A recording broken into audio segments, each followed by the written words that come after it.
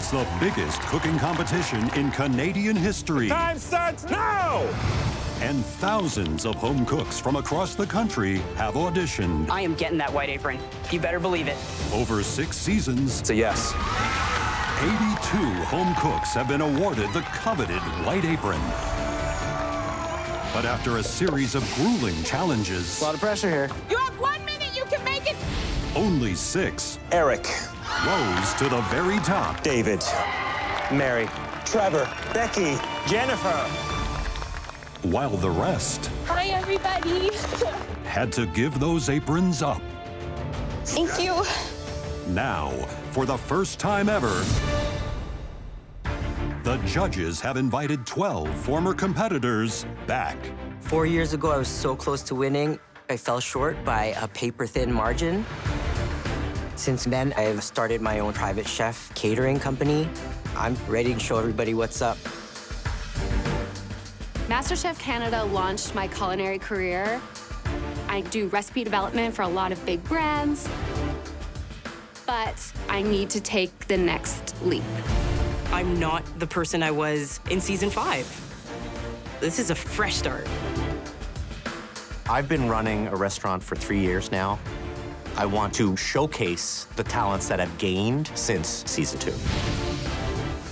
When I left the MasterChef kitchen, I immediately enrolled in culinary school, and I kicked ass.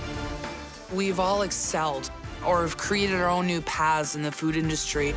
Before the pandemic, I was planning to expand this year. Instead, we had to close our cafe.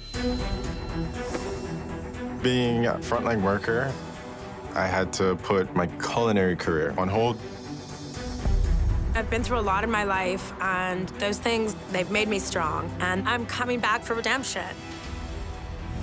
I left my job and started my own dumpling business. I have the skills now to be the next MasterChef Canada. Second place is not good enough this time because I'm not here to play. I'm here to win. Last time I was here, someone else walked out with my trophy. And I want it.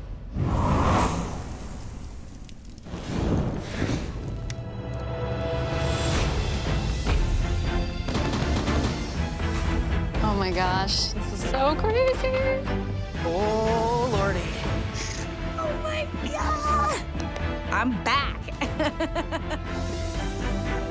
Walking in, it is so surreal. It looks exactly the same. I think there was even a puddle of tears at the front, just in my memory.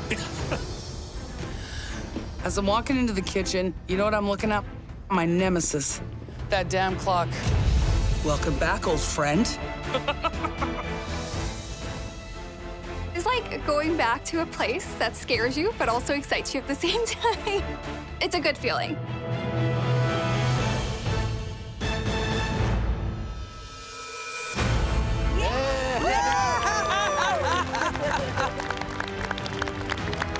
A little deja vu happening here. Seeing the judges again for the first time actually feels really different. I know how much I've worked over these last few years, so I'm actually really excited to show them what I can do.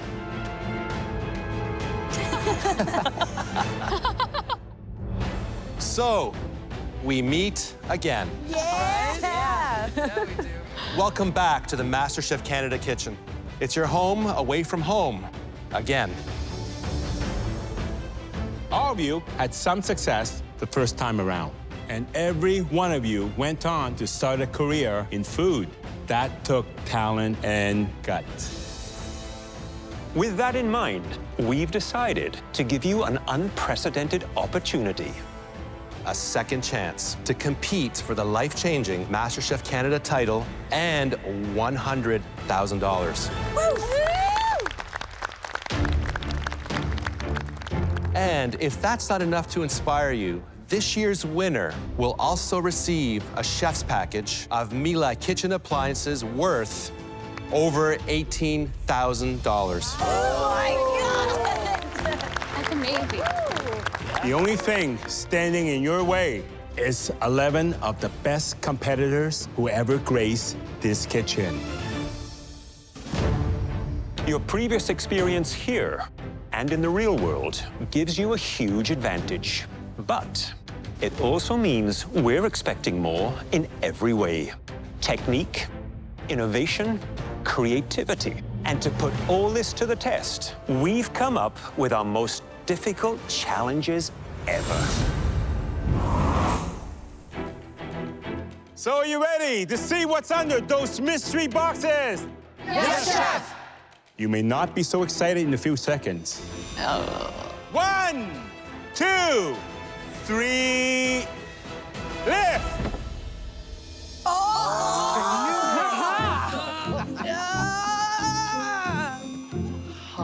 Yes. Let's go. Yes. Oh, man. Oh. Look familiar? Yep. Unfortunately. What you see before you is one of the worst dishes you've ever cooked in this kitchen. Yep. For some of you, it's what sent you home. For others, it was a big misstep along your journey. We want you to take your key ingredients and turn them into a culinary triumph. In other words, this time it better be good. Chef. Yes, Chef. We provided you with all the tools you need to succeed. A state-of-the-art kitchen, and MasterChef Canada has partnered with IKEA to create a sustainable pantry. By incorporating glass jars and containers, we've been able to concentrate on a diversity of ingredients while cutting down on waste. And we've also added a beautiful living herb wall. The winner of this mystery box will earn a big advantage in next week's challenge. But when we said the expectations would be higher this season, we weren't kidding. Because at the end of this mystery box, at least one of you will be eliminated. Oh my God. Yikes. You have 1 hour to reinvent a past mistake. And your time starts now! Let's go, let's go. Let's get it. Woo, let's do this, guys. Go, go, go, go.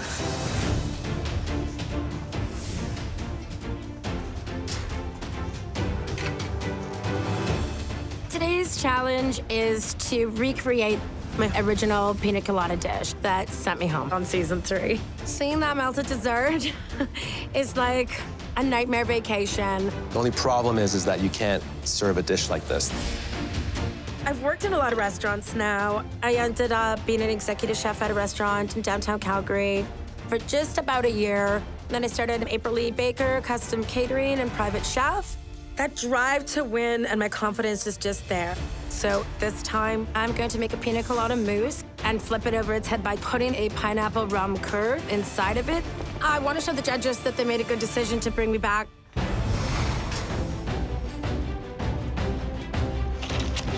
It's amazing to be back in the kitchen, isn't it? It sure is. And it's always nicer to be in a kitchen where you've got some familiar faces. It feels great. Like, my adrenaline is going crazy right now. All right, we're looking good here. I know exactly what I want to do, and I hope I can get there. I'm seeing massive, fully constructed dishes around me, but mine is 1 egg. In season 2, we had to do 3 applications of an egg, and my soft poach was over. There's some runniness, but not enough. It's the thing that kicked me out of the MasterChef Canada kitchen. Today I'm making shakshuka. It's basically eggs dropped into tomato sauce. It's very, very important for me to cook that egg properly, or all of this is worth nothing.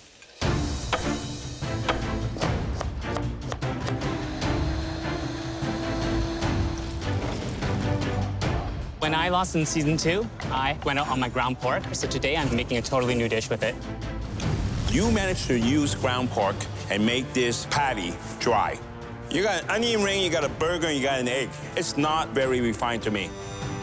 I'm just worried I won't have enough time to finish everything because I'm being real ambitious. I'm going to be making a trio of dim sum with a little bit of a modern twist on flavor. I'm a bit nervous, but excited. Nothing you see here will be what I present to the chefs later today, because I don't like to repeat offenses. That whole spread in season 5 was a mess for me. There was a pork belly, baby octopus, chicken thigh. This is probably one of the worst tastings I've ever had. I am back. No wasting the second chance. I have been cooking up a storm. I started my own business. I do private dinners and events. As soon as the show ended, I was asked to be the head chef for Pride Montreal in 2018. And now I understand the importance of representation. Visibility matters.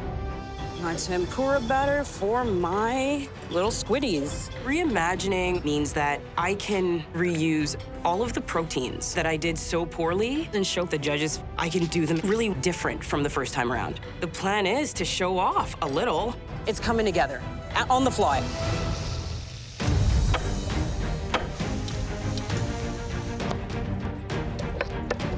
We often refer to the cooks as home cooks. These are actually amateur chefs right now, to the point where you see they've all got their own knife kits. It really tells me that they are here to win it. Andy, where are you from, Andy? East Coast, in Dartmouth, Nova Scotia. And your biggest nightmare is the lobster? Have you considered moving to Calgary? You know? I've practiced a lot of lobsters at this point. That disgusting lobster dish from season 5. I feel like I'm drinking seawater. I'm blown away that I served this. The second I got home from MasterChef Canada, I was all in on food. I've worked in kitchens, I've started my own catering company, I've done my own online business. Food is my life now. I'm doing this one for my wife. She has allowed me to chase this dream so hard. We mortgaged our house. She would come to dinners with me and serve. She would babysit our girls when I would go out to do gigs. I think a lot of the confidence that I have now, both as a man and as a cook, comes from her support. So this time I am 100% doing it for her. So what are you gonna do with that lobster? We have a butter poach going here. We're gonna do a really deep, beautiful, smoky cream sauce. I've got some dill oil, I've got some buttermilk biscuits. You would never have a lobster without a biscuit back home. I see the confidence. Good luck. Thank you so much. Beef cheeks. I served a plate of mush my last time. It just looks like barf. Well, you know, when you're under pressure, you know what's gonna get you? Your pressure cooker. Because the strong survive in this kitchen. I've been in the food industry longer than most of the people here. It is not easy. I've been on all sides of the gambit. I've owned my own and I've worked for somebody, and it's all hard. But I was working so much that I lost focus on my family. So I went back to plumbing for a year and discovered that I should never have left. Food is my soul. So this is where I'm at now. I want to find balance, and this girl is going again for her dream. Hey, Dora. Hey. I have to be honest, I am so happy to see you back. Oh, I'm happy to be here. So walk me through your dish. I'm going to do my take on a po' boy, because cheeks and beef, God, I just want to eat it all Sandwich? up. Yes, I know. I know. Sandwich, really? I hear you. I'm feeling you right now. But I feel it's a great vehicle for my blueberry barbecue sauce and my pulled cheeks for you today. Well, it's great to have you back. Can't wait to try your dish. Thank you. Okay, breathe, think. Hi there, Taya. Hi, oh my gosh. So this dish possibly stood between you and winning MasterChef That's Canada. right, 100%. You got that close I to did. it. Crispy pork belly with the pork tamale ball. It's like staring into my ugly past. The tamale bowl was a little bit undercooked and was just a tad on the dry side. It was heartbreaking, but you know what? Everything happens for a reason.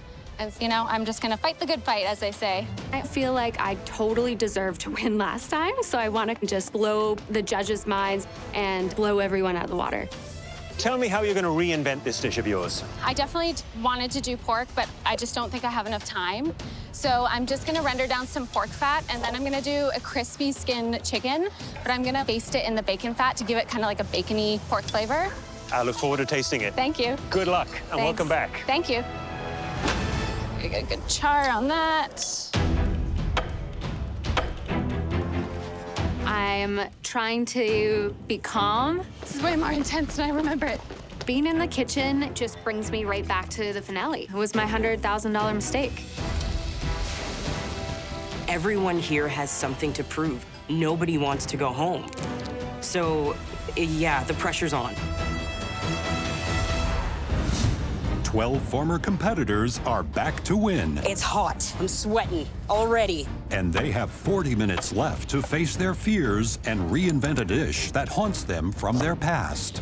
We are not asking them to create a replication of what they've done, but a reimagine, a new version. But they have to use those key ingredients that were part of that nightmare. I'm making monkfish sinigang. It's a traditional Filipino dish of tamarind paste and fish sauce. The last time I cooked monkfish, Chef Alvin told me that I did not treat the protein properly because it's considered poor man's lobster. That's like using filet mignon in a stew. I have to tie the monkfish so it stays round while I cook it. Feel good, I'm ready to redeem myself with this dish. Quick and dirty method here. The dish that really still haunts me is that salmon dish. I just needed to really tighten up those flavors and execute it better. Last time I was here, I didn't have a clear identity in food. So this time, I really like to showcase Vietnamese flavors. Today, I'm making a green curry with poached salmon. I'm gonna do it justice. You can see my hand shake, so that's how real this is. Last time I accidentally served raw Wagyu beef to the judges. It's rare, borderline raw. After I left the MasterChef kitchen, I was doing private dinner events and private catering events, and it was a joy. Then I got a letter from the BC Cancer Agency saying a test result is indicative of liver cancer. And I'm like, I'm gonna spend time with my wife. I walked away from cooking professionally for pretty close to a year. But then I had a consultation with my physician that I didn't have liver cancer. So I had 3 martinis that night. Life doesn't afford us very many second chances. So I am back for vindication. And today, my plan is to serve them a Wagyu beef tartare, but this time I'm serving raw meat on purpose.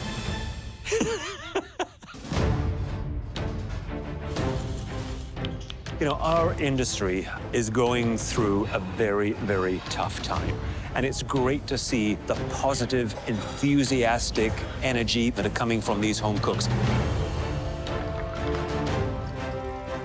Andre, how are you? Hi, Chef. Before I say anything about the food, I just want to say that I am extremely grateful for all the work you've done as a frontline worker during these very, very difficult times. Thank you, Chef. Before the pandemic, I was doing a lot of food events, and I was really trending upwards and getting my name out there. Being a frontline worker, I had to put all my food on hold because I had to work full-time right in the hospital. I had to clean OR rooms, making sure there was no spread happening. I'm so happy to be back in this kitchen. Making it all the way to the finale of season 6 made me realize I should be in food. Damn, Uni is gonna curse me forever, but I'm gonna give it a good treatment today. You use a huge slab of cauliflower. Where's the sea urchin there? So here's cauliflower. Uni is very delicate, so I'm gonna treat it very nicely. So today I'm gonna be making a amos bosh. I'm gonna have it with uni butter and coconut noodles. And instead of rice, I'm gonna have rice paper. And I'm gonna fry it so it's nice and crispy and make a cup out of it. Okay, well, listen, good luck. I'm excited to see what you do. Thank you, Chef. Salt. Hi there, Christopher. Long time no see. Nice to see you back in the MasterChef kitchen. Glad to be here. After I left the MasterChef Canada kitchen, I took fate into my hands and opened my first bakery. That was an all-time high for me. I've never regretted a day of it. But the pandemic has made me realize that the food industry is the fragile one. When things shut down, it was really difficult. Winning would help us rebuild the business. But to be here, I had to leave behind my fiance, and we were really looking forward to start planning our wedding together. But unfortunately, now we've had to put it on delay. But she understands, and she's cheering me on, so I really hope to bring back the goals for her. So what do you think you have to prove in this competition? I think everybody thinks that I only know how to bake. I've been working really hard to improve my savory. So I'm using ground pork, ground shrimp to do 3 types of dim sum. That sounds pretty ambitious. I can't wait to see it. Thank you, Chris. 30 minutes! minutes. You have 30 minutes left. I'm kind of in a little bit of trouble because I separated my mousse, and I don't know what to do for a plan B at this moment. I start my mousse and everything just kind of seems to go wrong. The mousse is the most important part of this dish. I overwhip my cream and it has turned to butter, so it's separated. It's not looking good at all. April Lee is unraveling right now. Please don't let this be like last time. In my head, I know as a chef, I don't have enough time to set this mousse. So I'm mixing my mousse now with my lemon curd. I think maybe I can make a pastry cream. I'm knee-deep in the weeds. But I am not going home. Okay, pave, demi, steak. Damn. Hey. The Salisbury steak is back. Yes, chef, unfortunately. But I've gone to school, I've learned new techniques. When I left the MasterChef kitchen, I immediately rolled into culinary school because it was a dream of mine to go do it. And then at the end of my school year, I found myself pregnant, so the brakes got put on. So as for doing things in the industry, it hasn't been much because I'm tied up at home. But just because I became a mom again doesn't mean I can't keep fighting for a dream. You can have both. There's a delicate balance, but it's within myself to find that balance, and I will. How are you gonna impress me? Instead of some ground beef, I decided to do a sirloin tip. It's gonna be cooked medium rare, a potato pave, as well as some pickled pearl onions, a great mushroom demi-glaze. I love the way you're reinventing the Salisbury steak. Thank you so much, Chef. I really appreciate that. Andrew. Hi, Chef. How are you? Good to see you. I'm doing well. Fantastic. So, how are you going to reimagine this lonely little poached egg? I'm doing a dish called shakshuka, or otherwise known as eggs in purgatory. Purgatory. Eggs in purgatory. Are you in purgatory right now? I am not in purgatory. I'm exactly where I need to be, Chef. Back when I was on the last time, I was working my federal government job, which I hated. So 3 years ago, I opened a restaurant. And I've never been happier. My mother was the inspiration for the naming of my restaurant. Afrit was her nickname for me when I was a kid, and it means troublemaker in Arabic. I got my whole passion for cooking from her, and I'm here to make my mother proud because she's amazing. Poached egg, liquid center? Absolutely, Chef. That's the only thing that is scaring me right now, still to this day, and I've cooked thousands. All right, you know what we want to see? Yes, Chef.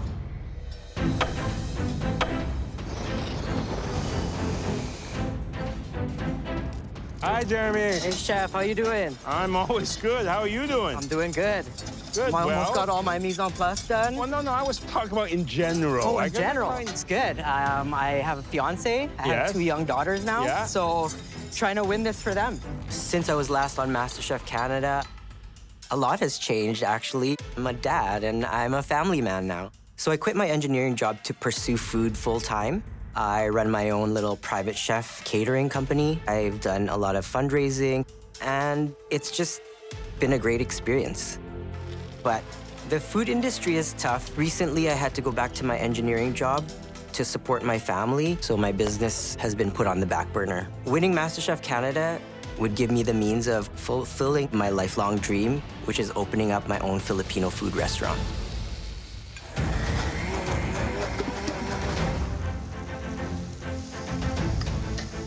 You know, you can't let fear hold you back in the kitchen. Fear is your biggest enemy. You want to know something? I don't see any fear here. But look at Dora. She's using that pressure cooker again. This pressure cooker is what got my goose cooked the last time. But you're not gonna get far in this kitchen without a little bit of risk. I know that a sandwich is a risk, but my style is comfort, humble food. Crank that bad boy up. Marisa is showing us a real myriad of techniques. Oof, there's so much risk with every single element I've got. My pork belly could not be tender. My chicken could be raw, but I hope it pays off. I blanch the lobster, I take it out and start breaking the shells off. And I notice the lobster is still super raw. I just have to get that lobster into the butter and just heat it up very gradually. I'm starting to freak out a little bit. 10 minutes. You only have 10 more minutes. Stop wasting time. the hell? What on earth? The crucial part about my dish is I need to make sure that my chicken isn't overcooked. This is honestly the worst. My chicken is not cooking properly. What the heck's going on? It has to be perfect, or I'll be sent home. And if I didn't come back to lose. Oh no, that's why it's not working. My oven isn't even set to the right temperature. Dang it. Only way I can recover from this is to crank the heat, and I'm gonna have to sacrifice an uneven cook because I can't serve raw chicken. That's super frustrating. 5 minutes, only 5 more minutes. Even though I'm about 5 minutes from where I should be with my beef cheeks, I gotta pull that pressure cooker. Voila! I am happy, happy girl. They look beautiful. Okay. I had to scratch my mousse, so I'm trying to create something at this point to get on the plate. The clock is just ticking away, but I know I can pull this off. Ah! It looks perfect. I don't know if I'm gonna make it. I've got chicken cooking in the oven. Oh, it's in the oven till the last minute. I've got a million elements. I have to dig deep and hustle. 1 minute! Come on, let's go! Get it on the Final plate. 60 seconds. This is it. This is amazing. Look at the energy in this kitchen right now. I'm going to be loving to taste a lot of these dishes.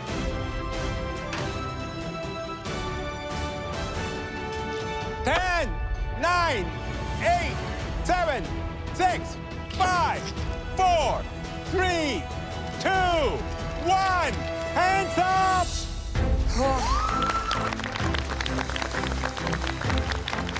Oh, that last one went long. That was an intense cook. I can't believe I actually pulled off 3 types of dim sum in 1 hour. This is a really good first cook. I'm happy with the presentation. Everything's clean. It's exactly what I wanted. I ran into some problems. My mousse didn't set, feeling pretty crappy.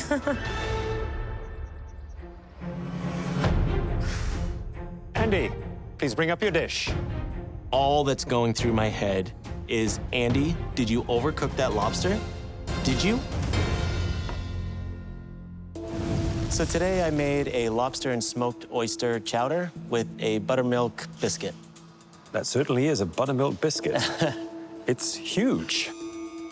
The presentation of the dish, great quantity of lobster in there, absolutely exquisite. Look at that, dripping with all that goodness.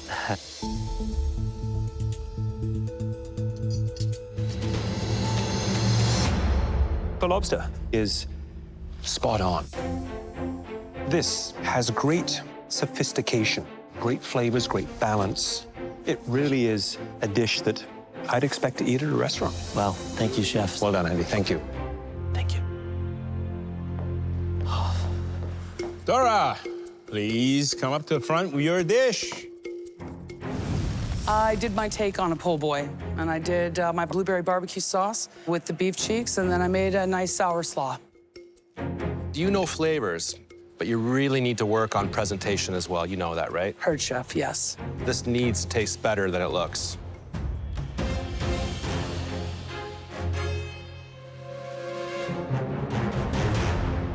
Well, there's good news and bad news. Okay. The good news is that that pressure cooker is no longer your nemesis. Yay. The flavor that you have in the beef cheeks is really amazing. It's very intense, great kick to it. But the bad news is the bread. You should have made your own bread if you could have. Something a little more elevated. Yes.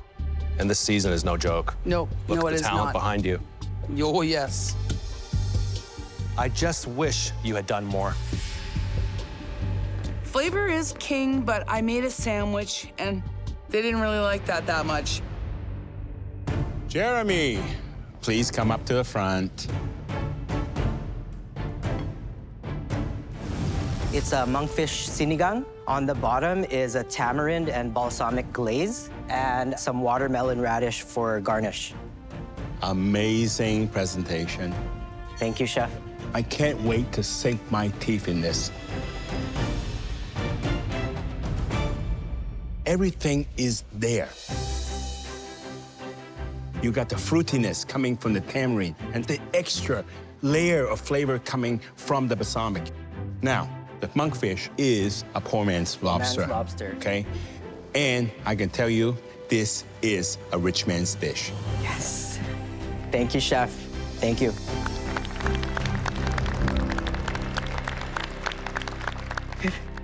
Christopher, please bring your dish up to the front. Chef, today I made a trio of Cantonese dim sum. It's been served with a sriracha and lemon mustard aioli. That's amazing. It looks like you've come a long way since the last time you were in this kitchen. Thanks, Chef. Delicious. Great flavors inside.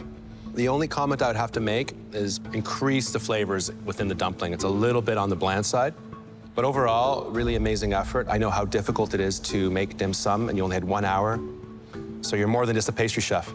I've worked really hard these last couple of years to really improve myself in savory and sweets. It shows, Christopher. Thank you, Chef. Taya, you're next. I made crispy chicken basted in pork fat and then a roasted chili sauce.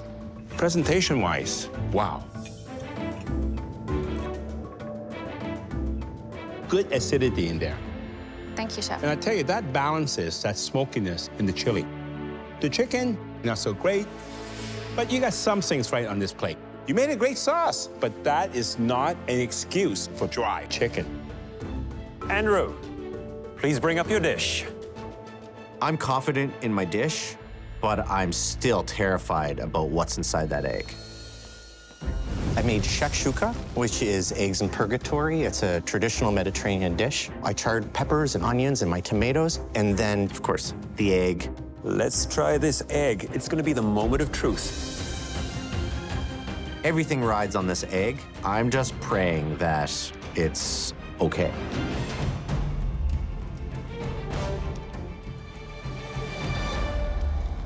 Oh, look at that. You are out of purgatory and on your way to heaven by the looks of it. Oh my goodness. I would say pretty much mission accomplished. The egg, spot on. The flavors are big, bold. So well done. Thank you, Chef. Marissa, you're up next. I made meat and potatoes and surf and turf. The meat and potatoes is chicken thigh with sweet potato noodles, and my surf and turf is tempura'd squid and pork belly. You have a lot going on one plate here. It looks a little clunky.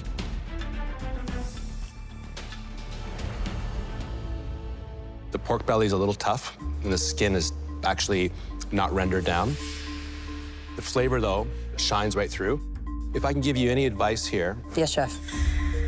do less, just do it better. Gotcha. Marisa, Chef Michael. this is the Tempura'd squid with a black vinegar vinaigrette. You know, the foundation here has really great flavor. Thank you, Chef. I love what you did with these sweet potato noodles. That coconut sauce really elevates them, and they have a wonderful bite. But the tempura batter needs a little bit more color to it, a little bit more crisp. The chicken, I think, too, could have just a touch more robustness in the flavor.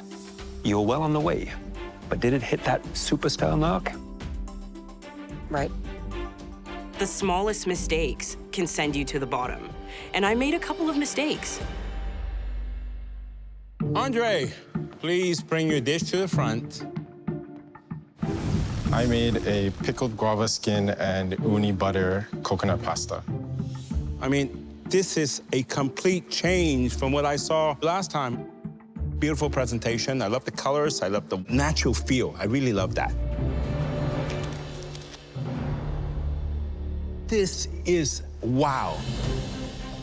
I love the different textures. You got the crunch coming from the cracker. You got the silky smooth from the sea urchin. Yeah. And then that pickle gives it a bit of acidity, gives it a bit of freshness. You got the full balance in here. And you spend all that time in the front line. This dish could put you at the front of this line? Thank you. Oh my God. Because of work, I didn't think I was ready to come back here, but I'm glad I did. I'm proud. Barry, you're next. Chef, I made for you today a Wagyu beef tartare with a smoked oyster aioli.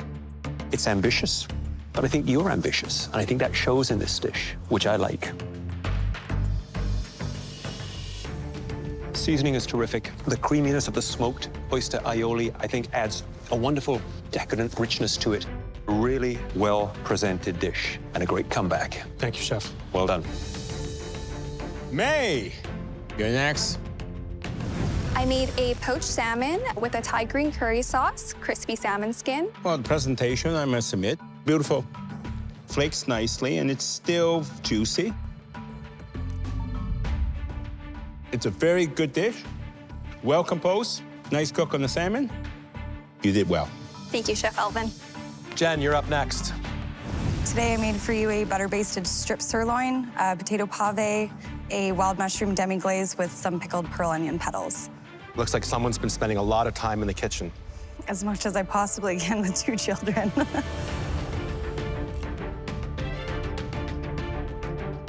Delicious. Really, really great. The only criticism I would give you is I think it needs something to cut through the richness of the pave and the steak. But overall, it looks like a finale dish already. Thank you, Chef. Trying to keep it together this season, but I feel incredible. April Lee, please bring up your dish.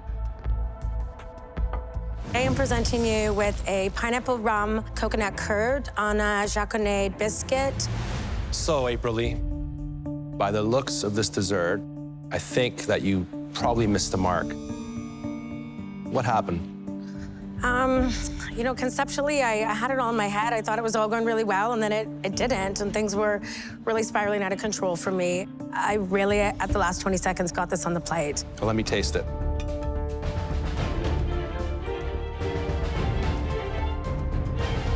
The presentation's not good, I know. but the flavor is awesome. Thank you. Really, really awesome. Thank you, Chef. Beautiful acidity, great control, great textures. Just that presentation, that's the only thing. It's a big thing. It's a big thing. These competitors are so fierce. They are here to win it. There's no room for someone that isn't bringing their A game. The competition right now is insane. I feel like it's a bit of a coin flip. I saw 1 or 2 disappointments. You know I know how to cook. I can do more than a sandwich. I'm a little bit worried. I'm just telling myself that I'm not going home. I'm not going home.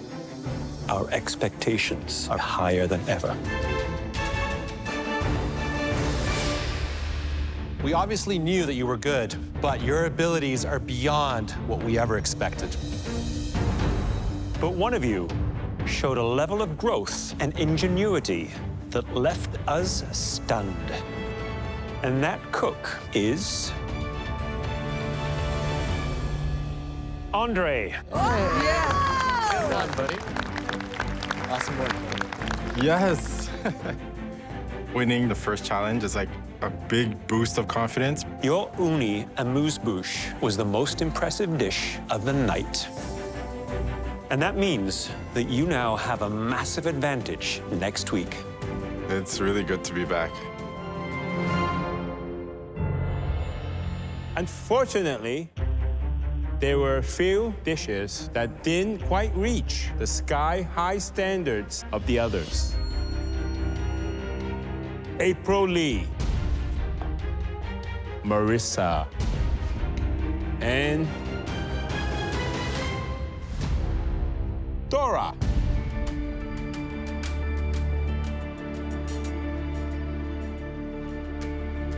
April Lee and Marissa, please take a step forward.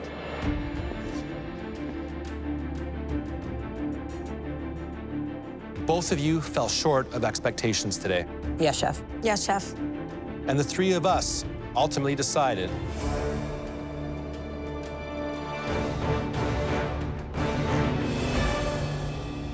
to give you another chance.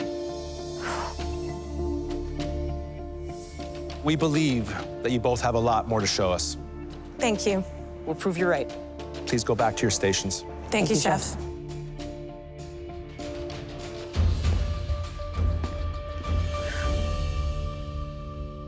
Dora, we're sorry, but this challenge set a high bar. And this was not the time to play it safe. You weren't here for a long time, but it was great having you back. Sure was. Thank you. The energy that you bring to this kitchen is a real delight. I wish you the best of luck, Dora. Take care, chefs. Thank you.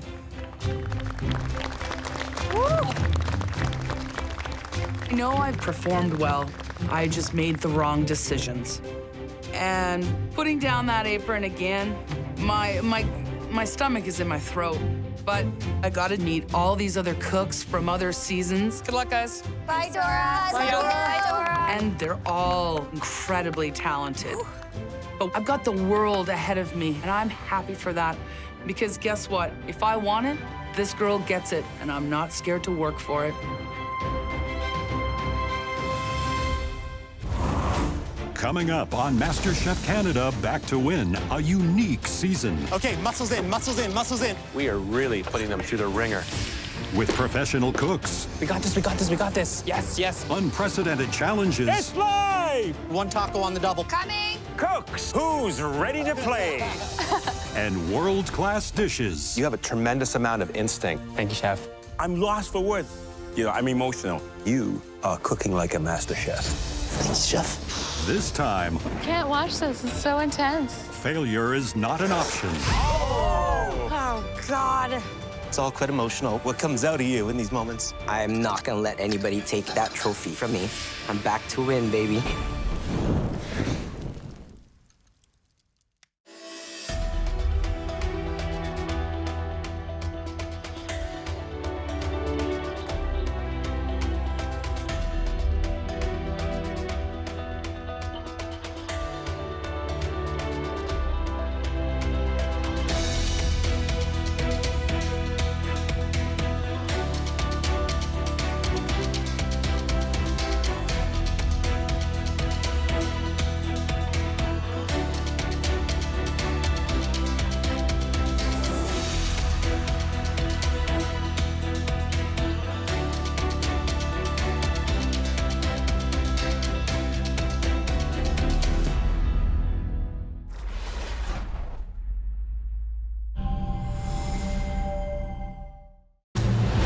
Last time on MasterChef Canada, Back to Win. 12 former competitors returned. And a mystery box forced them to face their fears. In the end, Andre rose to the top. This could put you at the front of this line. But Dora, I don't know. If a sandwich is enough. fell short of her goal. Tonight, a very special guest Oh my God. Beautiful snapper. So excited. kicks off the toughest elimination challenge in MasterChef Canada history. This is insane. Hardest I've ever worked in my life. Oh my God, I can't think right now. Medic. We are really putting them through the ringer.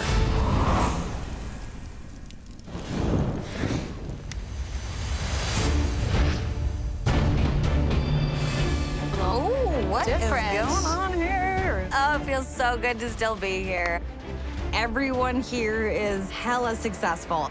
I don't have all the training and the restaurant background. Oh, God. But I'm a mom, I have a hard job, so bring it. I have so many ideas in my head for food that I would love to be able to cook for the judges. So I'm exhilarated of what's to come. I'm a little tired still from last week, but I'm ready to get in that kitchen and I'm ready to show them what I've got. Welcome back, everyone. Thank you, Chef. Last week, we dropped you straight to the pressure cooker. That level of intensity is your new normal. Oh, God. We chose you because you are the best. That means our expectations are enormous. And that makes every advantage that much more precious. Andre. Yes, chef. You had the best dish in last week's mystery box. As a reward for that win, you are safe from elimination this week. Oh, yes. Head on up to the gallery, Andre, and enjoy it. Thank God I don't have to cook today. Walking up to the balcony, it just feels right. That's where I should be, and that's where I'm staying. The rest of you are anything but safe. You have to survive the toughest elimination challenge that we've ever come up with. 3 grueling rounds of culinary battles. Oh, man. At the end of those 3 rounds, at least one of you will be leaving this kitchen. Not 1, not 2, but 3 challenges. The judges said it would be more intense this year, but I'm kind of scared. This triple-decker challenge will take you across the Pacific to a country with some of the most beautiful cuisine in the world. Japan. My favorite. I've been studying Japanese food for the past 10 years, so I'm super pumped to show everybody what's up. Japanese cuisine revolves around precision, whether that's in the carefully balanced flavors or the artful presentations. And to help you make the trip, we have invited one of the godfather of sushi in Canada. Wow. Oh, yeah. Please welcome Chef Sijil Kamura. Oh my God. Chef Kimura, he is seriously an icon. This is a privilege. Chef Kimura has influenced Japanese cuisine in Canada so much. Oh, I just got goosebumps. Chef Kimura was amongst the first chefs to bring sushi to Toronto back in the 80s. Wow. And he continues to showcase it at his acclaimed restaurant, Ginkgo, and as president of the Japanese Restaurant Association of Canada. Wow. Wow. Thank you, Michael. And thank you, chef. Thank you, Chef. Today, Chef Kimura will be showing you the proper technique for preparing snapper uzusukuri. Snapper uzusukuri is a thinly sliced sashimi using Thai snapper. Sashimi is just one ingredient. It's raw fish. But what makes this dish world-class is knife skills. The razor-thin, delicate cuts of snapper require the finesse of a master. Fortunately, I have one standing right beside me. Chef, would you please demonstrate for us? So excited. Everyone thinks because I'm from the East Coast that I'm constantly filleting fish. That's not the case. Beautiful snapper. So it's an incredible honor to see him do his craft right in front of us. The real secret lies in filleting that beautiful fish, ensuring that there is no flesh left on the bone. Oh, wow. Then ever so delicately removing the skin. And with expert precision, slicing the sashimi. Each slice, wafer, wispy thin, to the point where it's translucent. Watching him do those slices, I've tried to learn that technique on my own, so it's an honor to learn from him. Finally, that exquisite plate presentation. Amazing. Wow.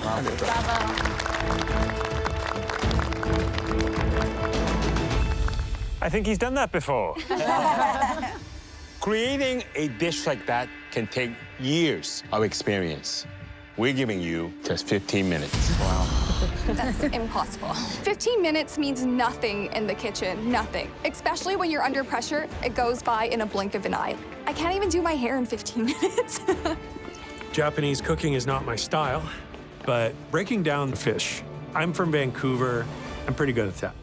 In front of you are the tools and the beautiful fresh fish that you'll need to replicate Chef Kimura's snapper uzusukuri platter.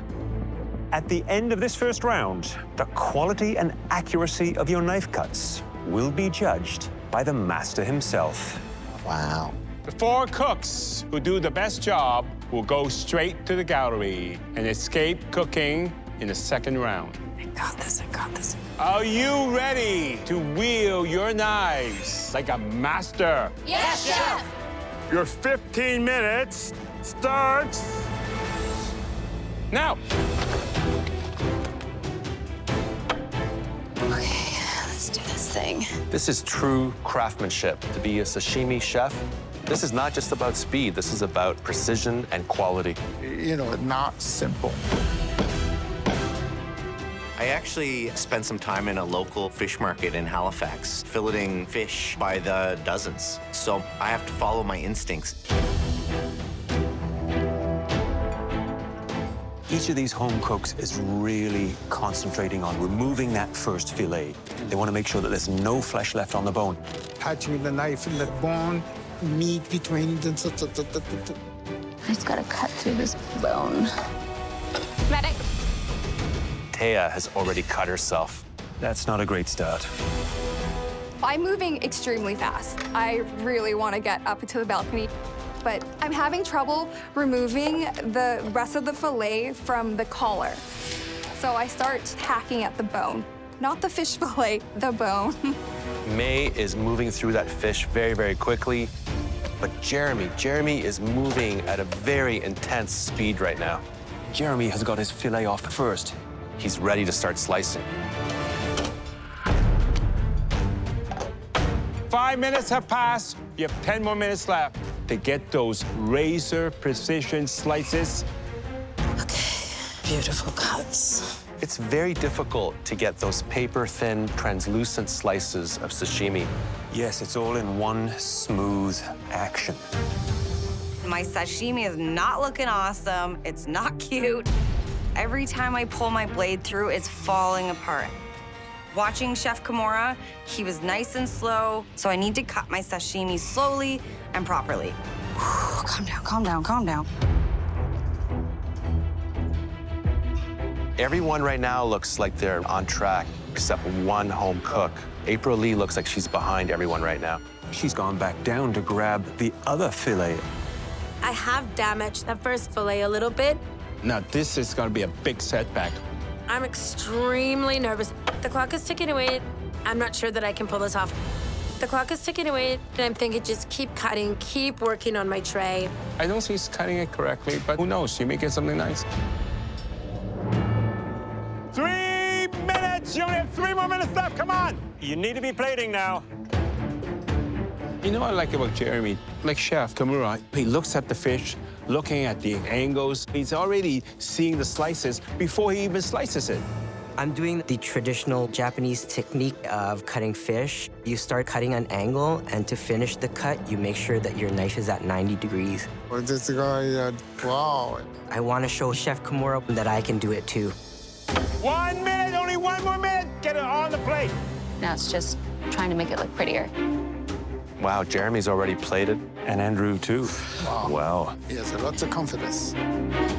I'm so nervous about time that plating skills go out the window for me. My fingers are shaking. 30 seconds left. Come on. I want to see perfect replication. Hope it's good enough.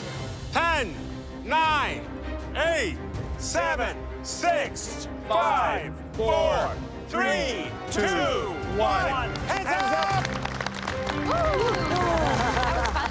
Wow. I look around and I do notice some pretty nice plates. I see some really nice, long cuts of fish that aren't as jagged like mine. But I know I'm no sushi master, so I'm proud that I'm presenting this dish.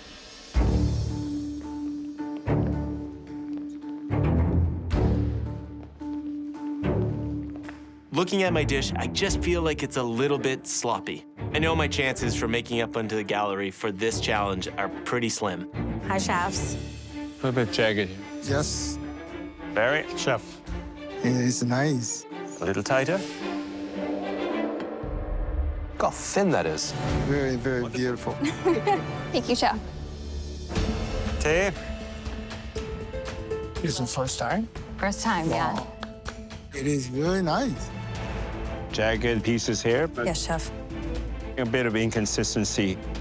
So the most important thing is every slice is the same size. Andrew. Andrew. One of the first to finish. Looks like paper. Yeah. Tried my best. Very thin. Jeremy. Hey, chef. Oh, Jamie, he's so fast. He's faster than anybody else. I tried to use the technique where you finish the cut That's cut straight nice, down. yes. Yes, chef. Excellent job.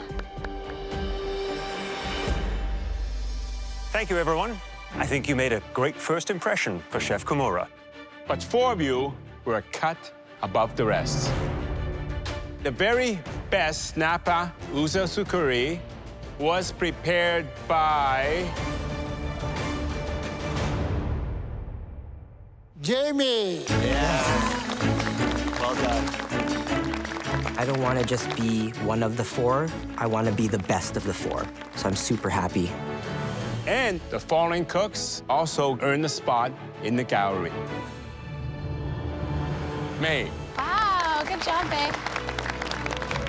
Andrew, Wow, good job, Andrew. Taya, You 4 can head to the gallery. Good job, guys. Way to go, way to go. Thank you, chef. Thank you. Walking up to the gallery wasn't something I did often in my season. And walking up there now is a great feeling. I could get used to standing up on this balcony. The rest of you will be moving on to the second round. But first, we want to thank Chef Kimura for taking time to show you all some Japanese knife skills. Thank you, Chef. Thank you very much, everybody. I wasn't expecting that much quality. I'm very happy today. Thank you for a chance to come here. Thank you, chef. What a pleasure. The rest of you, please follow us. I feel bummed out that I didn't win the last challenge. I'm thinking, do I deserve to be here? Chef Kimura may be gone, but we're not leaving Japan yet. The 6 of you will now switch to the next course. Mackie. Oh, wow. Oh. That's so intricate. I eat mackie fairly often. Me and my fiance love Japanese food, but I don't make a lot. Great mackie wraps a delicate balance of flavors into a roll that also delights the eyes. We want your mackie customized to reflect your personality. Oh, wow. Your roll must be in the urumaki style, which means it's rolled inside out with the rice on the outside. At least one of your fillings must be a tempura element. And it must also have a thinly sliced ingredient of your choice as a topping. Beyond those parameters, the sky is the limit. There are so many different techniques involved in this dish. What could possibly go wrong? Please go to your stations now. Good luck, guys. Good luck, guys. You're gonna kill it. The thing I lack in this challenge is the hands-on experience of making a mackie roll. But I will expend every ounce of energy that I've got until I don't have any more to give. The pantry is stocked with Japanese ingredients that will ignite your creativity. And make sure you choose well, because at the end of this challenge, 3 cooks will earn immunity and watch the final round safe in the gallery. Oh. And you have 25 minutes. Oh, jeez. Okay. Are you ready? Yes, chef. Your time starts now! Let's go, guys! Let's go! All right.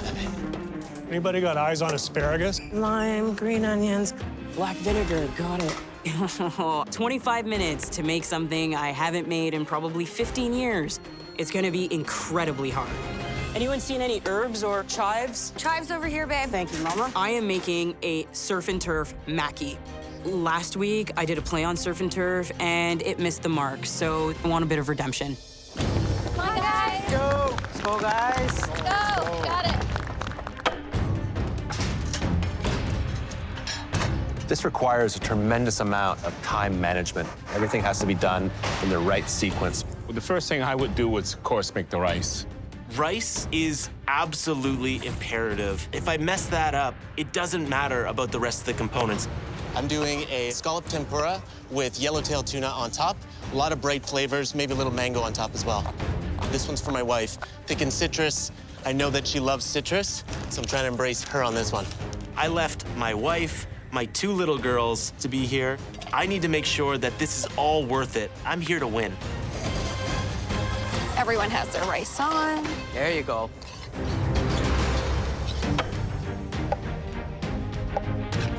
What's going to resonate with me here are ingredients that are fresh, that are bright, are clean, to have good crunch to them. I got some crispy leeks going on there just for a little bit of a topper. Since the pandemic started, fish and chips was the first meal that my wife Jennifer and I had out of the house. So the first thing that pops into my mind is make a mackie out of fish and chips. The fish and chips mackie is tempura crab and asparagus with a Japanese coleslaw inside the mackie. I'm really doing it for Jennifer. Every time I'm here, I miss her. Carrot. April Lee, check your rice. Thank you, Jer.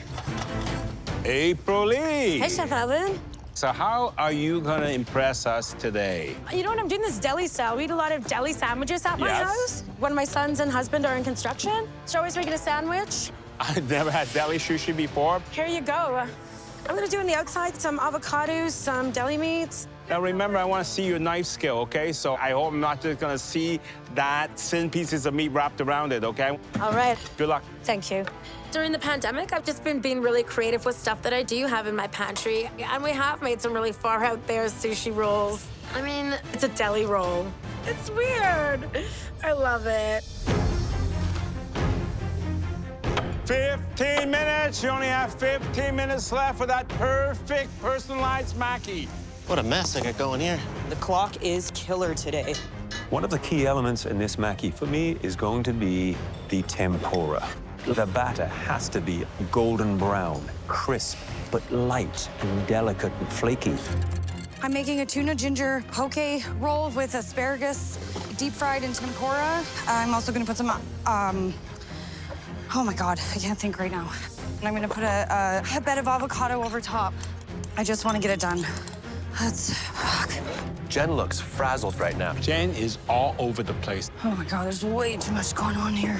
I can feel my heart in my throat. Time is going by so fast. I can't find sesame oil anywhere. Oh, fuck. This is no joke. The cooks are feeling the heat, making a personalized mackie roll in only 25 minutes. And time is not on Jen's side. Hey, Jen, how are you? Oh, I'm a little frazzled, but I'm gonna get it done. How are you going to personalize this mackie? I really like a poke bowl, so I decided to take some fresh red tuna and marinate it in some soy sauce, togarashi, ginger, and a little bit of sesame oil. Just focus on each task. You have what it takes. You know that, right? Damn right I do. 10 minutes! You have but 10 minutes left. This is insane. I'm making a vegetarian sushi using miso grilled eggplants, enoki mushroom, daikon, and leeks. This is something that's really near and dear to my heart. I cook most often for my fiance. She loves eating vegetarian style. I met my fiance in pharmacy school, and we finally were engaged about 6 months ago. She has been unbelievably supportive of my dream to open my own bakery. So my motivation to win comes from her. Yeah, Chris. Well done, buddy. Each component I bang out has to be right on the dot because there's no time to go back. Doing pretty good. Less than 10 minutes, guys. You guys gotta hustle. Obviously quintessential for any sushi roll. Can't go without sushi rice. The rice is actually the most important part. If it's too wet, it'll fall apart, become inedible. I watch the clock quite carefully to know when the rice should be done. But the pot has stopped steaming, so I'm thinking the rice is done. Take the lid off.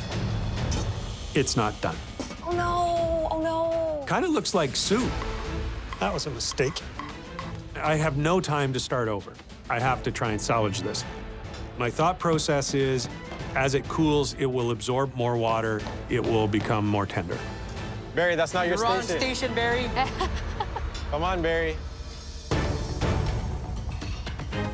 Hey, Rissa, I see a lot of meat in that pan right now. So what are you gonna do? I'm doing a surf and turf mackie. Okay. Well, I've got beautiful shrimp tempura. Okay. I have Wagyu here.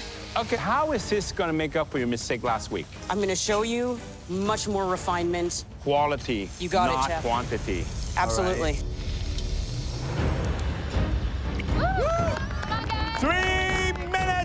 3 more minutes left. Yeah, let's go, guys. Oh, God, where's my mat? The real trick is the last step, laying out the rice and rolling. And remember, this is a backwards, upside-down mackie roll, which means the rice is on the outside.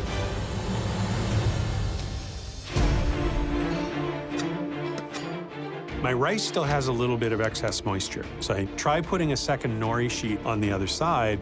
That way, when you roll it up, that will help keep it together. Gary rolled it the wrong way. 1 minute. You only have 1 more minute left. Get the toppings on. Go. Come on, guys, let's go. Let's push. Come on. Use the 1 minute. Andy, you gotta start plating. Gotta start plating. Nice, Jen. Thank you. 30 seconds. Get those mackie onto a plate. Do this. Come on, guys, let's go, let's go, let's go, let's go, let's go. Trim that down, Marissa. That's gonna be big. 10, 9, 8, 7, 6, 5, 4, 3, 2, 1. Hands up! Good job, guys. Wow, good for you. That was borderline cruel.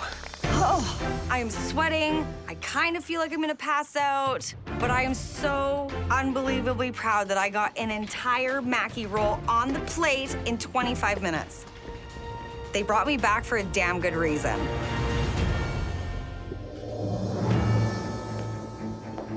Hi, Jen. Hi, Chef Alvin. So I made a ginger soy tuna roll, and I put some crispy asparagus tempura just for a little bit of crunch. Okay, the first test you do for a mackie, make sure it doesn't fall apart. Hold it like this and turn.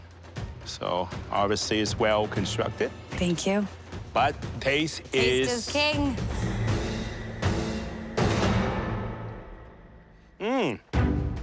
I like it. I think it's got nice flavor coming from the tuna. Thank you. It's well seasoned, maybe a little bit more filling. Okay. But other than that, the flavors are right, the texture is holding. This is definitely a mackie to look forward to. Thank you so much. Andy, how are you? Wonderful, chef, thank you. So, what did you make here?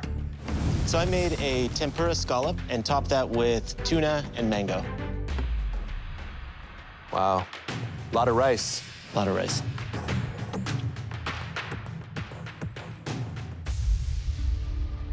It's good, not great. I love the right, clean flavors. Unfortunately, your rice to ingredient ratio is a bit off. Fair. Keep pushing yourself. Thank you, chef. Wow, Marissa. Chef Alvin. Looks interesting. Tell me what you made. So I prepared for you today a surf and turf mackie. We have a tempura shrimp on the inside, and on top you have Wagyu hot sear. So I think the presentation, all the middle piece should be about the same size. Consistency is important.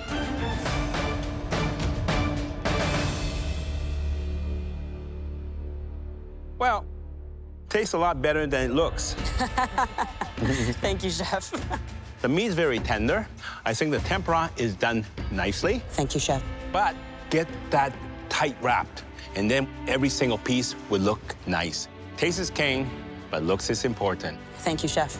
The meat was cooked perfectly. It packed the punch that I was hoping for. I'm feeling really, really good about that. Heather Barry, chef, tell me about your mackie, please. This is fish and chips mackie. It's got tempura crab, tempura asparagus, and the chips are crispy leek. Well, it does look beautiful, Thank you, chef. but it doesn't meet the brief. The rice should be on the outside. I did 2 layers of nori. I'm not sure that still meets the brief.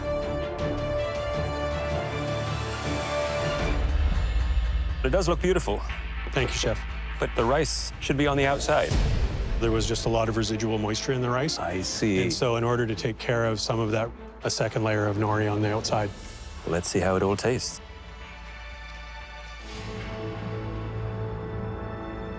It's a little on the dry side for me, but it presents really well. I think you turned this dish around as best you possibly could. I think that this isn't my best effort, but I still don't think that this is the worst dish on the counter. April Lee, Chef Alvin. Sally Mackey. Deli mackie. Well, it's executive deli mackie. Executive deli mackie. Tell me Yes. what's in it. On the outside, I've got smoked salmon, avocado, and a salami. On the inside, I have a little tempura, asparagus. Well, interesting is what I would describe this as. Sure.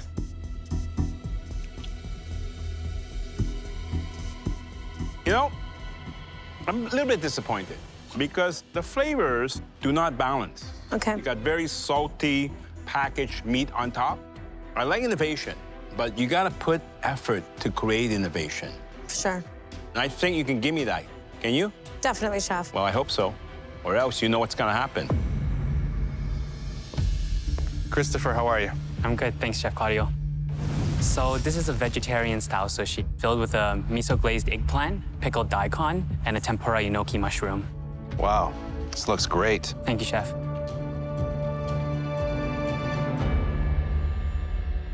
The rice is a textbook, perfectly cooked. The filling is interesting, but could use a little more flavor. Your desserts are incredible, but your savory is really catching up. Thank you, Chef.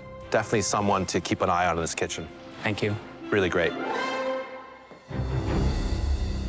Well, that was hardcore. Some had some very good elements within their mackie, some not so good. Starting to get nervous about going into the third round. I'm already in that mindset of the battle is still going. Look, it seems we're clear on first and second, but we've got to make a clear decision on the third. I feel like I'm right on the cusp. I'm hoping I did enough to squeak in, but it's very possible that I could be cooking one more time today. So we know where we're going with this? Yep. Okay.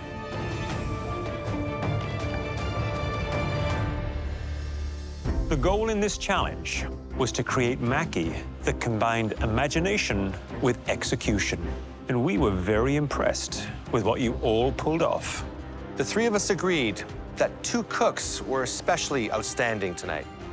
So please head up to the gallery. Christopher and Jen. Thank you, Jen. Way to go, Good job, guys. Way to go. Good job, Chris. Way to go. Good job, guys. Good job. Oh, I'm feeling so good. We get to go out to the balcony. I feel a huge wave of relief rolling off my shoulders. Deciding who else to save was not so easy. In fact, we couldn't come to a unanimous decision. But after much debate, the third cook who will be saved is...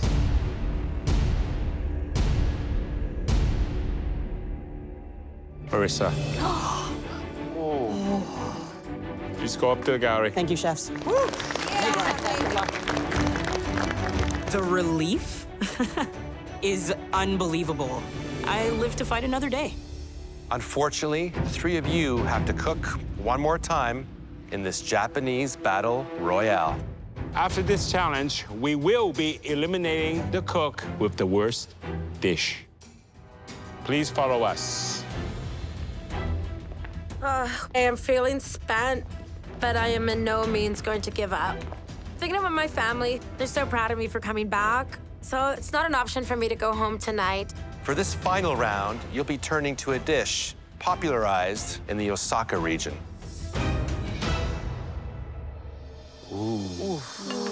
Okonomiyaki. Japan's take on a savory pancake. Wow. This is a comfort food that could be filled with anything you could imagine. But tonight, you'll be grilling it as we like it, because this is a replication challenge. This okonomiyaki is made with eggs, dashi, shredded cabbage, and shrimp, then covered in okonomiyaki sauce, then topped with marinated grilled octopus, bonito flakes, pickled ginger, and green onion. Your okonomiyaki must match ours exactly in flavor and presentation. So come take a closer look and have a taste. I'm familiar with okonomiyaki. I make it at home quite frequently. Delicious. It's lovely. But I'm a little bit nervous, as the judges seem to be doing it way more traditional than I do it at home.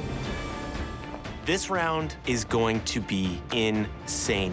I'm going up against two super strong cooks.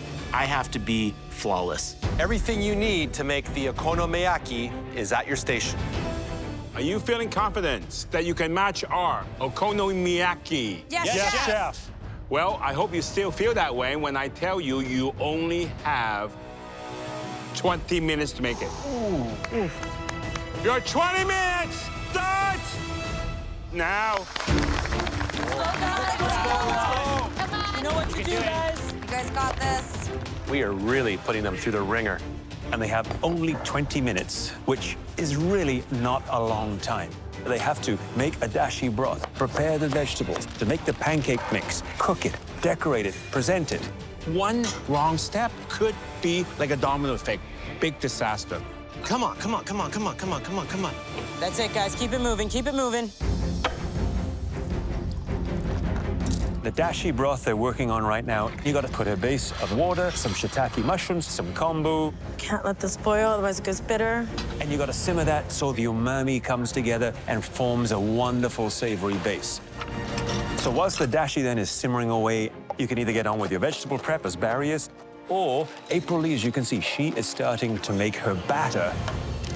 I'm so fired up right now. It's pure adrenaline, you know. It's like many nights of service on the line. The heat, the excitement, the loudness. I love it. I'm bringing it all. I got nothing more to give. Hardest I've ever worked in my life. You're doing great, Keep hustling, Barry. keep hustling, going. keep moving. Just take a breath. Never seen, said, heard the word okonomiyaki in my life. But as much as it's a pretty different pancake than I've ever made, it's still just pancake. This is now maximum pressure. This is get it done or go home. I'm doing everything that I can do, and let's hope to God that that's good enough. Andy looks strong. He has got confidence in his eyes. I need to work my buns off to make sure that I impress the judges on this one. It's been a tough day, but I really want this. I'm not going home. I'm gonna work harder than both of these chefs. In order to increase some of the umami flavors inside the pancake, it all needs to be seasoned with a beautiful dashi broth. But then you have to build the pancake using cabbage, flour, eggs, dried shrimp, scallions. It's all about perfection.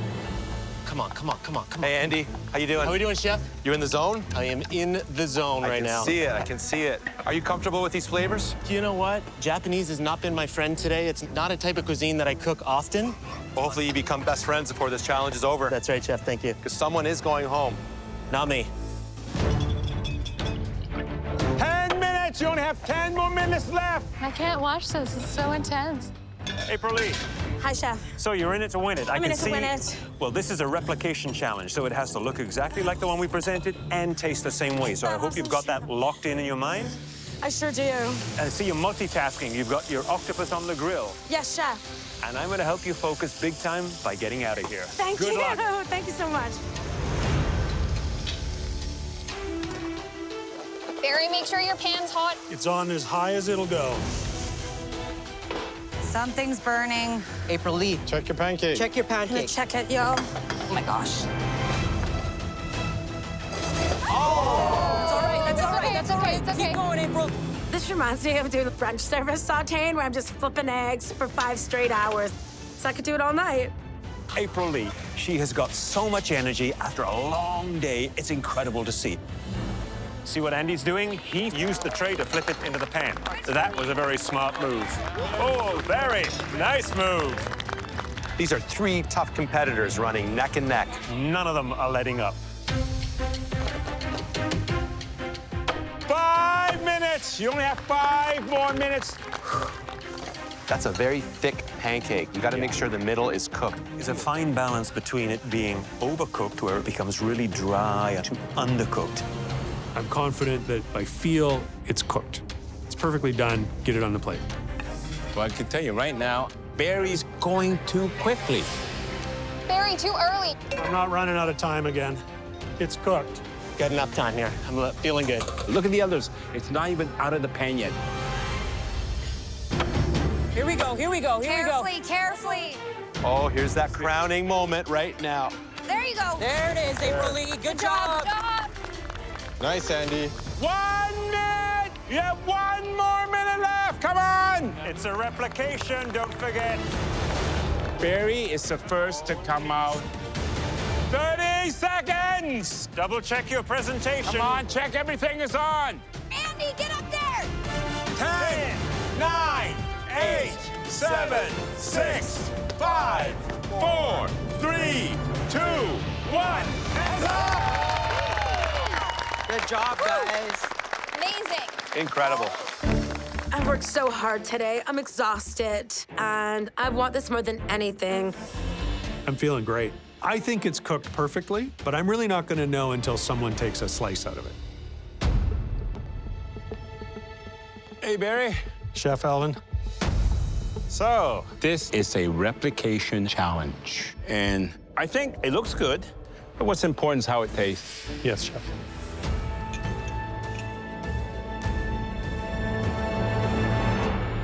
The cook is a little bit under because I'm getting a little bit of the stickiness in the mouth.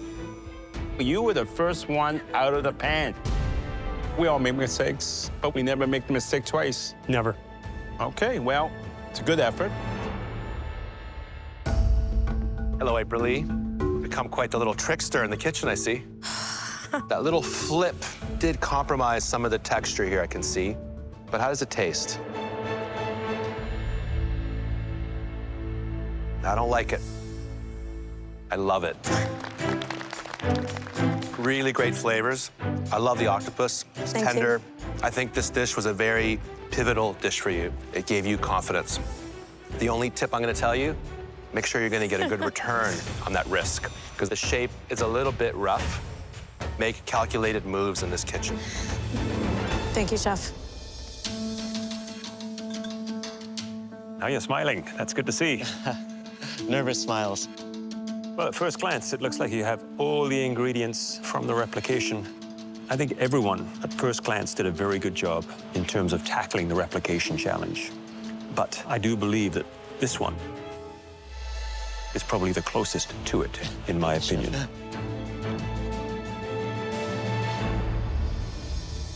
I love the tenderness on the cook. The cabbage still has that mild little crunch to it, but it's under-seasoned. You guys haven't made it easy for us, because it is going to come down to the smallest of details. Thank you all. Thank you, Chef. Whew. I don't think it could be tighter. I might as well flip a coin. I don't know what way it's gonna go. There were a few variations, a few things that did not fully deliver. I'm hugely proud of what I accomplished. I'm feeling pretty good about my chances. There's no way that I'm going home. Not after a day like this. I am nervous that I could potentially be going home by one little slip up. It's gonna be tough for us, but we have to do what we have to do. Let's do it. Well, you did not make this easy. You all did an incredible job replicating our okonomiyaki. All of you were mere inches away from perfection, and we had to drill down on the smallest of missteps to come to a decision. Barry, the cook of your pancake was ever so slightly off. And April Lee, you just missed the mark on the shape. Andy, your okonomiyaki was a tad under-seasoned. Unfortunately, tonight, we're gonna have to say goodbye to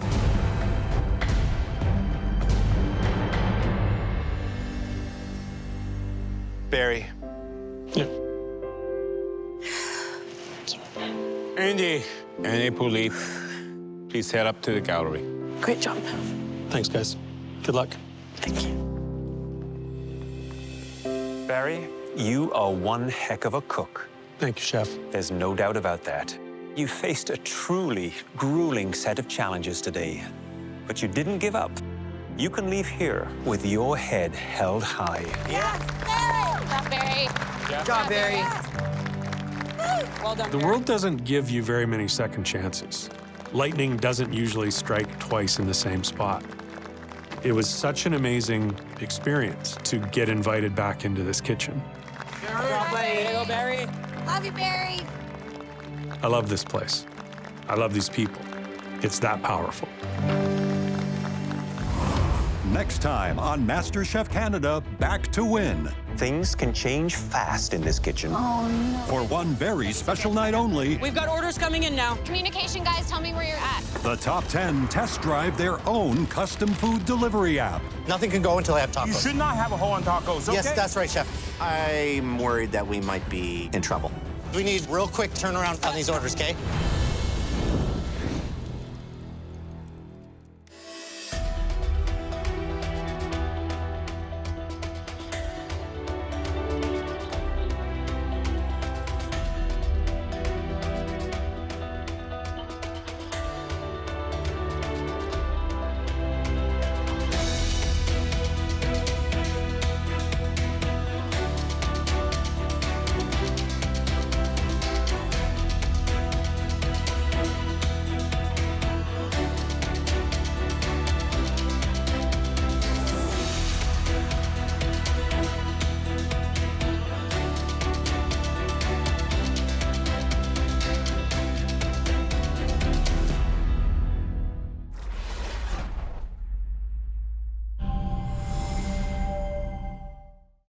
Yeah, Chris. Well done, buddy. Last time on MasterChef Canada, Back to Win. This is insane.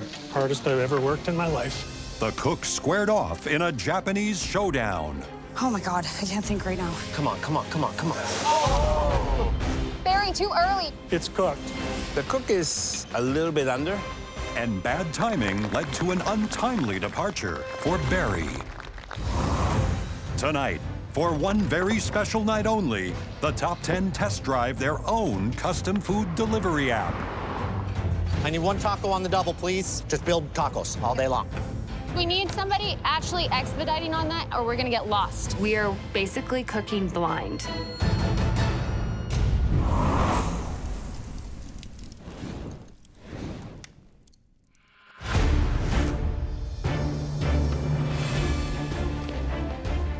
The last cook took so much out of me. I feel like that was just an emotional roller coaster, but I feel more battle ready. There's just so much talent in this season that I know that there's no way I'm gonna be able to coast. We're top 10, but I noticed there's only 9 of us here. April Lee isn't here. I'm wondering what the heck is going on. Welcome to your workplace for the day top 10. Or at least you should be a top 10. But as you can see, there are only 9 cooks in the kitchen right now. We're sad to announce that April Lee has been forced to drop out of the competition due to an injury. Oh, no. My heart is so sad because I know how badly April Lee wanted this. So I'm devastated, but she has to take care of herself. We're as disappointed to see her leave as you are. Fortunately, there was an equally talented cook willing to take her place. Oh my goodness. Please welcome back Barry. I turn around and I see the bear. Barry is back. You don't really want to see someone come back who just left. Barry brings a wealth of knowledge. He's a great cook, and he's very confident. Walking back in today with yet another opportunity feels pretty good. And I think that I have as legit a chance to win this thing as anybody else in the kitchen. Barry, welcome back. Thanks, Chef. Good to be back. We couldn't imagine a more deserving cook to offer a second chance to. Barry, you learned the hard way just how stiff the competition is this year. So we're curious, who's scaring you the most? I think he's standing right next to me. Interesting. Why's that? I've seen what he can do. I'm glad Barry thinks that I'm his biggest competition. Everybody here should be scared of me. Andre, who do you fear the most? I'd say Chris is a wild card. So, Christopher, who do you fear? I think Andre's an incredibly tough competitor. How about you, Marissa? Who do you fear the most? Definitely looking out for Andrew. What about you, Andrew? Chris is the person I would fear most. Jen, who are you keeping your eye on? I'm keeping my eye alongside Andy. I'm watching him. Andy? To me, Jeremy is a major threat. Jeremy, who do you fear? My biggest competition is May. I know May is the closest in food style to me, so I see her as a threat. May, how about you? My eyes are on Jeremy. So Taya, how about you? Jeremy, he's super fast in the kitchen and he's very passionate, and I think those two things are lethal. Jeremy, you're the one most people seem to be afraid of. But as you know, things can change fast in this kitchen. And it's already time for your first team challenge. About time. Because of the global shutdown, restaurateurs like Alvin, Claudio, and myself have had to find a way to bring the restaurant to the people instead of the people to the restaurant. Food delivery was already an important trend in our industry. Now it's become a lifeline. So, with that, welcome to MasterChef Canada for you.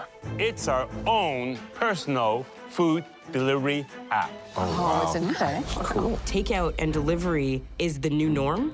Giving people high quality food delivered to their home is just the next level in the food game. Today, you will break into 2 teams of 5 to create virtual restaurant concepts that will test drive on the MCC for You delivery app. It takes orders from all over the city. Then couriers deliver the food. And of course, that food will be created by you. Oh my God. Awesome. Cool. The only experience I have with food delivery is when I was a pizza delivery guy in 1979. You have already chosen your captains for today's team challenge. You just don't know it yet. Jeremy, your fellow cooks name you as the front runner. So let's see you prove it today. Yes, chef. You're the captain of the red team. Come get your apron. I want to show the judges just how far I've come in my experience. I've run services for 500 people, so I'll be ready for this challenge. Jeremy, you named May as your greatest threat. Let's see if you're right. May, you'll be captain of the blue team. Nice. Being a team captain makes me nervous because if you fail as a leader, then you're failing everyone on your team as well. Jeremy, who do you choose? This guy's highly skilled. I'm gonna choose Andy. Thank you. I'm super flattered. This is very cool. I respect him a ton, and obviously that respect is mutual, so I'm very stoked to be on this team. May, who do you choose first and why? I'm gonna pick Andre. I need someone with a great palate. May is very skill-based. She's very technical, and I know she can execute. I feel very confident. Jeremy, who's your second pick?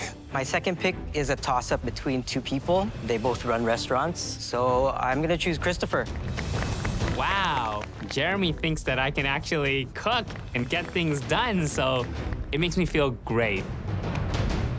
I also want someone who knows how to run a service, so Andrew. I'm gonna choose Taya. May, who's your next pick? It's Jen. All right, Jeremy, your turn. My final pick is gonna go to Marissa because I love her. I've never been picked last for anything. Used to play a lot of sports when I was a kid.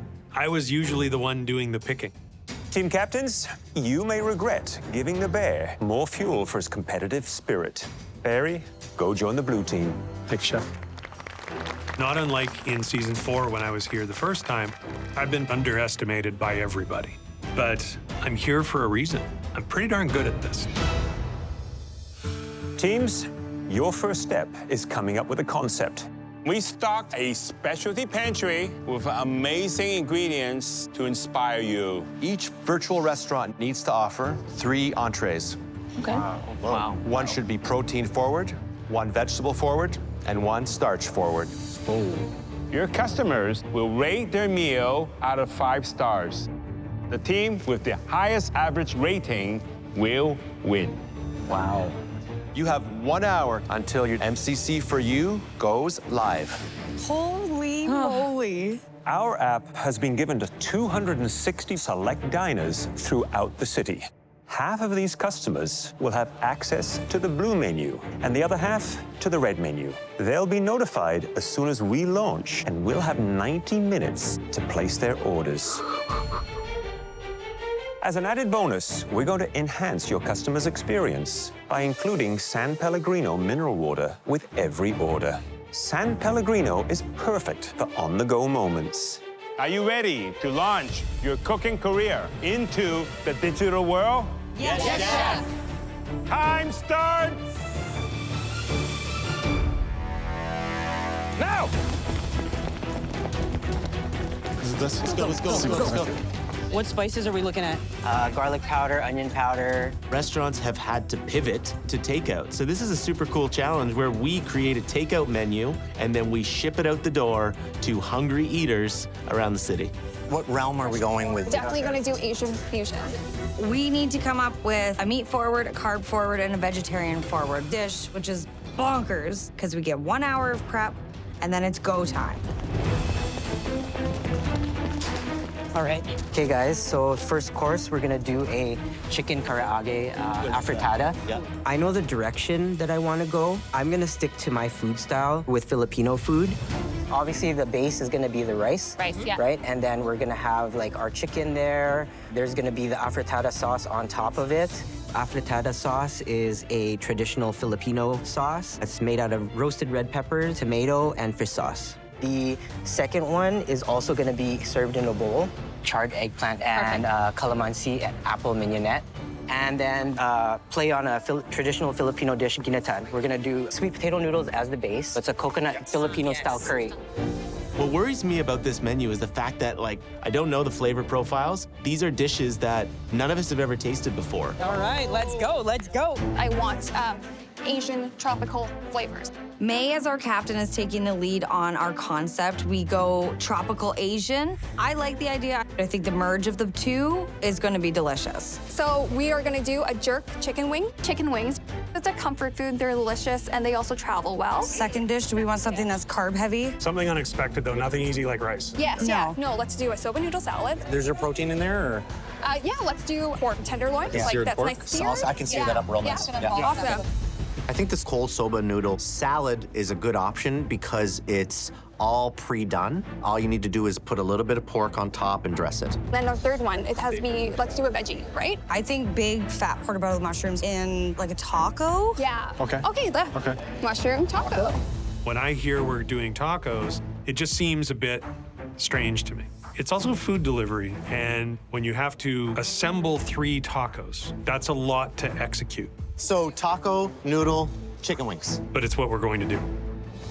Okay, I'm really excited to pump this out. This is gonna be delicious. Here we go. I think this challenge is actually perfect for the times that we find ourselves in. Takeaway food is going to become the food of the future. Andrew, you want 1 pineapple? I want 2 pineapples, please. Okay. The thing about these ordering apps, it's a very competitive market. In order to stand out, you have to deliver quick and delicious food. You also have to make sure that the food that you are preparing is going to stand the test of time from the kitchen to their homes. Things that were designed to be crispy need to arrive crispy. Sauces should be put in containers on the side so the guests can pour it over when it arrives.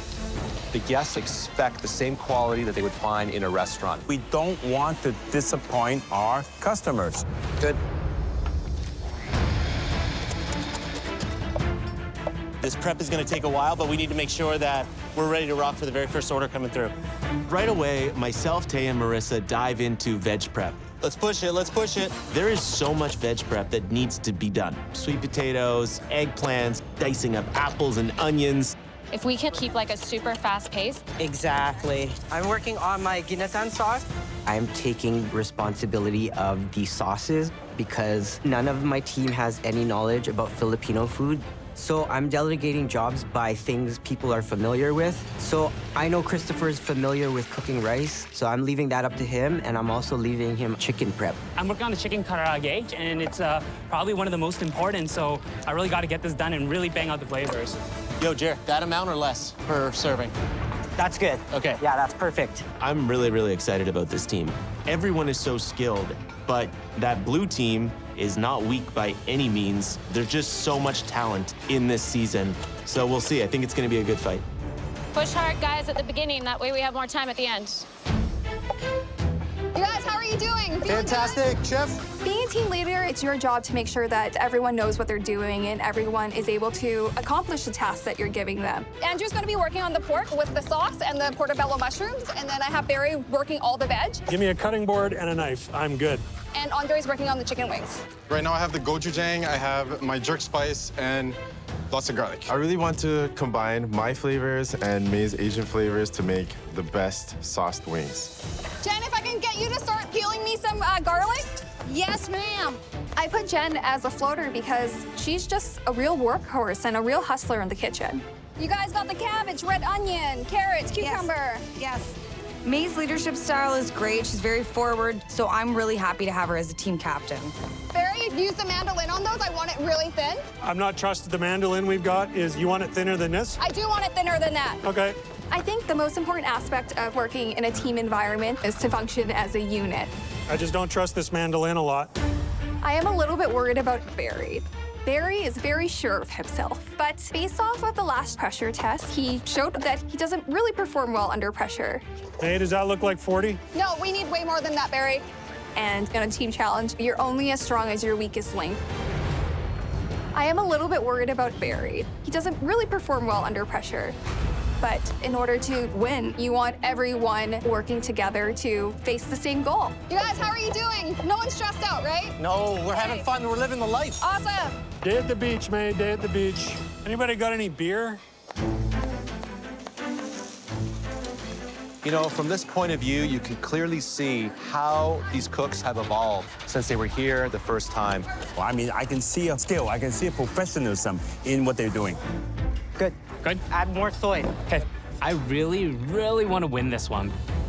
3 months prior to the pandemic, I opened a cafe. When things shut down, we did a little bit of takeout, but brunch is just not an item that travels well. So I decided to close the cafe. Winning would help us so much. It would give us the money that we need to help us rebuild and give us an opportunity to keep growing. Yeah, this should be good. Did anybody see brown sugar in the pantry? There's brown sugar right here for you. Thank you. So since MasterChef, I have left my professional job and started cooking full-time as a line cook. After doing that for 2 years, I started my own little dumpling business. I'm really here just because I want to show how far I've grown. Hey, May, how are you? Good, how are you? Doing well? So tell me, what is your concept? So our menu is tropical Asian. So we're going to be doing like a gochujang jerk chicken wing with cabbage slaw, and then we're going to do a soba noodle salad with pork tenderloin that is glazed with pineapple hoisin. Then with our vegetarian forward dish, we're going to do a mushroom taco marinated in a soy-based sauce, maybe a little bit of honey in there. Sounds delicious. Sounds like 3 very creative and innovative dishes that sound like they fit the concept really well. Thank you, Chef. Good luck. The heat's on. Thank you. Jeremy? Yes. Eyes on the eggplant? Looks good. Since I was last on MasterChef Canada, I've started my own private chef company. I run events, private parties, and pop-ups, but no experience doing food delivery at all. Hey, chefs. How are you? Good, how are you? Doing well. What is your menu? We have our style down for all 3 of the dishes. They're all gonna be modern Filipino food. Our first one, we're gonna do a sweet potato ginatan with the roasted sweet potato and sweet potato noodles. Ginatan is a traditional Filipino dish. It's typically a stew. It's coconut milk, aromatics like ginger, garlic, and onion. It's basically our version of curry. And then we're gonna have a charred eggplant dish with a apple and calamansi mignonette. Sounds delicious. And then a chicken karaage bowl with a traditional Filipino sauce. It's a afritada sauce and sushi rice as the base. How's the chicken cooked, may I ask? The chicken is gonna be marinated in soy, mirin, and ginger. And then we're gonna dredge it with cornstarch and deep fry. I think that sounds really intriguing, but you know, when you work with the masses, you gotta please everyone. Thank you, chefs. All right, good luck. Thank you.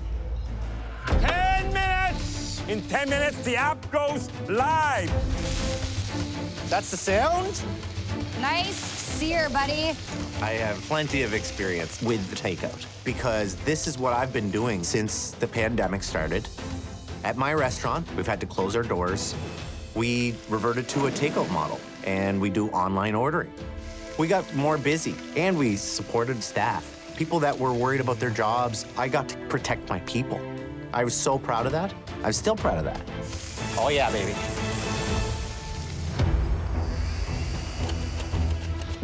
Hey guys, just keep communication up. We just need to be talking. Hey, did everyone hear that? I am trying to dial up the communication. How you doing, Chris? Not bad. Okay. I'm doing good for time. Our team is very quiet, and in a kitchen, you should always be in constant communication with each other. Jeremy. What's up? Is there anything that we need to get going right now so that we have all the dishes in time? I don't think so. Okay. I think Jeremy is just so hyper-focused on what he's doing and forgetting that we need some direction. They look good to me. I just want to make sure. Double check. Yeah. Good. Great. Thank you. I don't have a good track record with team challenges. I've always been on the losing team, every single time. So I'm more determined than ever to win. 5 minutes! 5 more minutes for prep. 5 minutes. MCC for you is live. We're looking good, guys. Keep pushing, keep pushing, keep pushing. Yep, we're rolling. At this moment, both teams look very strong, but we all know what happens. As soon as service starts, that is really the true acid test. It's like the calm right now before the storm. We're almost there, guys. We're almost there. I feel like I'm moving at lightning speed. The sense of urgency is there, and everyone feels it. Okay, what else do we need? Guys, if someone's free, please start setting up plating stations. The time is going so fast in this kitchen right now, and I have 8 pork tenderloins on the go. Andrew, how you doing? I'm good, Chef. I'm just a little hustling right now because I'm behind on my pork. Can I take a little quick look here? Please do. Can you flip one over? Yeah. Okay, they're Yes, still Chef. raw. Yes, Chef. They're just sub-medium. Feel that, rare. feel that. What happened here? How come they're so raw? I seared hot. It's just a matter of time. We only Matter of time, man. Yeah. You should have had these in right away. You're right, Chef. I'm worried that we might be in trouble. See, that's raw. You see that right here? Yes, Chef. Not good enough. No. Yep, thank you. Quarter them all. Yep. Get them back See in the them, pan hot. Get that pan on super high heat, a little bit of olive oil in the pan. Yes, Chef. Some sea salt, bring it up. Done. Thank you. This is a wake-up call for me, but I have so much experience. I've been running a restaurant for 3 years now. Whatever it takes to get this job done is what I'm going to do.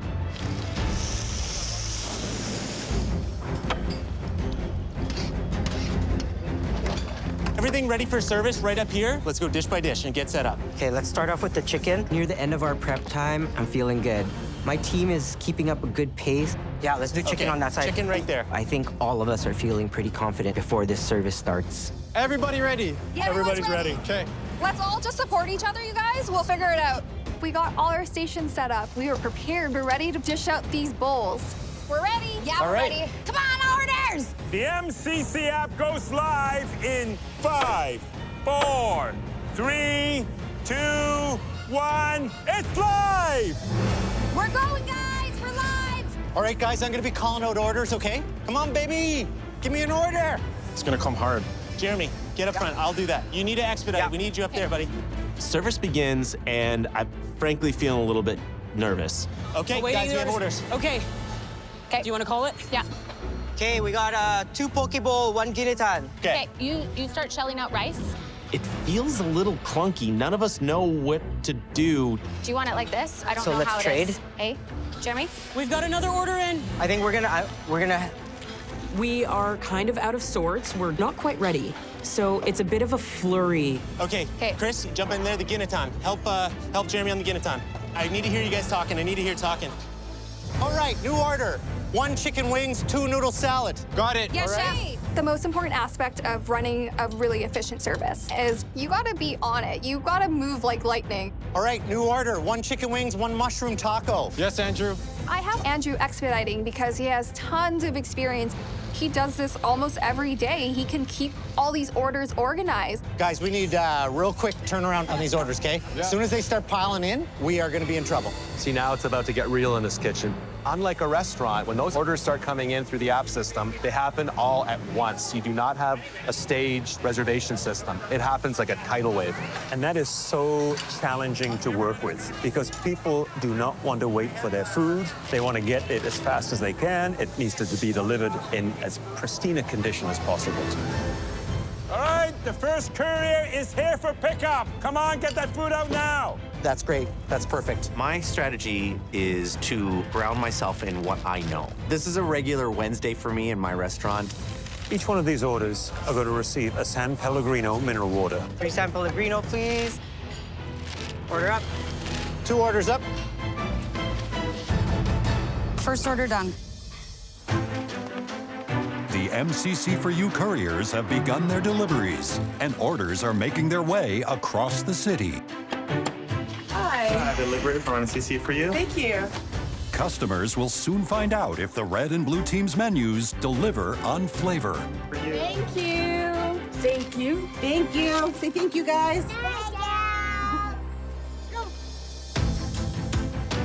New order, 2 chicken wings, 1 noodle salad, 1 mushroom taco. Yes, Andrew. The judges will now taste the blue team's meat entree, gochujang jerk chicken wings with cabbage slaw. Portion size, I would have tried to maybe fill the box a little bit more. The wings are actually quite good. The flavor profile is interesting, deep flavor, very welcoming. You know, for me, when you advertise jerk chicken, I'm expecting a bit of spice. You got the Asian flavors, but I'm missing the Caribbean side. You know, guys, there's a lot of wings being offered out there. To stand out, they have to be sensational.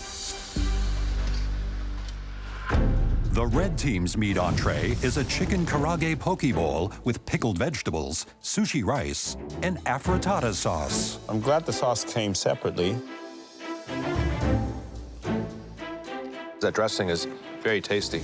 Nice composition of flavors, colors, really well done. I like the chicken. It's well marinated. It has a lot of flavor to me. But there's like 3 pieces for a whole lot of rice. The sauce is quite nice. The rice is well cooked, but I think another piece of chicken or 2 would have made it perfect. 1 chicken wings, 2 noodle salad. Yes, Andrew. 2 mushroom tacos all day, okay, Jen? Heard that. We have a great system going on. Everyone has their delegated jobs. I'm building the tacos. It is time consuming, so I need to be moving lightning fast. New order, 2 chicken wings, 1 noodle salad, 1 mushroom taco. Yes, Andrew, here's 1 chicken wing. Thank you. Andrew is amazing at expediting. He's keeping us so organized. I appreciate that May trusts me enough to let me expedite, but it would be nice as the team captain for her to check in. Noodle salad, how long? Just give me a minute. 1 minute. Looks like Andrew is the new leader. Order up. I feel like May should be doing the soba noodles and overseeing everybody. Even though I'm expediting, doesn't mean I'm the leader. New order, 2 chicken wings, 1 taco, 2 drinks. Got it. Heard, Andrew. We've got orders coming in now. Hey, communication guys, tell me where we're at. The orders are coming in, so everything's getting super intense. 2 times eggplant. New order, chicken wings, 1 noodle salad, 3 mushroom taco. Heard. I hear Andrew expediting, and on our side, I don't really hear anyone. Guys, orders are coming in. We need to call them out, please. Just look at them. Just go look. No, I think we need to communicate. No, just look. Jeremy really needs to take the lead. He needs to be telling us what to do. You guys, we need somebody actually expediting on that. You want me to do it, I'll do it, but we need somebody actually controlling that or we're gonna get lost. Jeremy, lots of talking up there. Okay. Just where we're at, what's coming in, yell to us. Jeremy's being a little bit quieter than I thought he would be. And our team needs his leadership to win this challenge. How many poke? We are basically cooking blind. 2 ginitan. Thank you. Jeremy, I need to hear you give these commands and orders so that they know that you're in charge. Yes, chef. That's what happens in a real kitchen. You know that. Yes, I chef. know that. Make it happen. Yes, chef. Thank you. Okay, guys. 1 poke bowl, 1 eggplant, 2 ginatan. Okay. Michael said that I need to be loud, I need to be clear, and I need to be a dominant leader. 2 poke bowl, 1 ginatan. Boom, Jeremy's in the zone. Guys, how are you guys doing? Good. Good, good.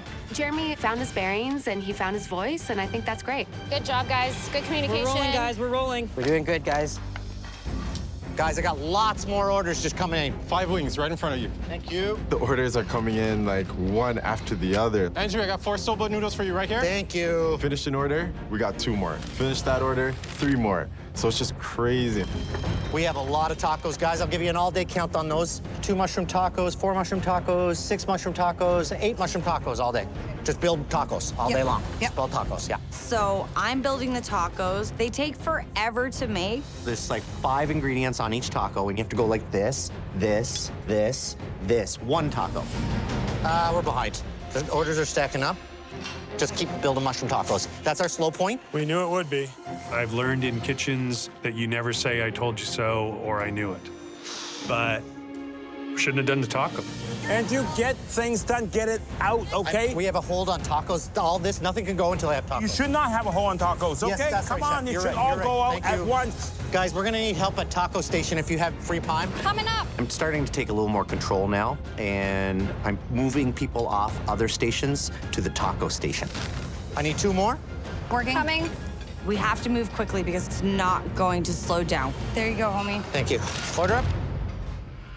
The judges will now taste the blue team's vegetable entree, portobello mushroom tacos with bok choy and pickled radish.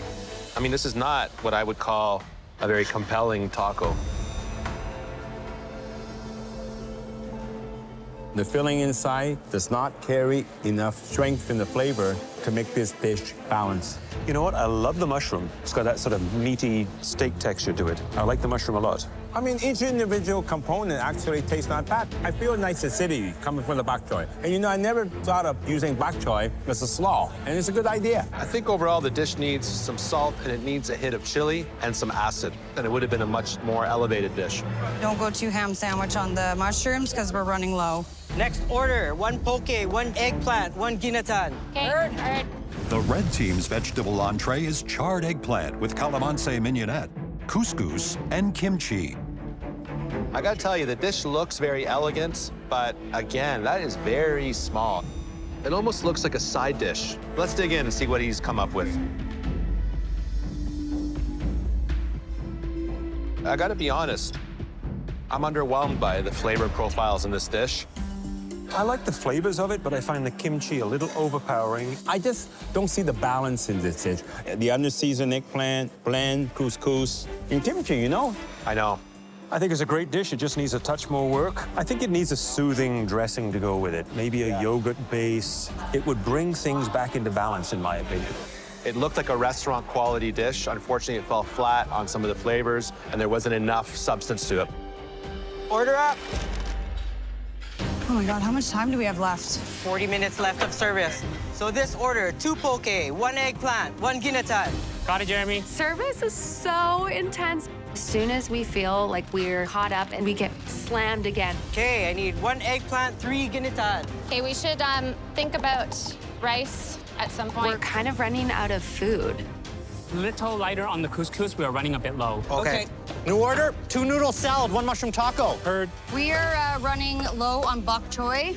And I have no more slaw. Both teams are running out of food. Are they? Big time. Barry, we start chopping up some more I bok can chip and choy. add some quick. At the halfway mark, we are slowly running out of certain things. I'm gonna need more mushrooms like as fast as possible. So we need to start prepping a little bit more ingredients: salad, bok choy, mushrooms. Do we have another grill pan? We got to be careful with the eggplant. I'm telling you, we don't have that much.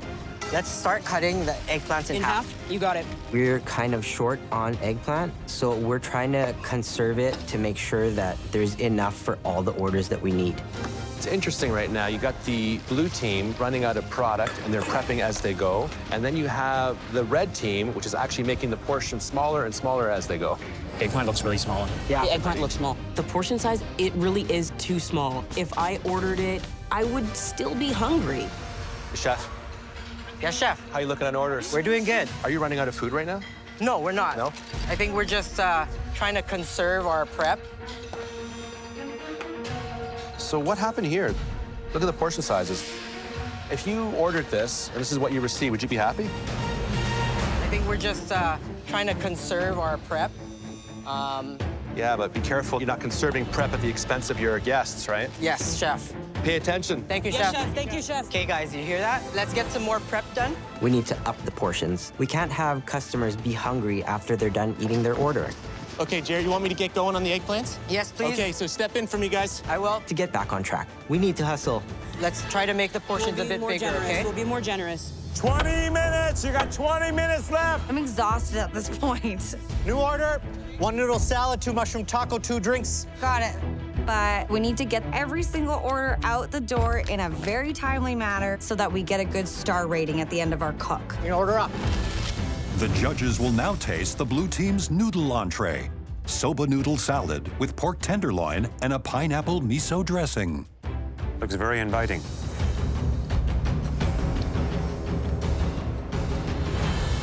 My first impression is amazing.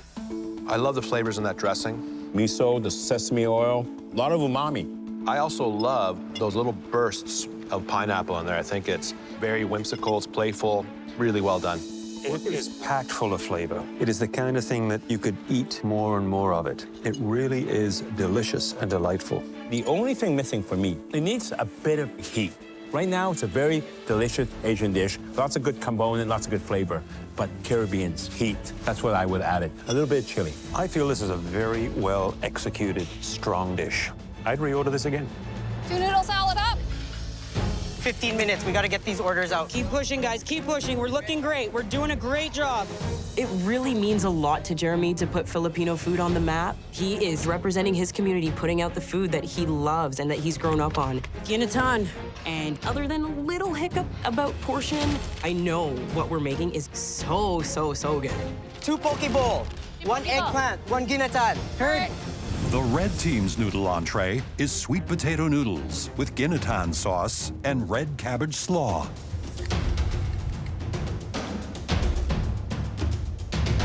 That is awesome. Great flavors, big, bright, bold, delicious. Everything you would ever want in something that is delivered to your home.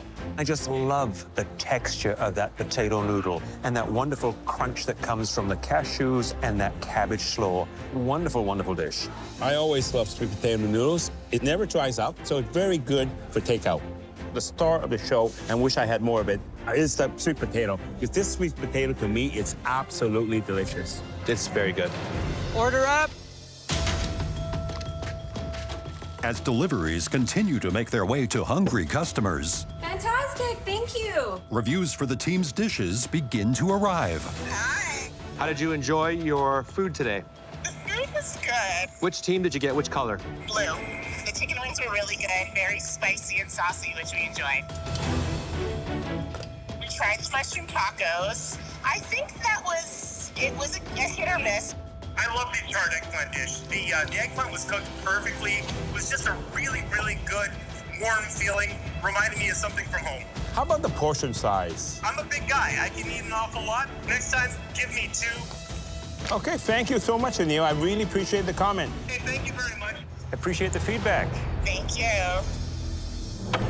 Don't ease up. We have 5 minutes. I need 1 taco on the double, please. 1 taco. I could not be more proud of my team. We kept it super slick in the kitchen, so I'm just hoping and praying that we can win this. Order up. Order's clear. Be prepared for last-minute order. Hey, don't relax, because it's going to come in hard. Is that a new order, Andrew? 3 chicken wings, 1 mushroom taco, 2 drinks. Got you. Red and blue teams, your final orders are in. We need 2 charred eggplant, 1 ginatan, okay, guys? One more. Let's go. Hustle. Whenever you're on a team, whether it's for sports or in the kitchen, you don't stop. You have to keep pushing. Every rating point will count on deciding the final winner. Don't slack on those orders. Let's go, red team. Final push. This was a very hard challenge. We had issues, but we overcame them. And I know our flavors were so amazing. Let's go. We got literally 30 seconds now. Get it on. Get it on. Pushing. We're getting it out. Come on, guys. Hustle go, them let's out. go. Let's go. As fast as you can, Jen. Fast as you can. Hustle. 5, 4, 3, Order 2, up. 1. Time's up. Another great challenge. Guys. Yeah. So proud of us. My dogs are barking. Congratulations, cooks. You survived the onslaught of fine dining food to go. We'll need some time while your final orders get delivered and rated, so you all have a few minutes to relax. After you clean your kitchen. Yes, chef. Get to work. Chef. Yes, chef. Now. Great job. We did awesome. I'm feeling so good. I think I did underestimate Barry. That was fun. I'm really proud of my team. Like, we banded together. I'm proud of us. That was fun. So fun. Want to win this one so bad for me and my team as well. I feel like we worked super hard, but who knows how this is going to play out. The teams have just completed the first food delivery challenge in MasterChef Canada history. And the judges will now reveal the results based on the customers' ratings.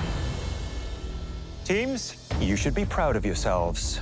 You sent out 260 delivery dishes. in just 90 minutes. That's big. Good job, guys. Well done. The brightest spots for both teams were the noodle dishes. They both earned rave reviews on the app, and we 100% agree with your customers. Both teams nailed that part of the menu. But the comments were not all positive. Red team, there were complaints about portion size. Your customers felt some dishes were just too small. Blue team, your mushroom tacos were not a hit. The customers found them a little underwhelming. But this challenge comes down to numbers, not comments. Each customer was asked to give their meal a score out of 5. And for the team with the lowest average rating, there will be consequences. The results were close. The losing team finished with an average of 3.8 out of 5. The winning team did slightly better with a 4.1 rating. And that team who created and executed the most pleasing delivery dishes is the red team. Yes! Yeah. Well done. Yeah. Good work. Yes, guys. So happy right now. I'm super proud of every single person on my team. Good job, you guys did good. I just feel like a weight is lifted off my shoulders. I'm very, very proud of the effort that we put forward, and I'm stoked to be safe. Awesome. Yes. That means blue team, you will have to compete in next week's pressure test. Yet another pressure test. Damn taco. In the meantime, get some rest. You are going to need it. Thanks, Chef. Pressure tests are especially scary this season because they are getting progressively harder and harder. It's gonna be difficult. You guys killed it. Good job. I do not want to be going into a pressure test against these people. These guys just went from my team to my enemies, just like that. Next time on MasterChef Canada, Back to Win. My son, Chef Oscar Bonaccini. Hi, everybody. What starts as a family affair quickly becomes an all-out feud. I gotta fight really hard. This is gonna be a tough one. Oh, man. Oh my God, this is so tight. Oh, stop the clock! What happened? With a few surprises along the way. It's just like, what?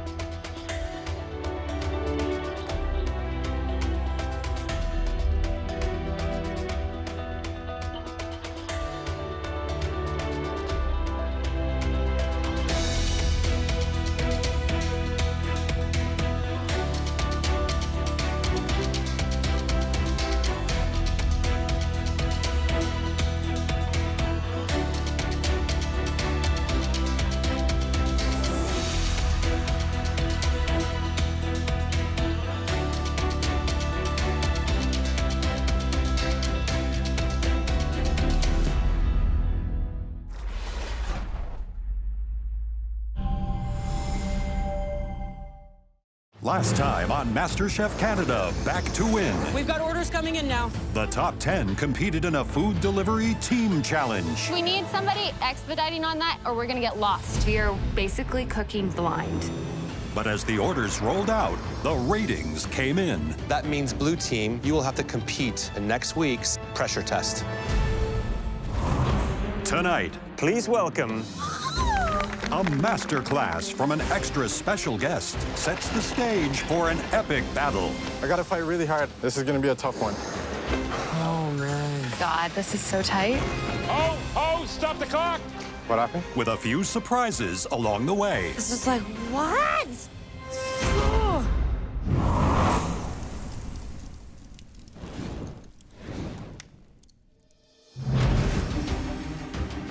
Going into the next pressure test, you have to be ready for anything to be thrown your way. I'm pushing myself to limits that I've never pushed myself before, and I just know I have to try and get up on that balcony. We won the team challenge, and I'm so proud of my team. Everybody played an important role. Welcome back to the MasterChef Canada kitchen. Red team, you won the team challenge.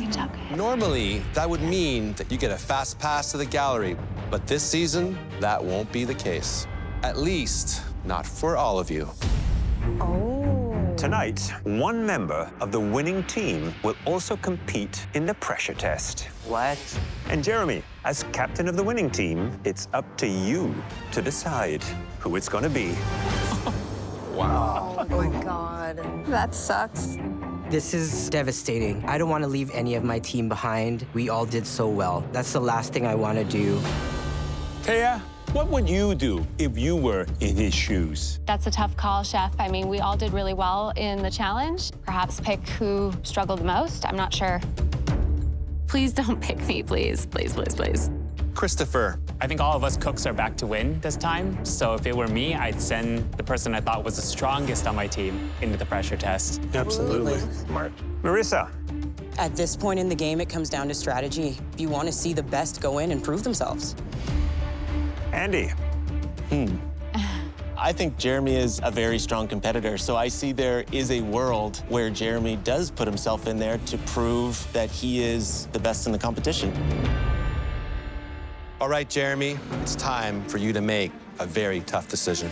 You could choose the weakest link or your biggest threat. Or you could take Andy's advice and just choose yourself. Oh, man. So, who's it gonna be?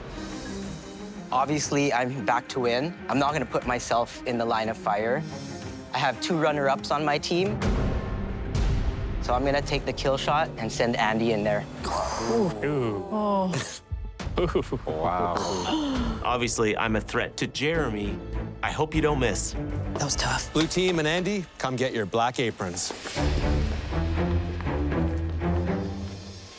Now it's time for the 6 of you to get your game face on. You're about to face a pressure test that will challenge you with not 1, but 2 rounds. For your first round, you'll be tackling something that is very close to my heart. And to help, we've invited somebody who is also very close to my heart. Please welcome my son, Chef Oscar Bonaccini. Hi, everyone. Chef Oscar Bonaccini. This is so cool. As a dad, I can only imagine how proud Chef Michael is to bring his son out onto the stage and just see what MasterChef Canada is all about. It's not just take your son to work day. Oscar is here to demonstrate the challenge that for Italians is all about family. Fresh pasta making. Yes. Some of my happiest memories come from making pasta with my dad and spending time in the kitchen together. It's probably the reason that I started to follow in his footsteps. As part of Oscar's culinary career, he spent 4 months in a small town in the heart of Emilia-Romagna, a region in the north known as the food capital of Italy, and also where the Bonaccini family has its roots. I was there to train at a renowned restaurant called Trattoria del Cacciatore, where a chef named Marta taught me everything that she knows about making fresh pasta. And if you've spent any time with an Italian nonna, you'll know that I have never worked so hard in my life. So Oscar is well qualified to demonstrate the Bonaccini way to make and shape fresh pasta. All right, guys, today you're gonna be working with a semolina-based dough. This dough is made with only 2 ingredients, water and durum wheat semolina flour. The key to working with a dough like this is having the hydration at a certain point where it's not too wet that it sticks to your table, but also not too dry so it slides around when you're trying to make it. The first shape I'm gonna show you is capunti. It's from Puglia. Take it down to a small rope, and I like to cut pieces that are about the width of my index finger. Then, applying light pressure, just like this, and then with your 3 fingers, you're gonna make dimples, just like that. These 3 dimples in here are gonna catch all the sauce when you go to cook your pasta. Chef Oscar is very impressive. Every move has a purpose. Oscar's making it look super easy, but I know he's had years of practice, so this is going to be a difficult challenge. The second shape I'm gonna show you is called lorigitas. I make my rope just like before, and then I take one end of the dough and roll that out much thinner than the other side. With the thin end, wrap it around your 3 fingers, and you're gonna do that twice.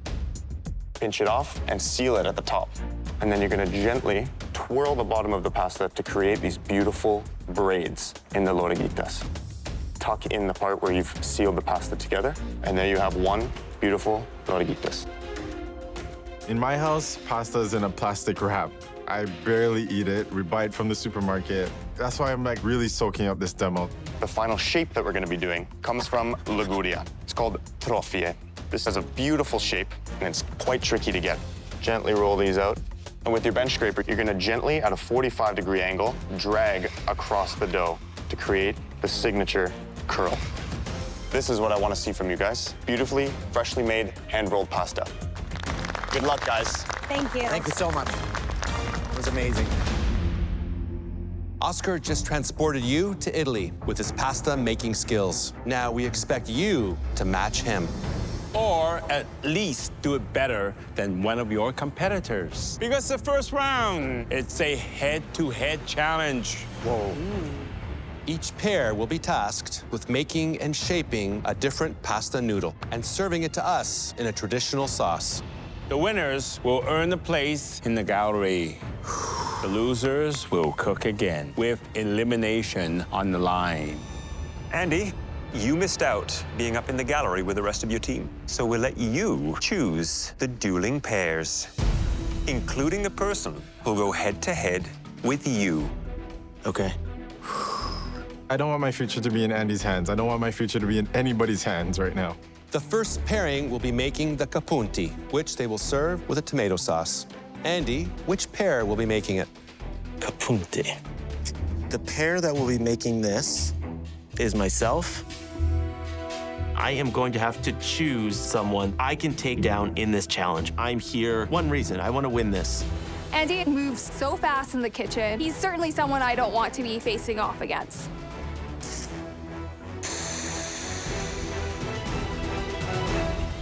The pair that will be making this is myself, and I'll invite Barry to join me as well.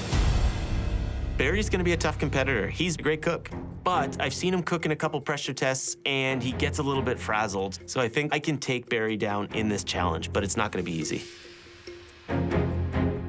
Little insulted, but I'm not scared to cook against anybody. Bring it on, brother. Who are you going to choose to make the lorigitas in the butter and herb sauce? For the lorigitas, I'm going to choose May and Andre. May and Andre, they're both absolutely major threats in this competition. I would love to see one of them bumped out. That means Jen and Andrew will be tackling the trofie along with the pesto sauce. You can all go to your stations now.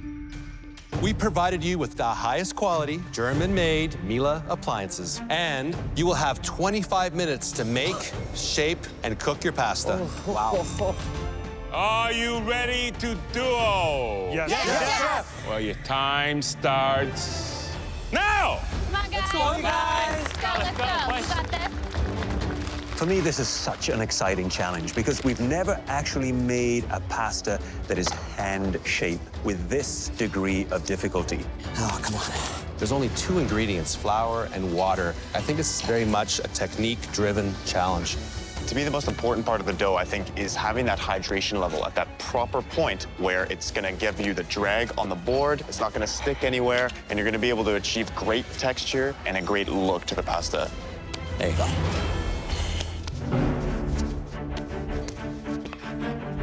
The 25 minutes is a little worrisome, but I'm just gonna put every ounce of effort I got into pulling this off. We gotta do what we gotta do.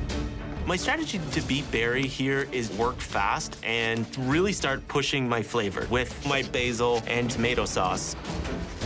I see Andy as one of the front runners, but it doesn't scare me to cook against him. The first 20 shifts I ever worked in a restaurant, my job was to hand roll the pasta. So I know what I'm doing. Barry, unfortunately, I'm gonna beat you today. Old age and treachery, man. Always watch out for it.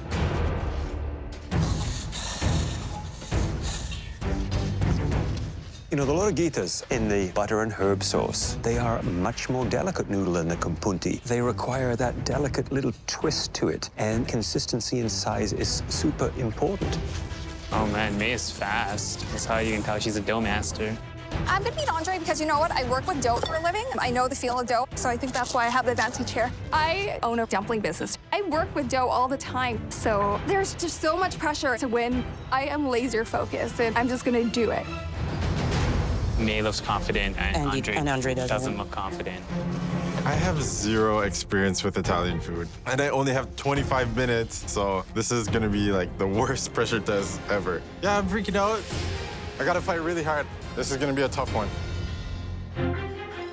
These are rustic pastas, so they have a bit of a rustic feel, but there's still a consistency that you want to see between each of those noodles. Keep pushing, keep pushing, keep pushing. Oscar, which of the three do you think is the hardest to shape? For me, I would say trofie is quite challenging, simply because it takes a very delicate touch with your bench scraper. If you press too hard, it's gonna go right through it, and you can come up with some very odd-looking trofie.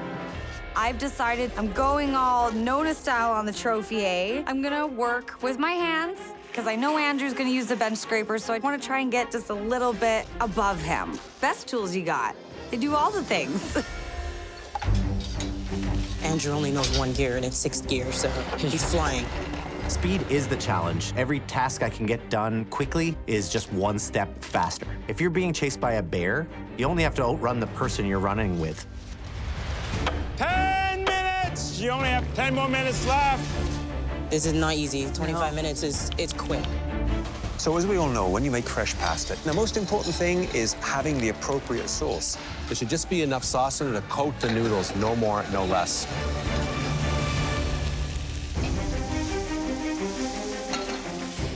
Oh, Jen's got the mortar and pestle. Yes. For my pesto sauce, I want to break my basil in a mortar and pestle because I know sticking it in a blender bruises it really bad, so then it oxidizes. It's gonna take so much It's taking her so much longer. It's not efficient. Whew. Andy's making a lot of mistakes right now with the sauce. You see what he's doing? He's got way too much garlic. He's grating the cheese into the sauce while it's boiling. You should never do that with pasta. No. Cheese always goes on last.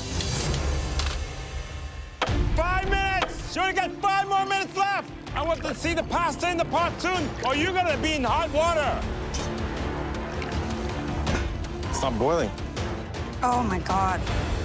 Jen, get your pasta in there. Get your pasta in the water, Jen.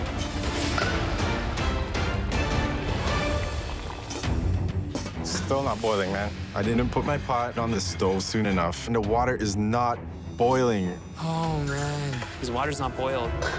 Come on, man. I cannot go to the second round because my pasta wasn't cooked. That is such a rookie mistake. Oh, God, this is so tight. I can't watch this. You can't do anything. I have to take some water out of it so it can get a shallow boil, but I don't know if I have enough time to cook it. Man, the pot's not boiling, but I have to throw this pasta in because I'm running out of time. And serving raw pasta is an instant loss. Oh, Andre doesn't have enough time. He has to put his pasta in. Yeah, he has no choice. 2 minutes! Only 2 more minutes left! Come on! Let's go, guys! Let's go! Only a few more seconds. Finish it off! Finish it off! Oh, this is stressful. Boom. 15 seconds! Get ready for the countdown! Keep going, Jen. Keep going, Jen. I think they're cooked. 10, 9, 8, 7, 6, 5, 4, 3, 2, 1. Hands up! Well done, guys. That was nuts. Before we start tasting, we just want to thank Oscar for today. Oscar, I think your dad may have met his future replacement here with you. Great job. Thank you. Good luck, everybody. Thank you.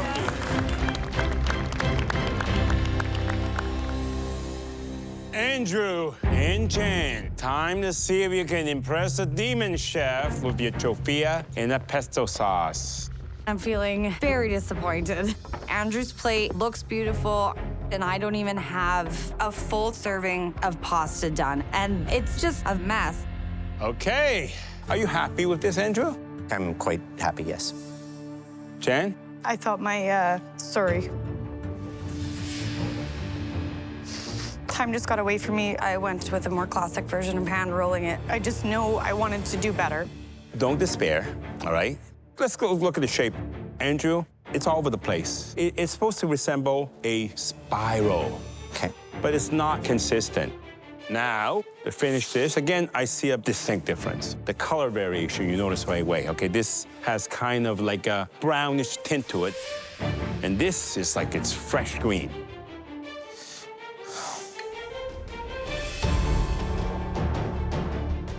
You know, I love that bite on that pasta. And it's well cooked. You got the texture, which I enjoy. Sauce-wise, you added probably a bit too much of the pine nut and the cheese. Okay. Because it makes the sauce very, very heavy. Okay. Okay? Yes. But good effort. Thank you, Chef. Jan, the pasta, it's a little bit more consistent, but it may be a problem with size. Now, to finish this, the pasta, it's a little bit hard. Okay. It's not bouncy. Using your hand instead of a scraper when you're rolling it, you probably over-rolled it a bit. But your sauce is beautiful. I get the freshness. And you got the acidity in there as well. I would say it's a fine effort. Thank you. Overall, I would say the winner is Andrew. Andrew, head to the gallery. Thank you, Chef.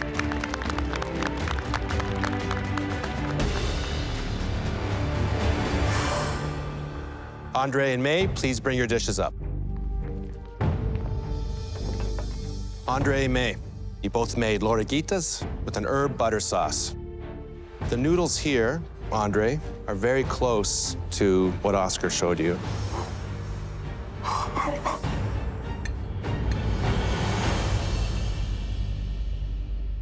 How long did you cook your pasta?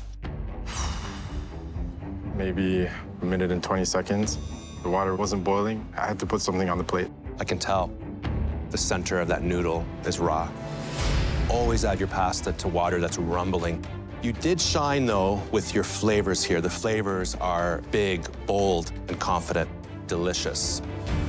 The noodles here, May, look beautiful. They're very generous, they're very plump. And your sauce looks like you really emulsified it. It's a lot more generous.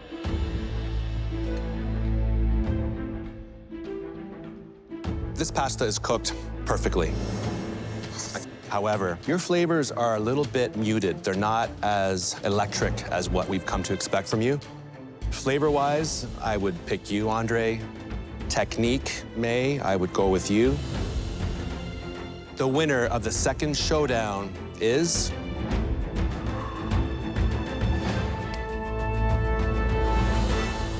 May. May, head up to the gallery. Thank you, Chef.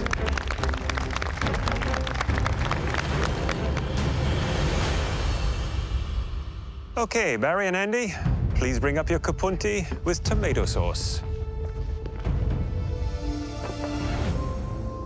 Barry, I have to ask you, how do you feel about Andy picking you as the one to go head-to-head with in this duel? Obviously, he felt I'm going to be the easiest one to beat, and I hope he pays for that. So let's start off by looking at Barry's uncooked capunti. I am quite impressed with the way they look. Nicely done. Thank you, Chef. Your cooked pasta. What I do like is that vibrant, fresh tomato sauce. It is inviting.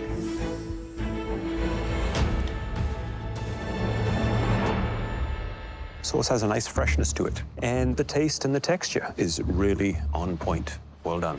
Thank you, Chef. Andy, your uncooked capunti. Size variance within reasonable boundaries. Your cooked pasta. Your sauce is a little darker and deeper in color. Why do you think that is? I went heavy with the basil.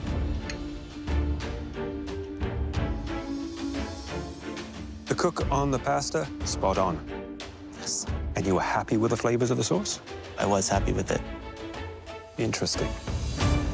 This is not going to be an easy decision, but the best capunti goes to Barry. The sauce gave you the edge. Andy, the sauce was not quite as fresh as I would have liked. Barry, well done. Thank you, Chef. There is no greater feeling in this kitchen than walking up instead of out. That's the best dish I've ever cooked in this kitchen. I'm a very competitive person, so to lose this challenge in that way was a slap in my face. I was on Team Red. They're all sitting up on the balcony relaxing, and I'm down here sweating bullets. You just showed off your skills making pasta. But in Italy, pasta isn't a meal in itself. It's just the first course, the primi piatti. For your next challenge, you'll be making the secondi, the second and main course. But first, we have a treat for you.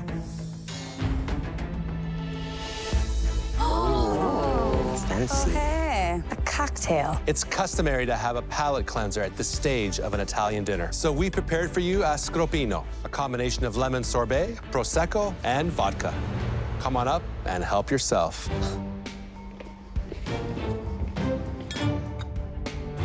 There are advantages to being down here. Salute. Cheers. Cheers, guys. Now, there are countless options for mouth-watering secondi, but there are also a number of beloved classics. We have prepared 3 of them to show you today. Eggplant parmigiana. Breaded eggplant with rich layers of mozzarella, parmesan, and tomato sauce. Veal saltimbocca, a sumptuous dish of sautéed veal cutlets layered with prosciutto and sage in a masala wine sauce. And chicken cacciatore, a rustic hunter's stew made with chicken, tomatoes, and vegetables. Tonight, you will have to cook one of these secondi, but this is not a replication challenge. We want these rustic Italian dishes to inspire your own fresh interpretations. Okay. To find out which dish will be your new creation, look to the bottom of your coaster. I knew it. Jen, what did the bottom of your coaster say? I got the veal. Andre. It's gonna be chicken. And that means, Andy, you'll be cooking eggplant. All right, please return to your stations now. Okay. Oh my. Good luck, guys. Good luck, guys. I am going into round 2 with Andy and Andre. They both got up to second place in their seasons, so I'm really feeling the pressure. I'm totally exhausted in season 5. I spent a lot of time on the balcony watching these situations. This time, I'm in the lion's den, and it's time to fight. In the pantry, you'll find all the ingredients you might need to inspire your reimagined classic secondi. You have 60 minutes to complete this challenge. And whichever cook has the weakest secondi will be going home tonight. Your time starts now.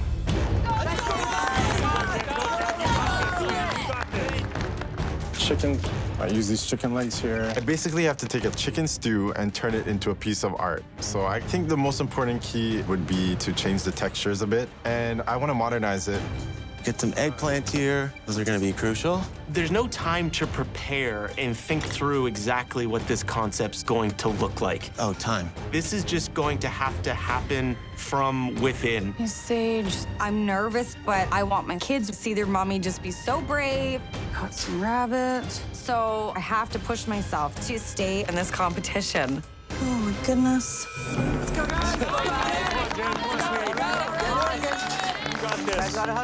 Good job, guys. So the idea of a secondi in an Italian meal does represent the main course, and it is typically served just on its own. Yeah, I can do this. I'm doing it. I'm gonna do it all the way home. Not home, but like to the top. I'm gonna win. I really love a classic Italian secondi, but that's not what we're after. We're after reimagination. I'm doing this to stay in the game, you know? Like, I gotta beat these guys, so.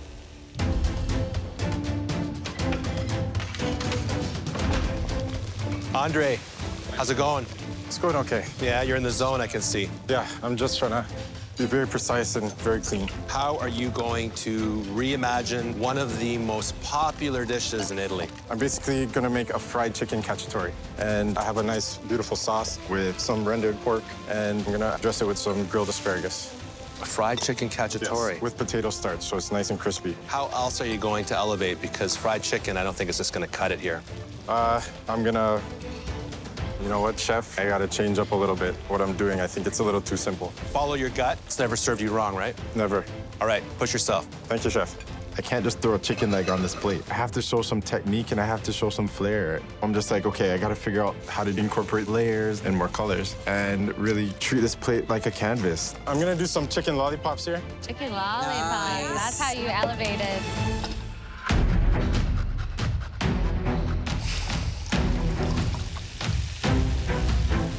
Jen, were you happy to get the veal? Yes and no. What are you gonna do? Instead of veal, I'm gonna do rabbit, a loin, and a leg. I'm gonna do a red wine pan gravy. Also gonna do a sage and prosciutto infused crumble. Why rabbit? You like rabbit? To be honest, I've never cooked or eaten it before, but I figure it's worth the journey. Can't be too much different than any other protein. But why not veal then? I wanted to switch it up. I didn't want to go basic with it. Okay, well, that's definitely reimagining it, using rabbit instead of veal. Be careful of rabbit because they can be very, very tough. But I like the ambition. Thank you, chef. I have zero experience cooking rabbit. I saw it at culinary school, and I feel like rabbit is an elevating food. So let's cook some rabbit.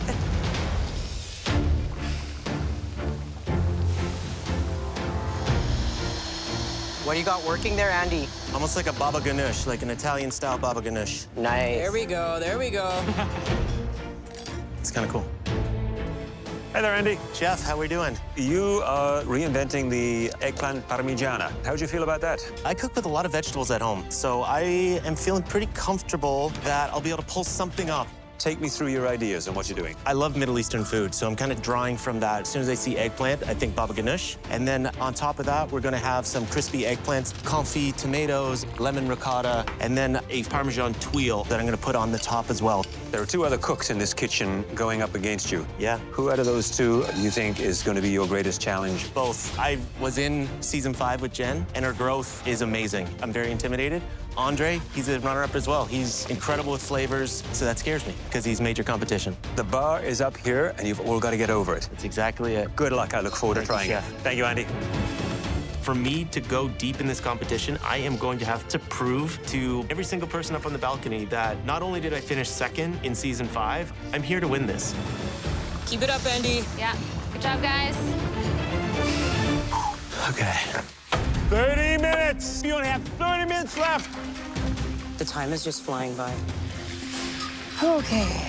It's gonna be tight. Yeah. It's looking good. Oh, stop the clock!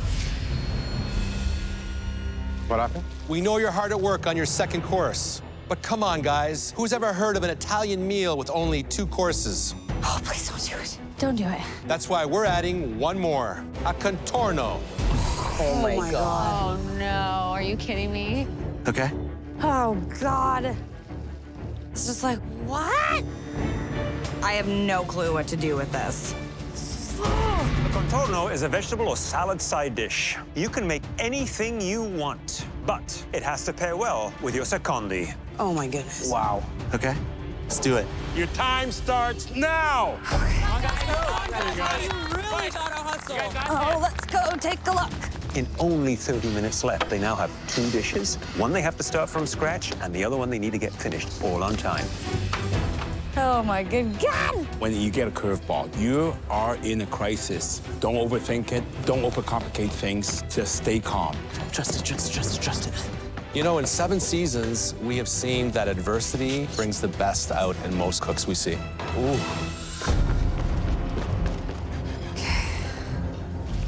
Whoa, that's hot. I'm gonna do a really hot sear on some squash with some crash hats. I'm gonna blanch off some rapini and just roll with the punches. I just gotta keep it simple and fresh so it complements my rabbit. I'm looking to make a buttermilk salad with lemon and pine nuts with fried bacon on top. I just have to execute and get everything on the plate, and I think I can pull this off. 2 weeks before coming to MasterChef, I found out my wife was pregnant, so I left a lot to be here. But everything I do it for my family, and I'm gonna go all the way. Come on. Andy, how you doing? I'm feeling pretty good. That was quite a little trick you guys are playing on us there. What are you making for your contorne? They're gonna go for an orange and fennel salad with some fresh burrata. Everyone has someone they think about that inspires them. Who inspires you? My wife. She's been my #1 support. She's at home right now with my 2 little girls, so I can chase this. Well, I'm gonna leave you to it. Focus. Thank you, Chef. I left a lot at home, but I know it's worth it because the opportunity on the other side of this is enormous. So I am not gonna go down without a fight. 5 minutes, only 5 more minutes, get it going. Remember, 2 plates, not 1. Behind. Keep going, guys. Keep going. Good job, guys. Awesome. Oh, that's crispy. My chicken is looking good. Ooh, it's stressing me out. Try not to overcook that. They are good, I think. Okay, where's my salt? This is the messiest cook I ever did. I just have to keep on putting one foot in front of the other and see what comes out. 1 minute! 1 more minute left, come on! 1 more minute! Keep going. You got it. Yeah.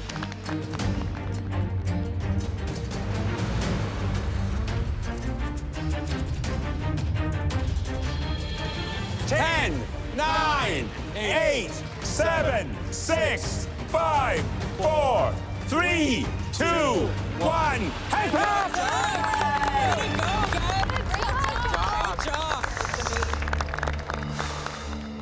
I love both the dishes. If this is the end of MasterChef for me, I'm proud of these dishes. It's all quite emotional. What comes out of you in these moments? Andy, please bring both your dishes to the front. Andy, what's going on with you? There's moments that I'm questioning, should I be here? Am I good enough for this? And then I look at this, and whether I go home or not, I'm just really proud of myself. Wow. Well, you're right to be proud of yourself. Thank you, Chef. So, tell me exactly what you did here. So what we have along the bottom is a creamed charred eggplant. On top of that is crispy breaded eggplant, some lemon and thyme ricotta, confit cherry tomatoes, and finished with a Parmesan tuile.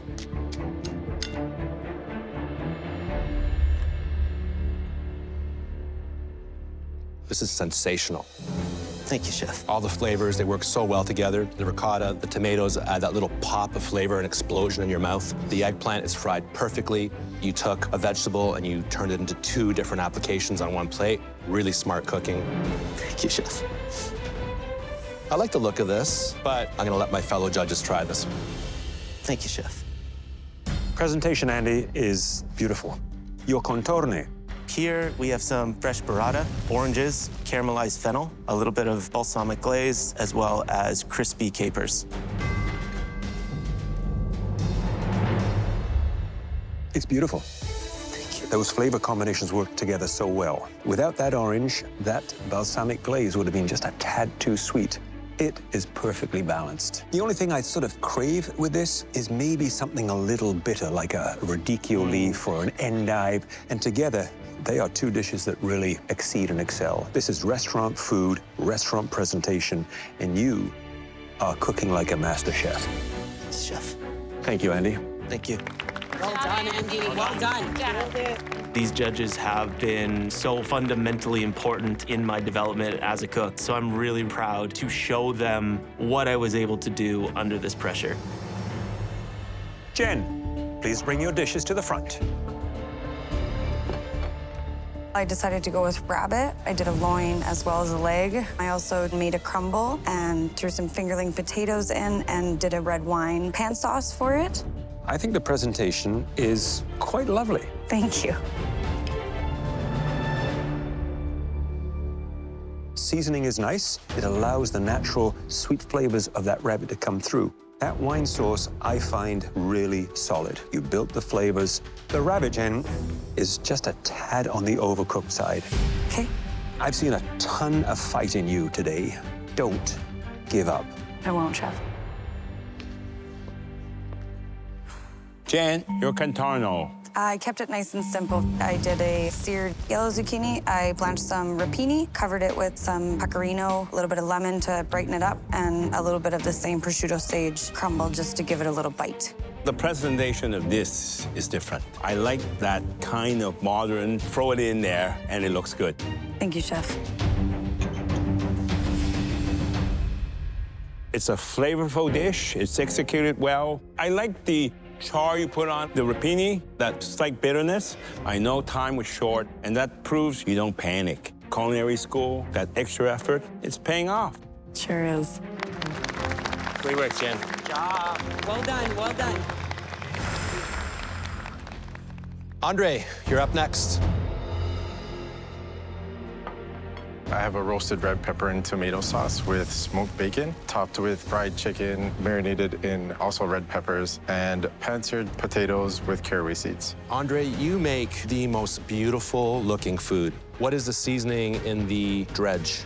I use my karage-style seasoning. Most of the seasoning is in the meat.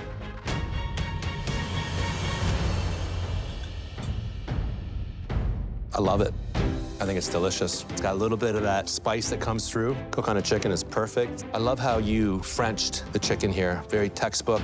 It is an amazing reinterpretation of a classic. Wow, thank you, Chef. So, Andre, your Contorno. I have a frisee salad with a buttermilk and lemon dressing, topped with bacon and toasted hazelnuts. The dish is simple. You don't have a lot of elements in there, and I would have added a bit more color. It's pleasant, but it's just slightly underwhelming. I would have added a bit more flavor. Apples, oranges. You want something fresh here. But that buttermilk dressing cools that sauce down. You know, they complement each other. Thank you, Chef. Great work, buddy. Good job, Andre. Well done. 3 very strong dishes. This kitchen means so much to me. There's been so much work in getting here, so this can't be the end. We threw a curveball at them, but we never threw them off their game. When things are thrown at you very quickly, you gotta think fast and you gotta think wise, and I'm impressed. I think I'm finally being noticed by not only the judges, but my competitors. So I'm hoping and praying that they don't send me home. There were a few missteps, and it's going to boil down to the fine details. I want to have a full-time career in food, so I don't want to leave this competition. I think we know where we're going with this. Okay, let's do it. So let's tell them the news. You 3 gave us mind-blowing reinterpretations of Italian classics. But one of you made a pair of dishes that would be a welcome addition to any of our restaurant menus. Andy, please head up to the gallery. Good job, Andy. It feels incredible to be able to pull this off under this pressure. Just shows the growth that I've gone through. Andre, Jan, you were not far behind Andy. But this season, even great cooks can end up where you are right now. And that's why tonight we find ourselves in a very sad position of having to say goodbye to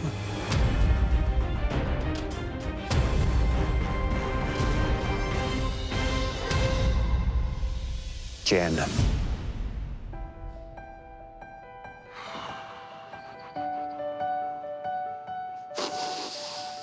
Andre, please join the others in the gallery.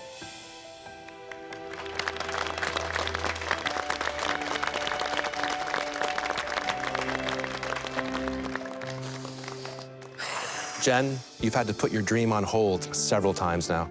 Yeah. But what you've done in this kitchen over the last few weeks proves to us that this is where you need to be. In a kitchen, as a chef. Thank you so much. I want to say thank you for inviting me back. It was a validation I never knew I needed. So thank you for the opportunity. Jen, please leave your apron at your station. Thank you so much.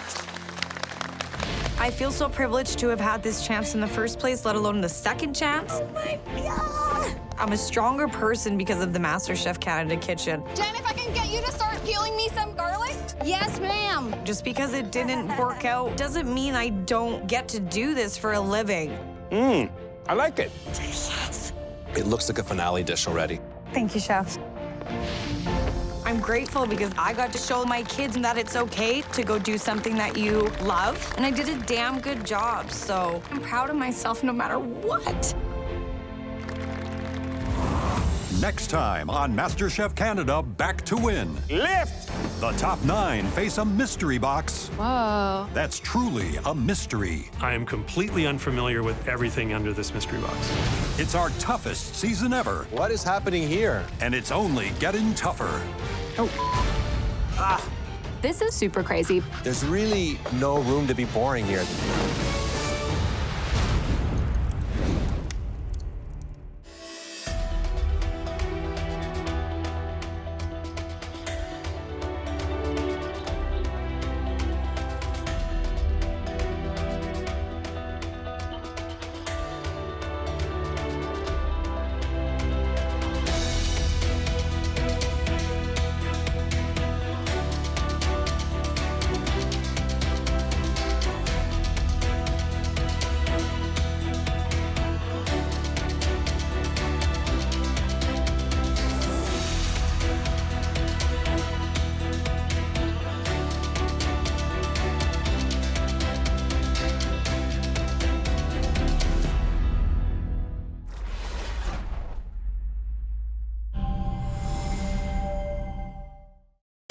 Last time on MasterChef Canada Back to Win. Oh my good God. Oh, this is stressful. A 3-way battle for survival featuring not 1, but 2 former finalists. They are good, I think. The rabbit Jen is just a tad on the overcooked side. Proved to be more than Jen could handle. Tonight, all 9 competitors face elimination. I am completely unfamiliar with everything under this mystery box. In a mystery box challenge that's way out of their comfort zone. What is happening here? Obviously, I'm freaking out.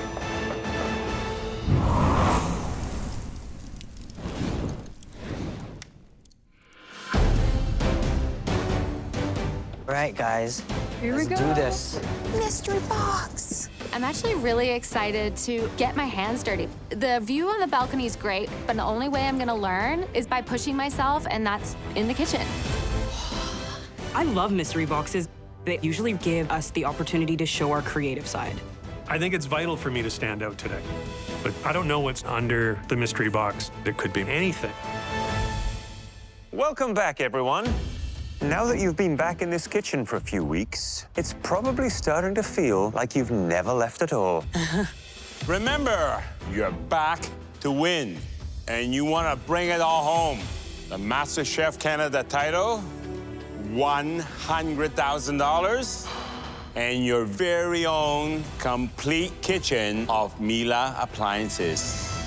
There's definitely a lot on the line. And even though you can't afford to get comfortable, comfort is the theme of the day. Oh my gosh. Comfort food, to be exact.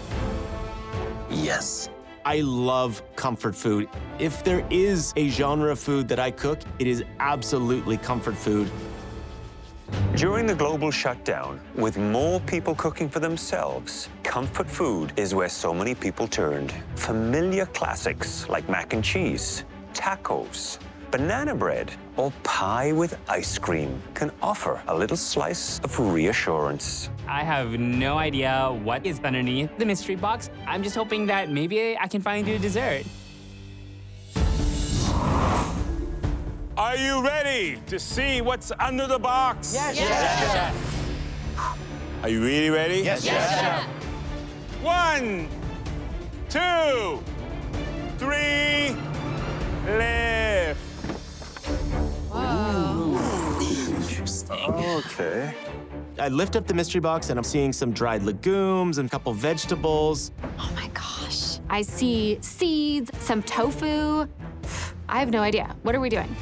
Not the ingredients that you normally would think of when you think comfort food. Tonight, you'll be creating a comfort food dish using only plant-based products. It used to be that the vegetarian option was simply whole the meat. But we've come a long way with plant-based proteins like tempeh, seitan, and beans. I am completely unfamiliar with everything under this mystery box. Normally at home, every night, there is a protein that is the focal point of dinner. Your dish can either be savory or sweet and come from any culture you desire. The world is your oyster, or whatever the plant-based alternative is for oysters. To help you create these comfort classics without any animal products, we've provided you with Becel plant-based bricks. They're a 100% plant-based alternative that cooks, tastes, and bakes like dairy butter. Becel's website motivates thousands of Canadians to embrace plant-based baking and cooking. And if you win tonight, your dish will inspire a feature recipe on the website. Wow. Oh my gosh. I would love to have my dish published with Becel. It would be amazing to have my recipe for all of Canadians to try. Tonight's winner will also have a huge advantage in next week's challenge. At the end of this challenge, at least one cook will be eliminated. I'm extremely pumped for Mystery Box. It's my favorite thing. Except there's elimination. I don't want to go home today. So are you ready to prove you have a green thumb in cooking? Yes, Chef! Your 60 minutes starts now.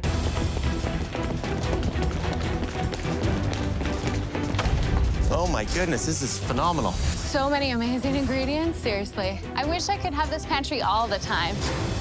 When I hear comfort food, I think something that takes you back home to Sunday night dinners, mom's pie. Flour, where's flour? So I'm making a Mediterranean meat pie. I need cashews, I need almonds. I'm also grabbing spices, herbs, fresh herbs, dried herbs, so that I can bring out those flavors of the Mediterranean. Facing a plant-based challenge, I have to stretch myself beyond 100%. I want to show not just the judges, but the other cooks that I'm someone to be reckoned with. Where's TVP? Up top.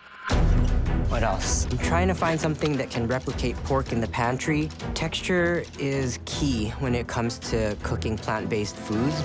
I do see this thing called textured vegetable protein. I've heard of it before, and I know it acts as meat after you rehydrate it.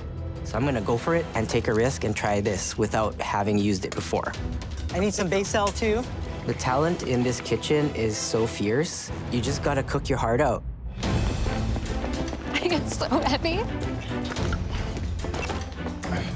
I am very excited about this challenge. Plant-based cooking has come such a long way that there's really no compromise when it comes to creating great comfort food dishes using those plant-based elements. What would you make? I would probably go for sweet potatoes, slice them super thin, almost making a cannelloni, some kind of a plant-based cheese filling, and bake the whole thing in the oven.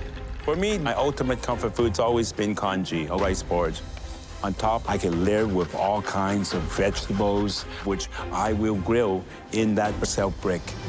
But really, it's fascinating to see how much further we can go when it comes to vegetable-based ingredients. All it takes is a great imagination.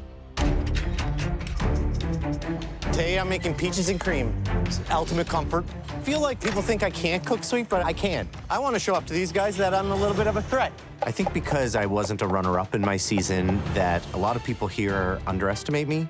I want to prove to the judges that I'm a competitor, and I want to prove that I can do sweet as well as savory. When I was on MasterChef Canada the first time, I really felt like I didn't show everything I had. The pastry cream, not so good. I can't taste the vanilla at all. Back then, I was tripped up by the dessert. But I want to grow in this kitchen. I need to push myself. So I'm going to flambe the peaches with brandy, and I'm going to do a chai spice vegan creme anglaise. Taking this risk is scary. If I can't execute properly, there's a great chance that I will go home. When I hear comfort food, my mind immediately goes to desserts. Today I'm doing a play on a Chinese dessert, which is a tofu pudding. I'm making my own take on it by doing a panna cotta to make it a little bit more elevated, and I'll be adding some other components to it as well. In MasterChef Canada Season 2, the dish I was most proud of was my cake. In 1.5 hours, it's not easy to bake a cake with so many different components. Thinking back, I really pushed the limits. This is a league of its own. My mouth is watering right now. I'm still impressed by what I did back then. With this one today, I need to really bring my game if I want to win. There are a lot of delicious vegan desserts, especially in Chinese cooking. So I'm really hoping that today I get to show off to the judges. My expectation when it comes to desserts are up here, as high as they can possibly be. As a pastry person, I have to be extra innovative. I need to be doing things that judges wouldn't expect. Before I left, I asked my daughter, what should I cook on MasterChef Canada? And she said, chocolate cake. So I am making a chocolate cake today, way outside my comfort zone, but I'm doing this for my daughter, Vivi. Season 5, I would have never touched a baking challenge, and this time I'm leaning right into it and just going for it. So today I'm going for a more classic layered cake. I want a really deep chocolatey buttercream. So I get the basil, cocoa powder, icing sugar, a little bit of almond milk, and whip that all together to make a super delicious buttercream. Next, I need to get cracking on this chocolate cake. Anytime you make substitutions for plant-based, you have to think of the science behind what you're taking away. For this chocolate cake, I'm substituting applesauce for eggs. It's adding in that additional moisture. And for buttermilk, I'm substituting almond milk and a little bit of vinegar. The vinegar actually curdles the almond milk and gives it a texture of buttermilk, helping with the rising of the cake itself. I am making my play on spaghetti and meatballs with whipped ricotta. I remember coming home from school and there'd be a spaghetti and meatballs on the stovetop and you could just smell it in the house. It's just this like little hug in your belly. So I'm doing a agnolotti in brodo. I'm stuffing my agnolotti with ground meat, even though it's not meat, and tofu, ricotta, and then the tomato broths. I'm super confident in this because I cook a lot of vegetarian and vegan at home. So yeah, I'm super pumped. I'm gonna freaking kill it, man. Hi there, Taya. Hi. So I can see you're going savory by the looks of things. I am. I'm gonna go Italian. I believe in the last season, you had won an opportunity to have a recipe published by Jamie Oliver. I did, yeah. Is that on your mind right now It with is the on my opportunity? mind. I've never had anything like that. Good job, girl. Thank you. Well, look, I think it sounds like you have a perfect plan in mind. Hopefully you'll be able to pull it all off. 100%. Good luck with that. Thank you so Thanks, much. Taya. So cool. It looks like meat.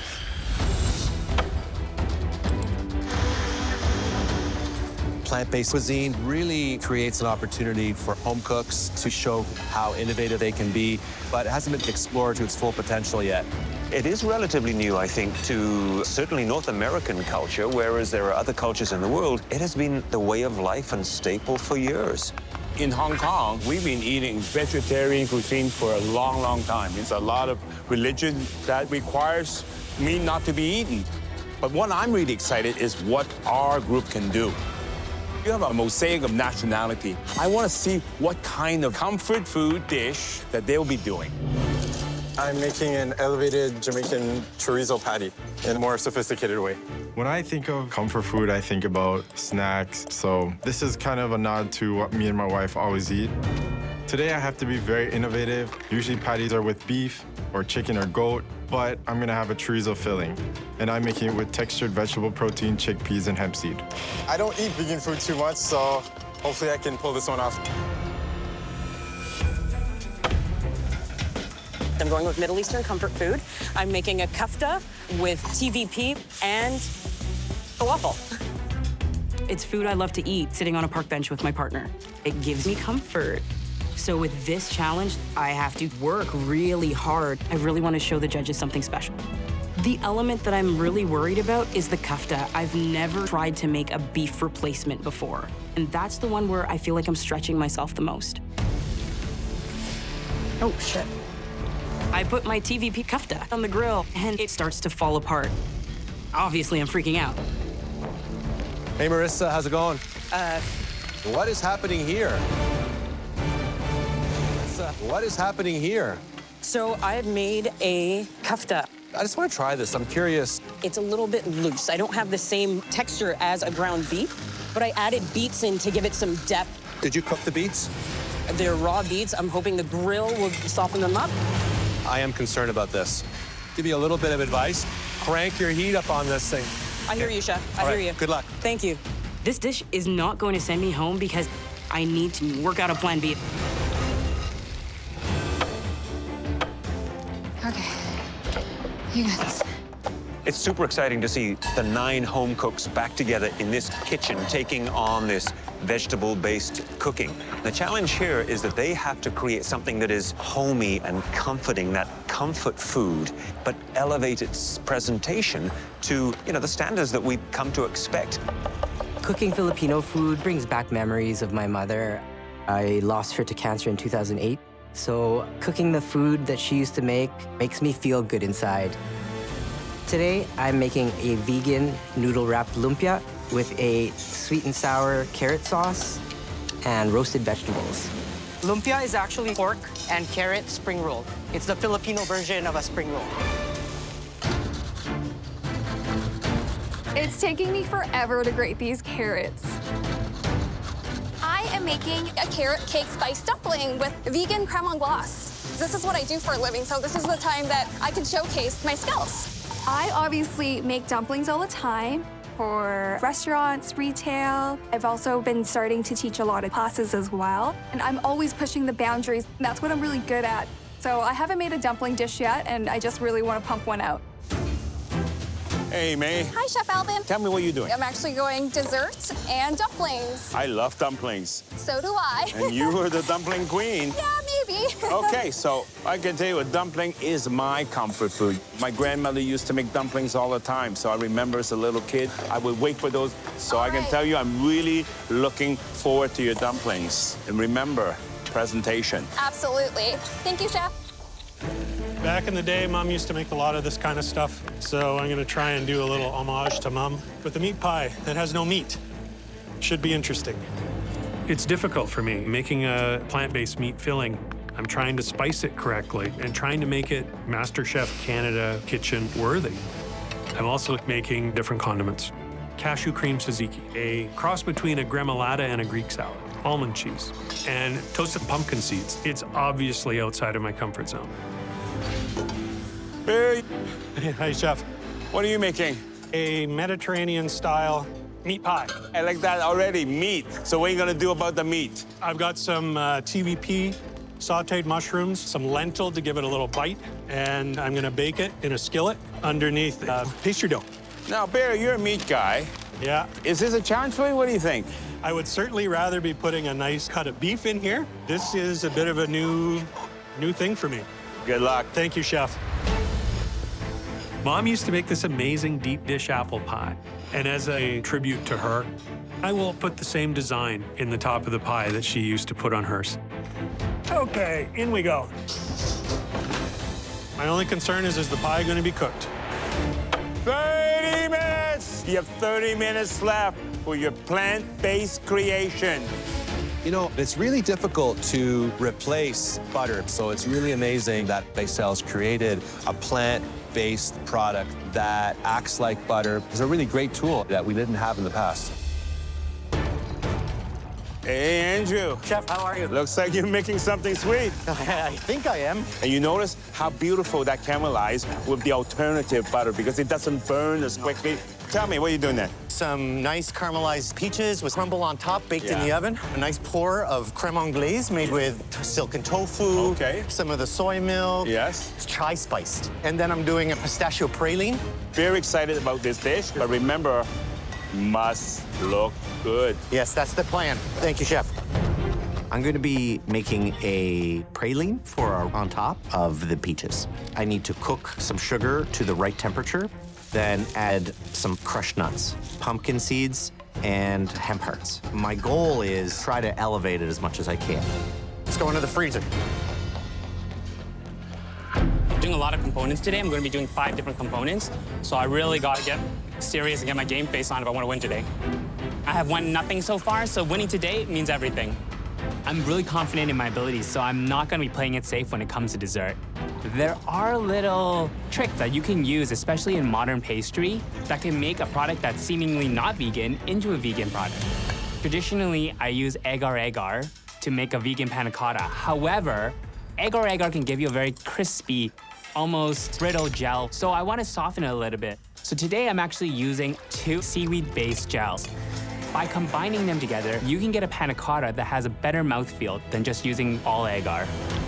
You know, I like the ambition, but I'm not so sure that the panna cotta is going to set in time. He doesn't have much time left. May, surprisingly, is also making dessert. She's making dumplings, and in that dumpling is going to be a carrot cake. I like that. So a carrot cake dumpling. That's a beautiful idea, actually. So it'll be interesting to see how she can mimic cream cheese with vegetables. As a cream cheese alternative, she's using tofu and beans. And beans? Yes, tofu and white beans. I have my lumpia. I'm using texturized vegetable protein to act as the ground pork. Then I'm gonna fry it. Traditionally, lumpia is wrapped in a spring roll wrapper. I can't use spring roll wrappers because it has eggs, so I'm gonna use rice noodles. I feel like the creativity of wrapping it in a noodle is gonna show the judges just how creative I can be. Rolling with noodles is a very technical skill. As I'm trying to roll my lumpia, come on, this vegetable protein is falling apart. Fuck. If I don't get this done, I have a chance of going home. Okay.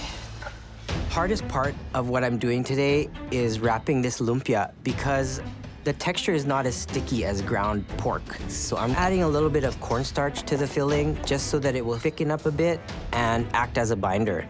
That cornstarch she's putting in. It looks like cornstarch. Yes, which is a good idea. Yeah, it's an easy fix. And then I use my sushi mat to roll it. Come on. And it works perfectly. Woo! Yeah, baby. I would love to have my dish published with Basil because it's such another stepping stone towards my food goal. I do recipe development for a lot of big brands. I have my blog, Tasty, and I do private dinners. It's so gratifying to have people say that they tried your dish and it tasted good. Usually with stuffed pasta, you use egg to create a bit more structure, but I can't use eggs. I start filling up my pasta, doing my little folds, little pillows. It definitely doesn't have the structure as egg yolk pasta, but they are stuffed. I get them in the water. I look up at the clock, and I'm like, oh my gosh. 20 minutes! You only have 20 minutes left! Today, I really want to stand out because you always have to cook your best dish, or it may be the last dish that you're going to be cooking in this kitchen. I'm blending ackee with almond milk to create an emulsified creme anglaise sauce. I'm using the ackee as a kind of an egg replacement to build smooth, emulsified texture. Then I'm adding ginger, cinnamon, cloves, allspice. I want to make sure all those beautiful spices come through into the final bite. But it's really stressing me out because it also has to be beautiful and elegant. Creating a plant-based dish is already hard enough. Gotta make sure my dough is perfect. The main challenges I'm facing with this dish is getting the right texture of pastry dough. Because it's still warm, oh my God, it's kind of sticking. If I don't get this dough right, my whole entire dish is completely ruined. Andre seemed to be a little bit frazzled. He's a little bit behind. I'm a little bit concerned. Will that pastry bake in time? Will it deliver that very flaky dough that we come to expect from a Jamaican patty? I still don't fully know exactly how I'm going to plate this cake. Plating for this challenge really does matter because the goal is to elevate comfort food. I have in my head a concept where I want to have a layered cake, but the cake is still feeling hot. He's cutting it tight. You can't put a hot cake on the plate because it will melt the icing. But I have a backup plan. I'm gonna take it in a modern direction. My praline is everything in this peaches and cream dish because of it's such a simple concept. It needs to look perfect. I'm taking so many small components, flowers, small leaves of mint, coconut shavings, coarse pistachios, a little bit of shaved chocolate, and a little bit of grated lime, and I'm perfectly placing it along the circle so that it looks very textural. My goal for this dish is to make it look like a garden of excitement. Hopefully this works. I don't know if it's going to. I've never really done this before. This praline is very thin and snappable. I have to be very careful, otherwise it's gonna break apart. 10 minutes! Oh, for crying out loud. Only 10 more minutes! Oh, sorry, guys. Andy's klutz. With panna cotta, it's always a risk because you might not have enough time to get it to set. Let's see how that is. Traditionally, using these two seaweed gums requires at least 2 to 3 hours of wait time. I'm hoping that by increasing the concentration, it's gonna set faster.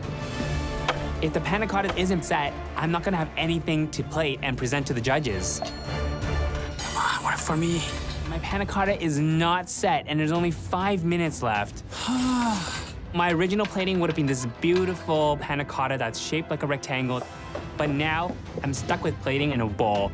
It's not the ideal plating I wanted, but it's better than not having one. 2 minutes, only 2 more minutes left. Oh my God. Shoot. I want to see beautiful presentation. Last minute pomegranate reduction. Coming out of the oven. I'm looking in at the pie dough, and I realize it looks a little pale. 1 minute, you have 1 more minute left. Come on, get it going, 1 minute. Let's go. Let's go! I'm rushing on my plating, but I'm also trying to stay calm so that the plate doesn't look messy. I know at this point my dish isn't going to come out exactly the way that I conceptualized it, but I'm gonna get this done. I have no choice but to impress. 10, 9, 8, 7, 6, 5, 4, 3, 2, 1. Hands up! Well done, guys. Well done, everybody. You guys are awesome. Holy smokes. Do it. Well done, cooks. This was No Garden Variety Challenge. And looking at your dishes, it shows. Now it's time to see if they taste as good as they look. Jeremy, please bring your plant-based comfort dish to the front. I'm feeling good about my dish. I cooked my heart out today. Every memory and emotion was on that plate. Hello, Jeremy. Hey, Chef. Plant-based comfort food was the brief. What did you make? Comfort food, it always brings me back to the memory of my mother and back to the food that she made. Traditionally, lumpia is ground pork. I tried to emulate that with a textured vegetable protein, burnt pumpkin seed ash, chanterelle mushrooms, radish, and a spicy carrot sweet and sour sauce. Well, Jeremy, I am once again delighted to see the level of which you are plating your food. It seems to be getting better and better and better. Thank you, Chef. The comfort feel is right there. It is rich, it is flavorful. It's the kind of food that I think would become a staple. As they were being cooked, you'd be picking one off the plate at home because you just couldn't resist it. Thank you, Chef. Jeremy, done a lot of traveling in Southeast Asia. So you must have ate twice my weight in lumpia. Why did you use the rice noodle? It's just a cool little vessel once it's fried. Well, let's see how this goes. You have all kinds of range here. The rice noodle, I like it because it looks a lot more elevated. The filling, tasty. Sauce, you got refined carrots, and I can taste that carrot coming together. You have it all. Thank you so much, Chef. Please go back to you. Thank you so much. Good job, Jeremy.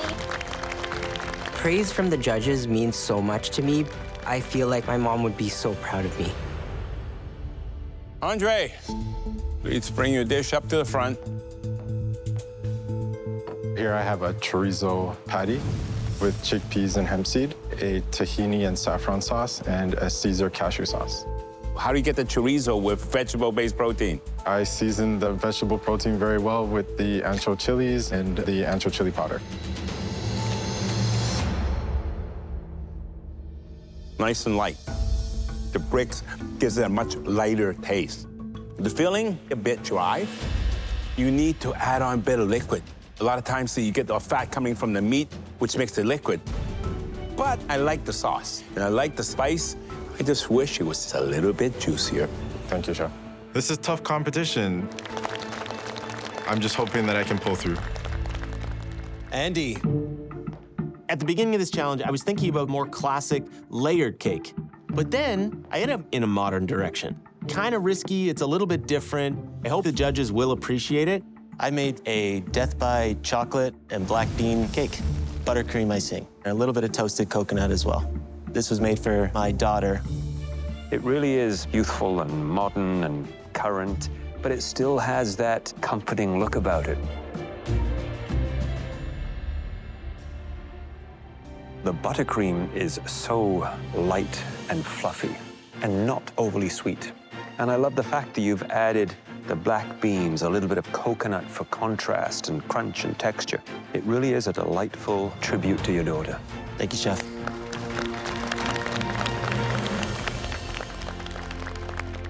Taya, please bring up your dish for tasting.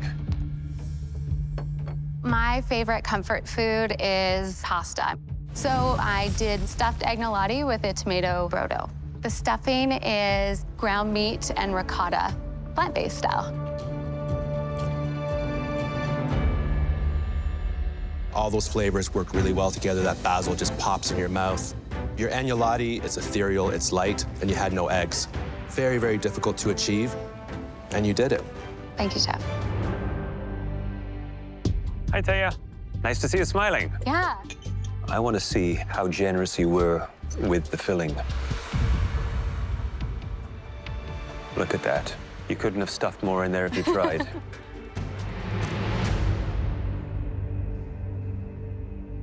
Nice and savory. Texture-wise, it is soft. It has a wonderful creamy finish to it. Keep it up. Thank you.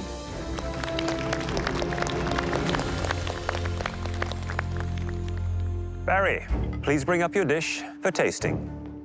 I hope the judges see I accomplished what I set out to accomplish. But there's always that question, have I done enough? I made Mediterranean plant-based deep dish pie. I have a cashew cream tzatziki, sherry vinegar marinated red and yellow peppered zucchini and onion, pumpkin seeds, and almond and cumin cheese. All right. The pastry is a little pale. You can enhance coloring by adding just a little bit of guava and nut milk. It replaces the egg wash. The pastry is super light and flaky. The savory filling beneath the crust, it is a little on the dry side. That's what I was worried about. Typically, when I see a dish that has a lot of ramekins on it, it tells me that the chef is struggling with the concept a little bit. They haven't fully figured it out. Unfortunately, for me, it's very bland. And you can't rely on the condiments. You know, Barry, you gotta push yourself a lot more. There's never been a more fierce competition in this kitchen. Yeah. Andrew, head on up to the podium. The last time I cooked a sweet in the MasterChef Canada kitchen, I was eliminated. Of course I'm nervous. Today, I prepared for you peaches and cream. All plant-based, I've made a short crust and pistachio praline, chai spice creme anglaise with silken tofu and soy milk. Andrew, I love the look of this. Not only does it look like a restaurant quality dish, it looks like a 3 Michelin star dish. Good for you. And you're no pastry chef, right? Not at all. Wow, look at that.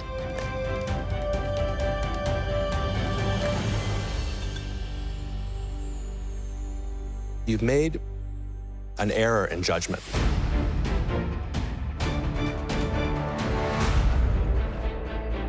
You don't think you're a great pastry chef. And you are. Thank you. This is the best peaches and cream I've ever tasted. You should be proud of yourself. Thank you. That's amazing. Andrew, I guess you're feeling pretty good now. I was worried for a second there, but yes. Question is, does it live up to the hype? It exceeds it. Thank you. I love the flavors, the freshness of those peaches, and the lemon I saw you put in really accentuates the flavor of those fruits. And your crème anglaise, light and creamy and yet warming. It really is a lovely, lovely little dessert. Yes. You knocked it out of the park. Well done, Andrew. Thank you. Good job, Andrew. Awesome work, buddy. Amazing. I feel so proud. Hearing the judges say that it looks like a 3 Michelin star dish, it's the highest praise. It's the highest praise. May, you're up next. I made carrot cake dumpling, shredded carrots, all the typical carrot spice. The sauce is made with almond milk and ackee. May, it looks very beige, a bit flat. The color's hiding on the inside. Color is on the inside. There's the color. The flavors are delicious, beautiful carrot mixture, really great control of the spices. I do think, though, you could have gone further. Maybe I should have juiced some carrots and used that in the dumpling dough instead. Exactly. Start following your gut. Thank you very much, Chef. May, I'm so intrigued and fascinated that you decided to do a carrot cake dumpling. A very clever use of the ackee. The filling and flavors of the dumplings, I think, are spot on. It really had that cake feel to it, slightly sweet, carrot, cinnamony, and the dumpling wrappers are so light and tender. Thank you, Chef. Thank you.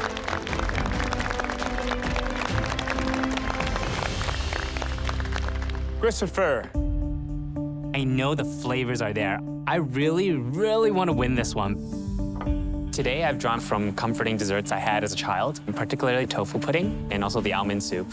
I've elevated them by making a tofu coconut panna cotta. We have a yuzu passion fruit fluid gel, a bit of meringue for crisp, a black sesame crumble, and almond black sugar ice cream on top. Wow. Presentation is quasi-modern, which is innovative and fresh. A bit of a twist. The flavors, to me, bring a sense of peace and calm and sophistication. The texture of the panna cotta, quite nice. Well done. Thank you, Christopher. Ah, Christopher. Chef Alvin.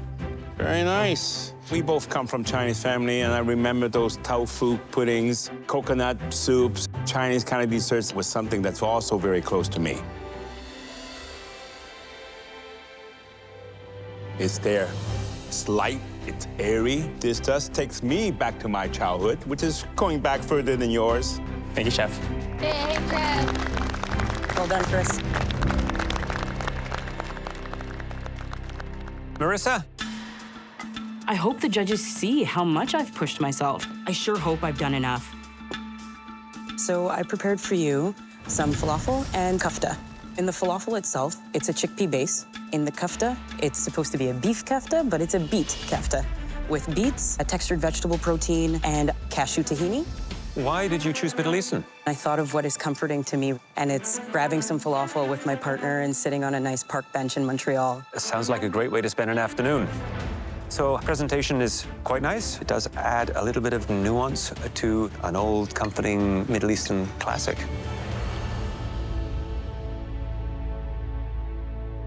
Flavors are very good. And there's enough acidity there coming from the little chutney that kicks it back into balance one more time. Now for the kafta. It's a little more gummy, unfortunately. Not that firmer, crumblier texture that I would like to have. Right. They are very, very moist. Maybe from the beets. Marissa, falafel and kefta. I just don't get that crispiness coming from the kefta. I know you got the vegetable protein in there. You took a risk, and sometimes it pays off, and sometimes it doesn't. The taste is definitely there, but would that be enough? Sure hope so, Chef. I'm feeling a little frustrated. The margin for error is quite slim. Good boy. The judges felt the way they felt. I may not feel the same way, but it's up to them, not me. Such amazing dishes, such diversity, sweet and savory. I put the most technique on the plate tonight. Definitely. I deserve to win this. I'm amazed. They have an instinct. I'm hoping that I did enough today to win this challenge. There were several cooks that made some small errors on their dishes. Everything wrong is going through my mind. I hope they see true effort, true growth, true skill. Decisions made? Agreed. Yeah. Thank you, gentlemen. Plant-based cuisine is not simple to master. But you would know that based on the dishes we tasted tonight. There was one dish that wasn't just a good vegan dessert, but it was a knockout dessert, period. The cook who made that heavenly treat was Andrew. Good job, Andrew. Nice job. Great work, buddy. Well done. I won! I took a huge risk today, and it feels very good to win my first challenge this season. Congratulations, Andrew. You've earned a big advantage in next week's challenge. And you'll have a recipe based on your peaches and cream featured on the Basel website. Wow, okay. Thank you, Chef. Unfortunately, not all of you met the standard we come to expect of you this season. Can the following cooks please come to the front? Barry and Marissa.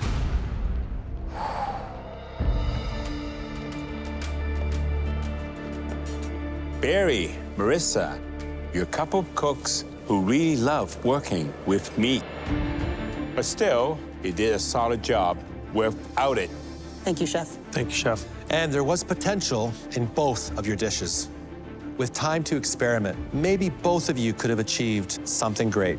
But sadly, only one of you will have a chance to stay in this kitchen. The cook who fell the furthest from meeting the mark today was Barry. Sorry. No worries. Good luck. Thank you, chefs. Barry, we know that your nickname is the Bear, but considering how many lives you've had in this kitchen, the cat might be more accurate. Might be. Each time that you've come back here, you've reminded us why you belong, with talent and grit. I know it never feels good to leave this kitchen, but are you glad you had this final chance? Honored. Just the invitation. Thank you. The three of us have a question for you that you are uniquely qualified to answer.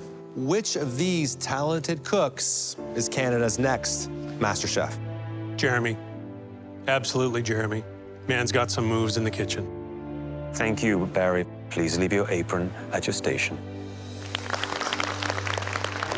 This week, it's my time to go. And I'm okay with that. When I left the MasterChef kitchen last time, I was a different person than the one that walked in the door this season. Yeah, Barry! Barry, nice move. To be told that I'm one of the 12 best that have ever been in this kitchen, it's a privilege and an honor. Just to have been invited. This group is extraordinarily talented. The best kapunti goes to Barry. Cooking is who I am, not what I do.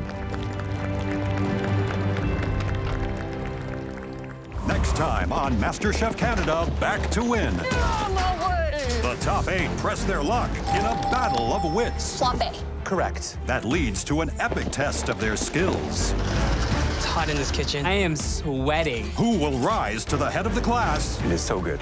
And who will be expelled? Expect more from yourself. I'm not going home tonight. No way.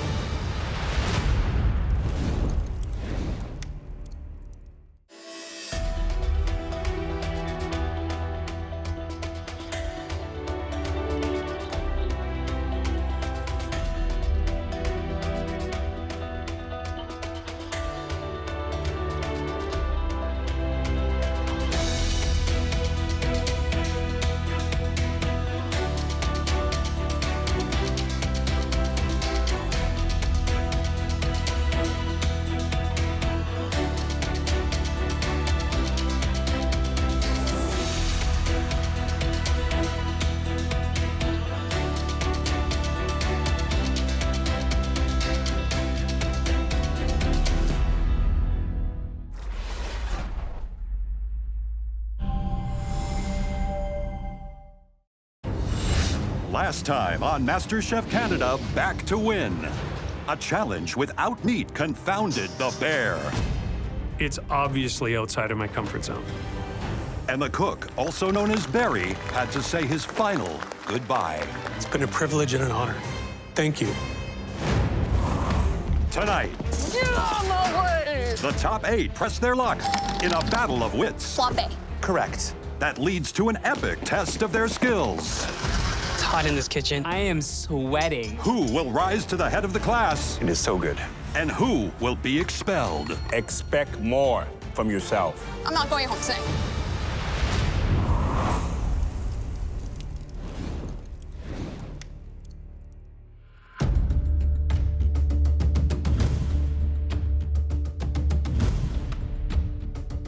What is this? Hello.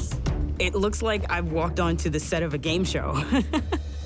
And it looks crazy. Oh my God. Are those buzzers? Awesome. Cooks, competitors, and culinary connoisseurs, don't just stand there. Come up to the front.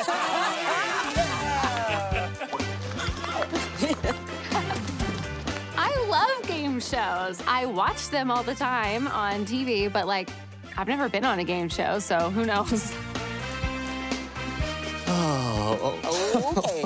Congratulations! You're the lucky 8 who get the chance to play our very first game of Kitchenary. I love game shows. I always wanted to be on one, so this is it. Where we provide a culinary definition and you give us the correct culinary word. Oh no. That's right. Your first challenge of the night is not about your palate. It's a test of your brain. Oh man. And if you prove you're the smartest person in this kitchen, you will earn more than bragging rights. You'll get a place in the gallery. While everybody else cooks for their lives. Oh, God. It would be amazing to go up on that balcony and watch my fellow cooks go at it. The Kitchenary rules are simple. We'll ask a food-related question, and the first person to buzz in gets a chance to answer. If you're correct, you get 10 points. But if you're wrong, you lose 5 points. And the other cooks have a chance to buzz in and steal. I've had lots of fun trivia nights with my friends as an adult, and competition is fierce. I want to win. Andrew, you won the mystery box in the last episode, so you get an advantage. We're giving you a 20-point head start over everyone else. My mother and grandmother are from Syria, and when they came over, they watched game shows all the time trying to learn the language. We'd be shouting at the screen and playing along, and it was a lot of fun. Now, are you all ready to play some Kitchenary? Yes, Chef. Then let's get started. Okay. First question. Okay. Look inside this tree's pods, and you will find a sweet, tangy pulp that's a staple of Mexican cuisine. Andrew. Tamarind? Tamarind is correct. Oh, my gosh. This metal container is used to pressurize liquids with nitrous oxide to create foams. A siphon? Andre, you are correct. You have 10 points. This tiny summer squash is shaped like a flying saucer, and it's eaten with its skin on. Andy. Acorn squash? Incorrect. Patty pan squash. Correct, 10 points.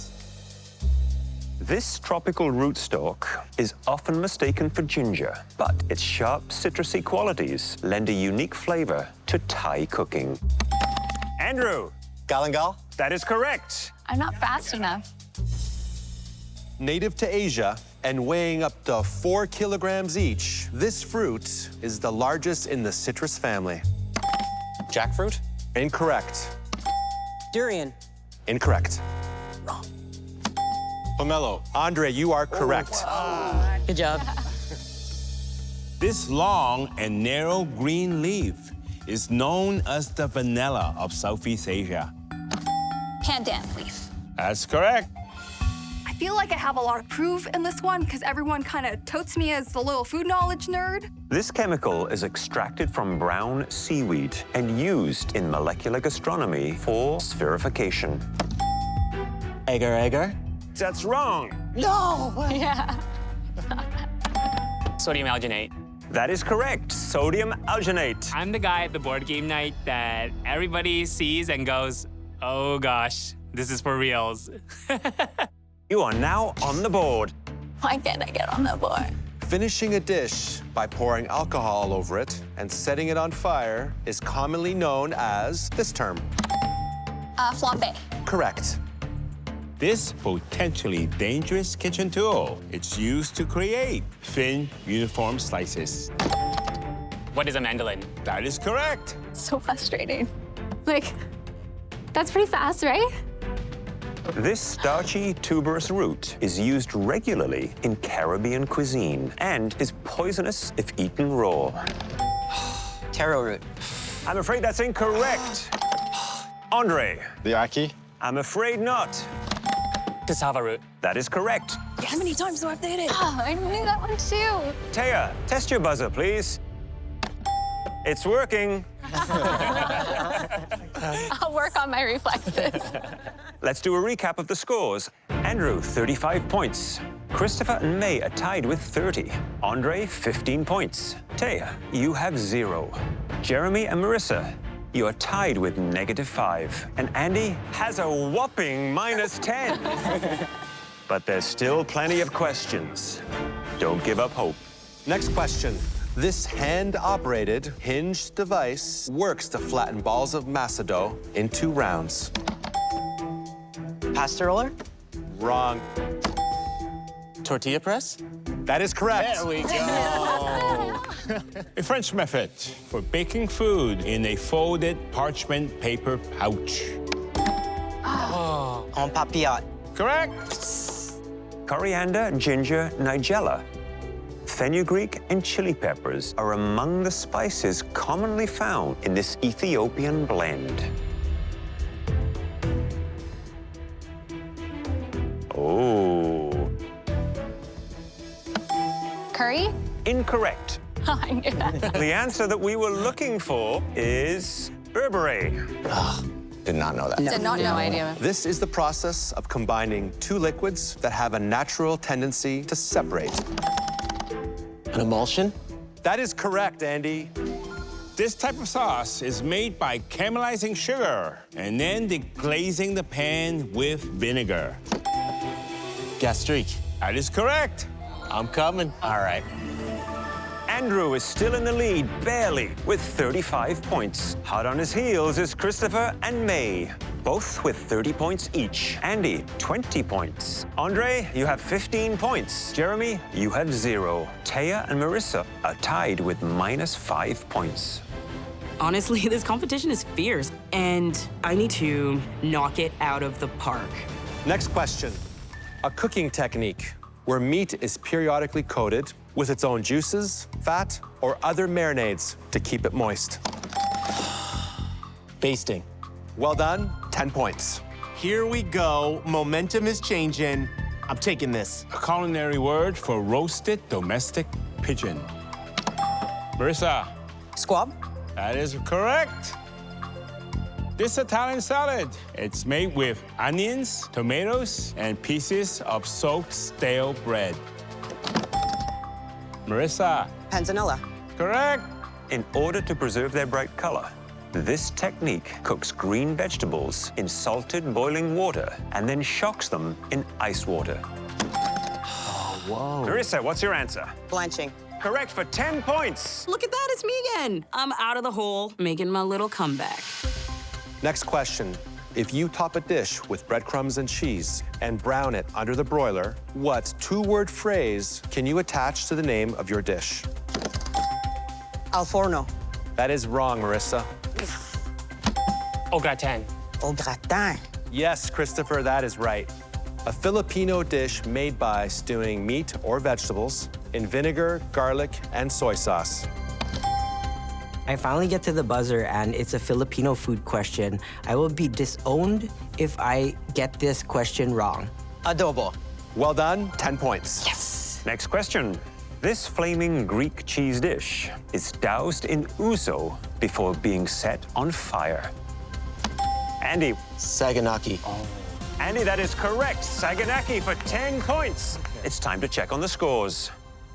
Andy, Christopher, you're in the lead with 40 points. Andrew, close behind with 35 points. May, 30 points. Marissa, 20 points. Andre, 15 points. Jeremy, 10. And Taya, -5 points. And now for the final round. Oh, I'm going for the immunity hard. I'm super competitive. I don't like to lose. I want this. I'm going for this win. Hopefully, I get up on that balcony because I haven't spent a single moment up there yet. I was brought up on game shows, so I'm ready to win this. Here's the next question. This handy gadget turns carrots and zucchini into long, thin vegetable noodles. Andrew. Spiralizer. That is correct. Do not let my foot off the gas pedal. I'm not stopping. Often called a Mexican husk tomato, this small green fruit is used to make moles and salsas. Tomatillo? That is correct. Andrew, taking the lead. I don't know if we can catch this guy. These pretty pointed pods add a licorice-like aroma to braised dishes. Star anise. Correct for 10 points. This rich white mother sauce is made with a light meat or fish stock and thickened with a roux. Velouté. That is correct. This tangy potato chip flavor originated in Canada. Marissa. Ketchup. That's right. And now for the final question. Forget the grocery store. If you go on a walk in the woods and pick up some wild plants and herbs, what are you doing? Foraging. Christopher, foraging is correct for 10 points. And the winner at 65 points is Andrew. Yay, Andrew. Thank you. Good job, buddy. It was really good. Congratulations, Andrew. You are the Kitchenary champion and have earned a ticket to the gallery.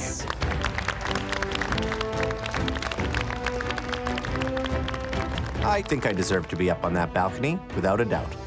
My grandmother would be proud. To find out what you'll be cooking in your next challenge, direct your attention back to the giant screen. Oh, all this stuff. Okay. Interesting. On the screen in front of you are some of the answers from today's skill testing questions. These words will be your inspiration for the dishes you'll be cooking tonight. Each of you must choose 2 words from this assortment of techniques and ingredients. Both of your choices must feature prominently in the dish you create. You choose your words based on the order you finish in Kitchenary. Wow. Christopher, you finished second.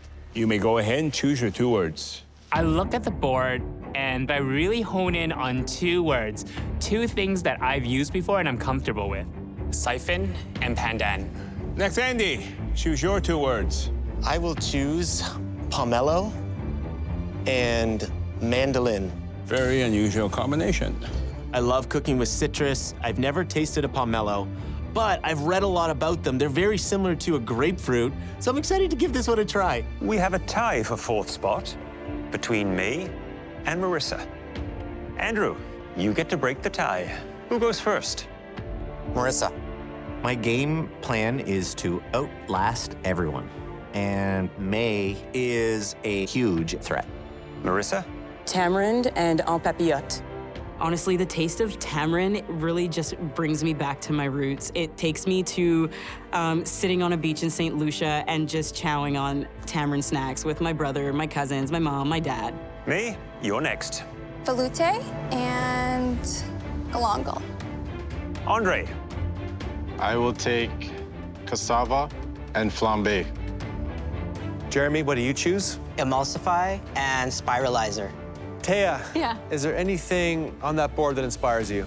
The 2 things that I wanted are still there, so I'm pretty excited about that. The tortilla press and tomatillo.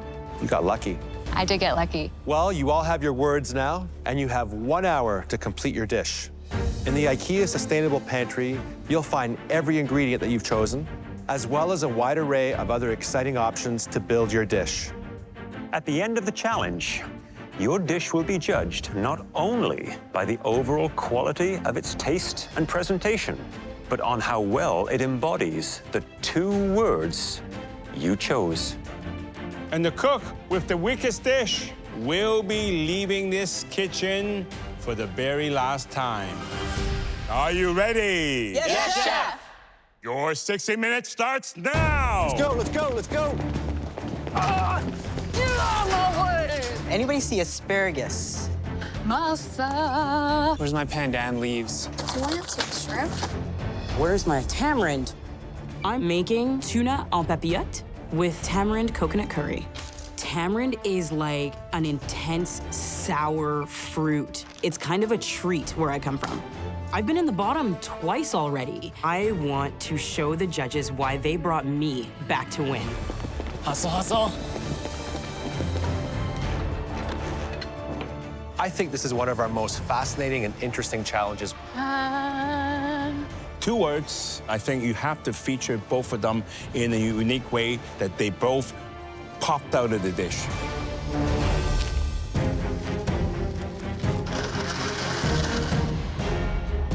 I got tomatillos and tortilla press. A tomatilla is like a tomato, but it's more sour. I am going to be making a deconstructed tostada, so it's almost like a tostada flipped upside down. I just love these Mexican flavors. I grew up with them. My family always ate Latin American food. Using my tortilla press to make tortillas. Then I add my halibut and my tomatillos I'm roasting down so I can make a beautiful green sauce. All the flavors are there.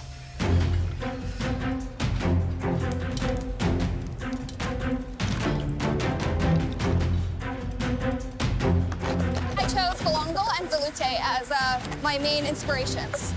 I'm going to be making a seafood and galangal bun bao.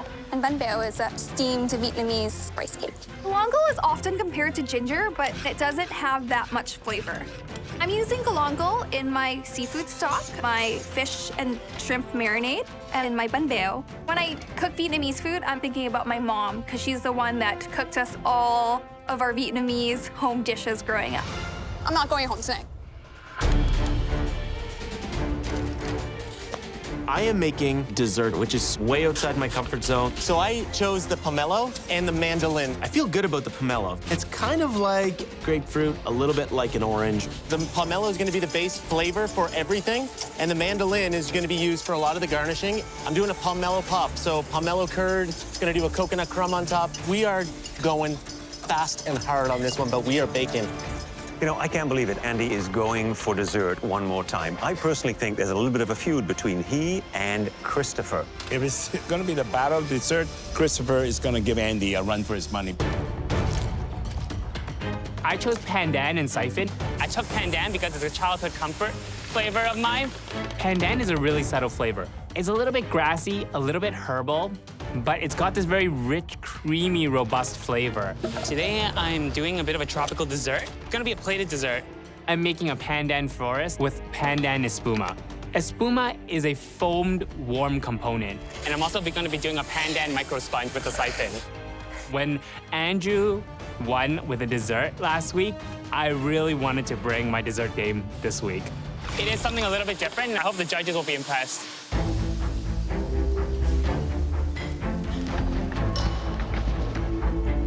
That one's looking good. Jeremy. Hi, Chef. How you doing? I'm doing good. I'm getting most of my prep done. I got emulsification and spiralizer.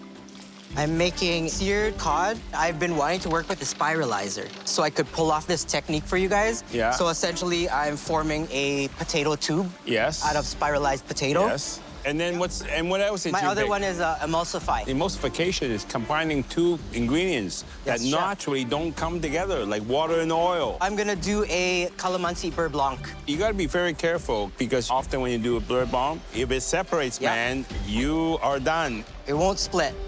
Thank you, Chef.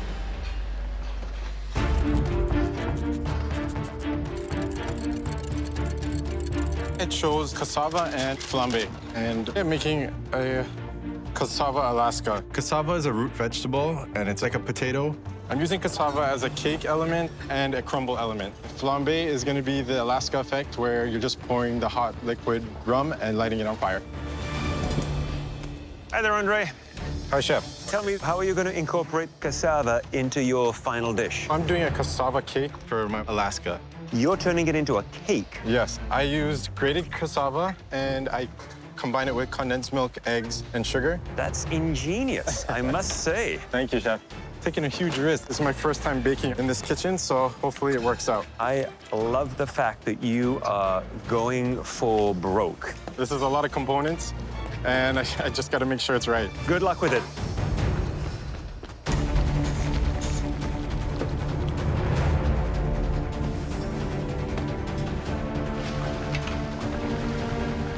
Jeremy's trying a technique on his fried potato. He's trying to create a spring.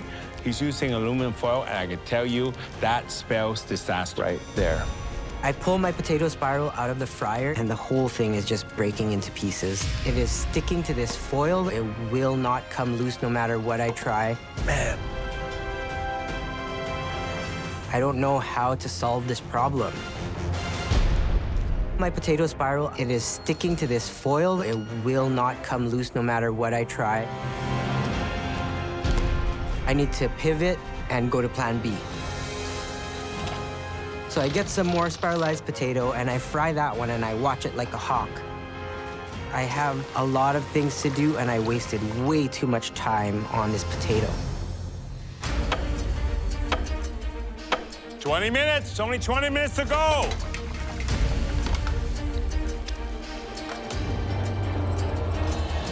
Marissa, Yes, Chef Claudio. what were your 2 words again?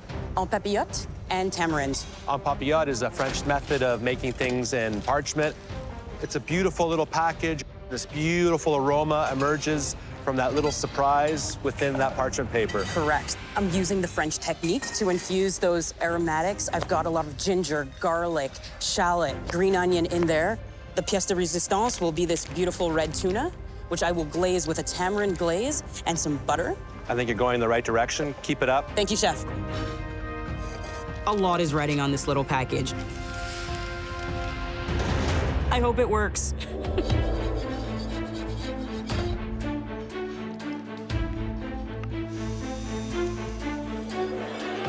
The velouté is the most important component of my dish because the flavor definitely has to show through. A velouté is fish stock that is thickened with a blonde roux, which is just flour and butter cooked down. And I'm just worried about getting the proper consistency right. If I mess up the sauce, that may send me home. Ooh, I taste that galangal. 10 minutes, only 10 minutes left. Okay, what do I need to do now? It's hot in this kitchen. I am sweating. I'm calling my dish Into the Ravine because when I was a kid, we had a ravine behind my parents' house. And I would always go down there and walk around in the woodsy areas, you know, play with sticks and branches. And it was just a big part of my childhood growing up. I've got 10 things to put on this plate. And if I mess up even one of them, I have to start all over. I'm making caramelized milk logs. So it looks like there's branches and dead fallen trees around. And then mushrooms, I'm gonna start with the espuma on the bottom. I just need to block everything else out and just focus on what's in front of me.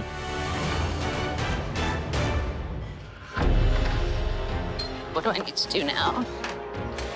I take my en papillote out of the oven. What's in this pocket has to be perfectly cooked. It's ready to go. I hope, fingers are crossed. I'm gonna cut into it and see what I've got. Look what she's doing right now. She's cutting into the parchment paper.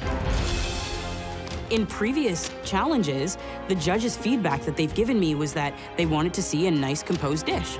I know I'm breaking with tradition, but I just want to give them a nice plate. I can tell you I'm crying right now because I see all that aroma, that flavor leaking out of the bag. It's like opening Christmas present. I want it open in front of me. Marissa has ruined my Christmas. Andre has not been known for his desserts. He's bitten off maybe a little more than he can chew, and he is sweating bullets back there. If this pulls off, it would be a magnificent dish. Baked Alaska, I love baked Alaska. I grabbed my ganache for my Alaska, and I realized it's still not as hard as I want it to be. Oh, my ganache is not setting. It's a mess. To be So I have to just improvise and scoop it out with a spoon and just make sure that it looks clean. You got 5 minutes to let your words speak to us on a plate. Oh. I'm working on my beurre blanc, and then I realize it's split. Look, look, look. Jeremy has to redo his sauce. I warned him that sauce would split. Last time. So I start again. I don't think I'm gonna have time. There's only 1 minute and 15 seconds left. He's gonna have to fix that pretty quick. 1 minute! If I don't get this beurre blanc on the plate, I'm missing emulsification, one of my 2 words.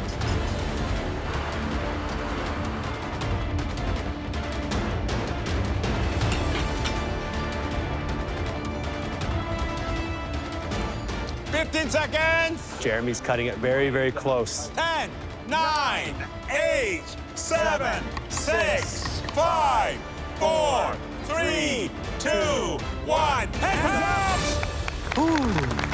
Holy crap. I'm looking at my plate, and I'm such a perfectionist that I hate it. It looks like I don't have much sauce on this plate. I'm really, really worried about that.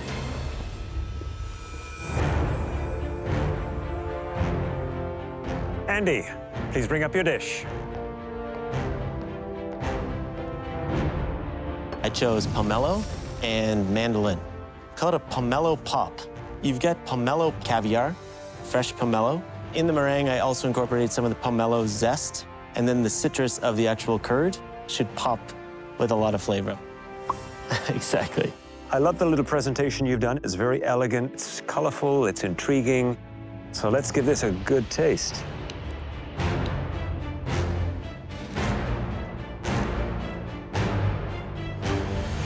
It's really tasty. Thank you, Chef. The creaminess of that curd is really, really delightful. Thank you so much, Chef. I almost wonder whether this dish misses one element, like a cookie, a wafer, something that's got a crunchy thing to it. But a great Andy original as far as I'm concerned, and I love the use of your pomelo. Thank you, Chef. Well done.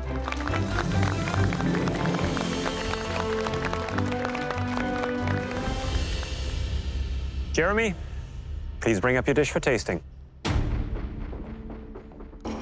I chose emulsify and spiralizer. It's a pan-seared cod with potato 2 ways and a calamansi beurre blanc. Jeremy, look at the sauce. I'm not seeing the emulsification here. Are you seeing it? It was underneath the fish, and the green onion oil is just mixed into it now.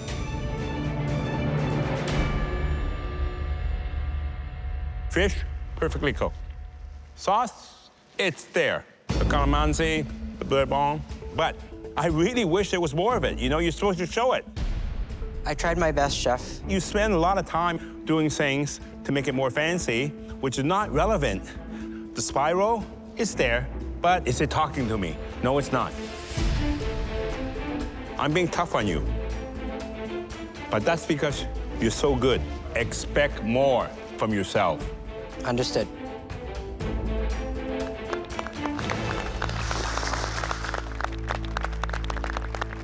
Andre, please bring your dish to the front. I have a little bit of fear in the back of my mind that the ganache is not set. This is a cassava Alaska. So it has cassava cake, a cassava crumble with almonds, white chocolate ganache, and peach mango filling, topped with a ube Swiss meringue. So you chose cassava and flambe. Yes, Chef. Nice, clean presentation. A lovely little toasting of that meringue. Look at that, beautiful. The next moment is cutting into this Alaska. What I'm hoping to see is the sponge, your fruit, your peaches and mango, the white chocolate ganache. Andre, is that what I'm going to see? Yes, Chef. I'm going to hold you to that.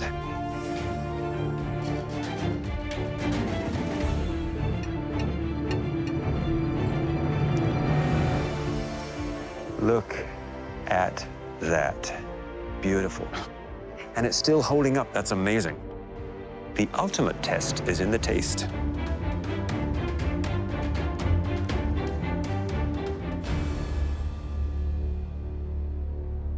It is so good. That cassava cake with the crumb, it is textural, it is crumbly. It adds a real nutty base and a great foundation to the Alaska. The meringue is so decadent and creamy and light. And then that wonderful little pop of freshness from that fruit. Really gorgeous. If I had one tip, I would like to see a little bit more fruit packed in there. This is a great example of how far you have come in this competition. Nicely done. Thank you.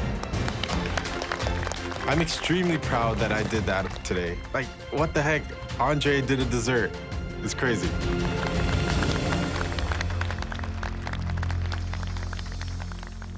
Christopher, please bring up your dish. I'm nervous because my dessert is high concept, and if it doesn't translate over to the judges, then I just have a mess on a plate. My words were siphon and pandan. I would call this dish Into the Ravine. I used the siphon 2 ways. I've done a pandan coconut espuma on the bottom, and also used it to make a steamed micro sponge on top. There's meringue mushrooms for some crisp, a pistachio crumb, some caramelized milk logs, and then just some red currants and yellow currants for some acidity. Wow. I must say, I am lost for words. It's so pretty that I don't want to eat it. There's moss, there's mushrooms, there's soil. This is so beautiful, but does it taste as good as it looks? I love the soil. The pandan is definitely there. And you had to put it in strong. It is very light and delicate, and you handle it well. All the flavors, they come together. The crispiness, a bit of saltiness from the soil even, it goes very well with the pandan. This dish, to me, I'm lost for words, as I said. And that doesn't happen to the Demon Chef. I'm emotional. That says it all. Thank you, Chef. Thank you. Good job. I think that today is gonna be finally my day to win. Taya, please bring your dish to the podium.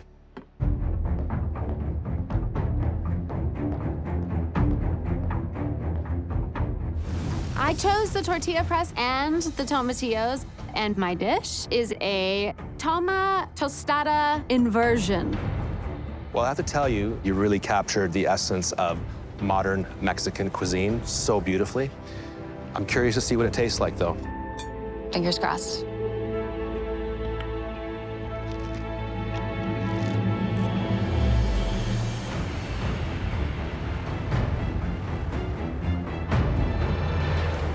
This is really sensational. The tostada is so beautiful, very crispy, very light. Halibut ceviche, lots of zing. Only fault, there's not enough of it. Citrus, salt, really well executed. Thank you. Marissa, please bring up your dish for tasting. As I walk up, the only element on my plate that I'm worried about is that choice to not present it in the parchment paper. I chose tamarind and en papillote. And this is Tuna en papillote with a tamarind coconut curry. Have you had a dish before in the restaurant? Yes, I have, chef. And how do they serve it? Usually it's brought out tableside and the server opens the parchment paper for you. My focus was to use the technique properly, to properly steam my fish and my vegetables. I'm not here for trickery or any bells and whistles. The show is not just a show. It's to keep the aroma. And it's not like Christmas. I always like to see that parchment paper cut open and steam and the bouquet coming out. And I'm missing that. And I hope the taste prove me different. Let's see.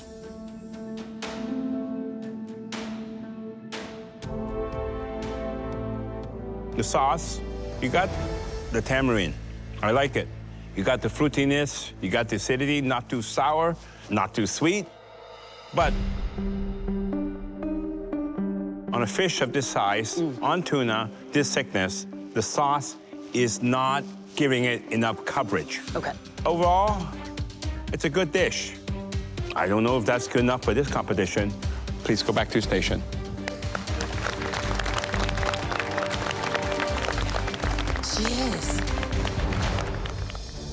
May, you're up.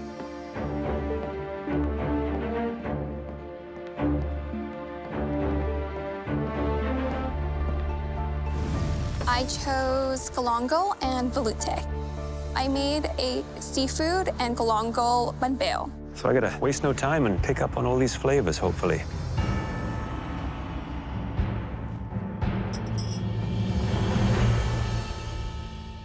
You know how to cook shrimp.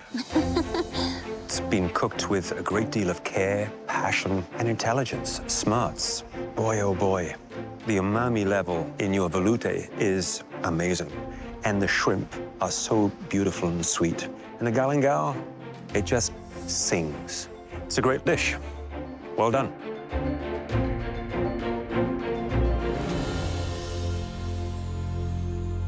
That velouté is incredible. I love it. The fish sauce, the way it shines through. The galangal, it's just there in the background. Great flavor, beautiful looking dish. I'm not sure I would change much about it, to be honest with you. Really, really sensational. Thank you. Thank you so much, Chef. I'm feeling so happy. The judges liked what I did. I was able to pull off that dish, and my mom's gonna be super proud of me. Really, really impressive dishes. Great use of those words, bringing it to life on a plate. There was a couple of disappointments. I don't want to go home. I have more to show. No doubt our expectations are higher, and they should be. Just the fact that my emulsification was lacking, I'm just really, really worried. It's obvious that this is the season when everyone is back to win. Absolutely. I think we know where we're going. Yeah, it's pretty clear to me. Okay, let's do it. We made a decision.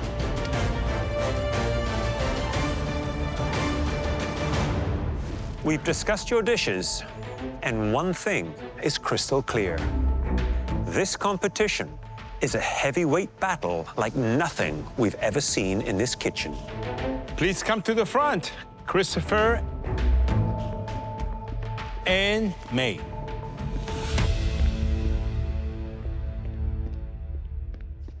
Christopher. Yes, Chef. You came into this season with a reputation for your sweets. Then last week, you had to watch Andrew beat you at your own game. Well, let me tell you, your dessert tonight threw down the gauntlet. And May, we were so impressed by the way that you have tapped into your roots this season. And tonight, that resulted in your best dish ever. Thank you very much. The depth of flavor that you managed to achieve in just an hour is nothing short of amazing. So, how do we pick between them? How? I tell ya, we do not. We're calling it a dead heat for the best of the night. You both deserve to join Andrew in the gallery. Good job. That's me. It feels pretty awesome, honestly. This win means that I belong here and I am a contender for that title. Congrats. Now, the tough part. Please come to the front.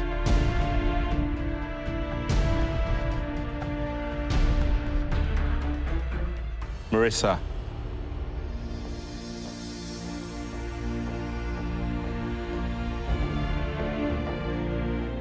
I'm sorry, Marissa. Your dish was the weakest of the night. You said you didn't want to serve anything with any trickery. And we thought we should pay you the same respect by calling you up here on your own to tell you that it's sadly time for us to say goodbye. Marissa, this season, you've been knocked down a few times. But did that stop you? Not for a second. Each time you picked yourself up and got something delicious on a plate. It's been a delight having you back here. It's been hard. These guys, those guys, they're incredible. And it's been an honor and a privilege to cook alongside them. I'll never forget it. Marissa, before you go, tell us which one of these cooks is Canada's next MasterChef? I think the player to beat here is Andrew. He is a force to be reckoned with. He's got something special, and I think he's the one to beat. Thank you. Now, please leave your apron at your station. Thank you. Thanks, guys.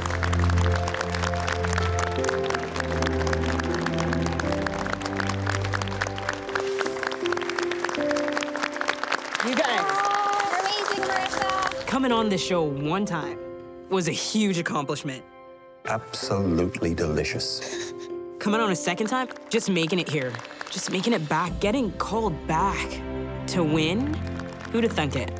I've treated every day like a new day, and every day like a new opportunity. An opportunity to learn, an opportunity to grow. Well, it tastes a lot better than it looks. And top 8 is not too shabby. Flavors are very good. I can't say that I have any regrets. All right, let's go, let's go. Queer female cooks of color. How many of these have you seen on TV? Not too many. Great challenge. Good job, guys. I'm happy and so proud to have represented all of my communities so very well.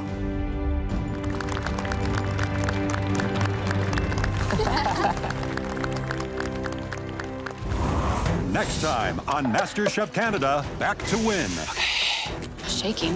With only 7 cooks left, the competition is getting fiercer. I am trying to make sure that I don't burn everything. The challenges are getting tougher. Stop! Stop the cook! This is insane. And the ingredients are getting stranger. What on earth am I gonna do with this?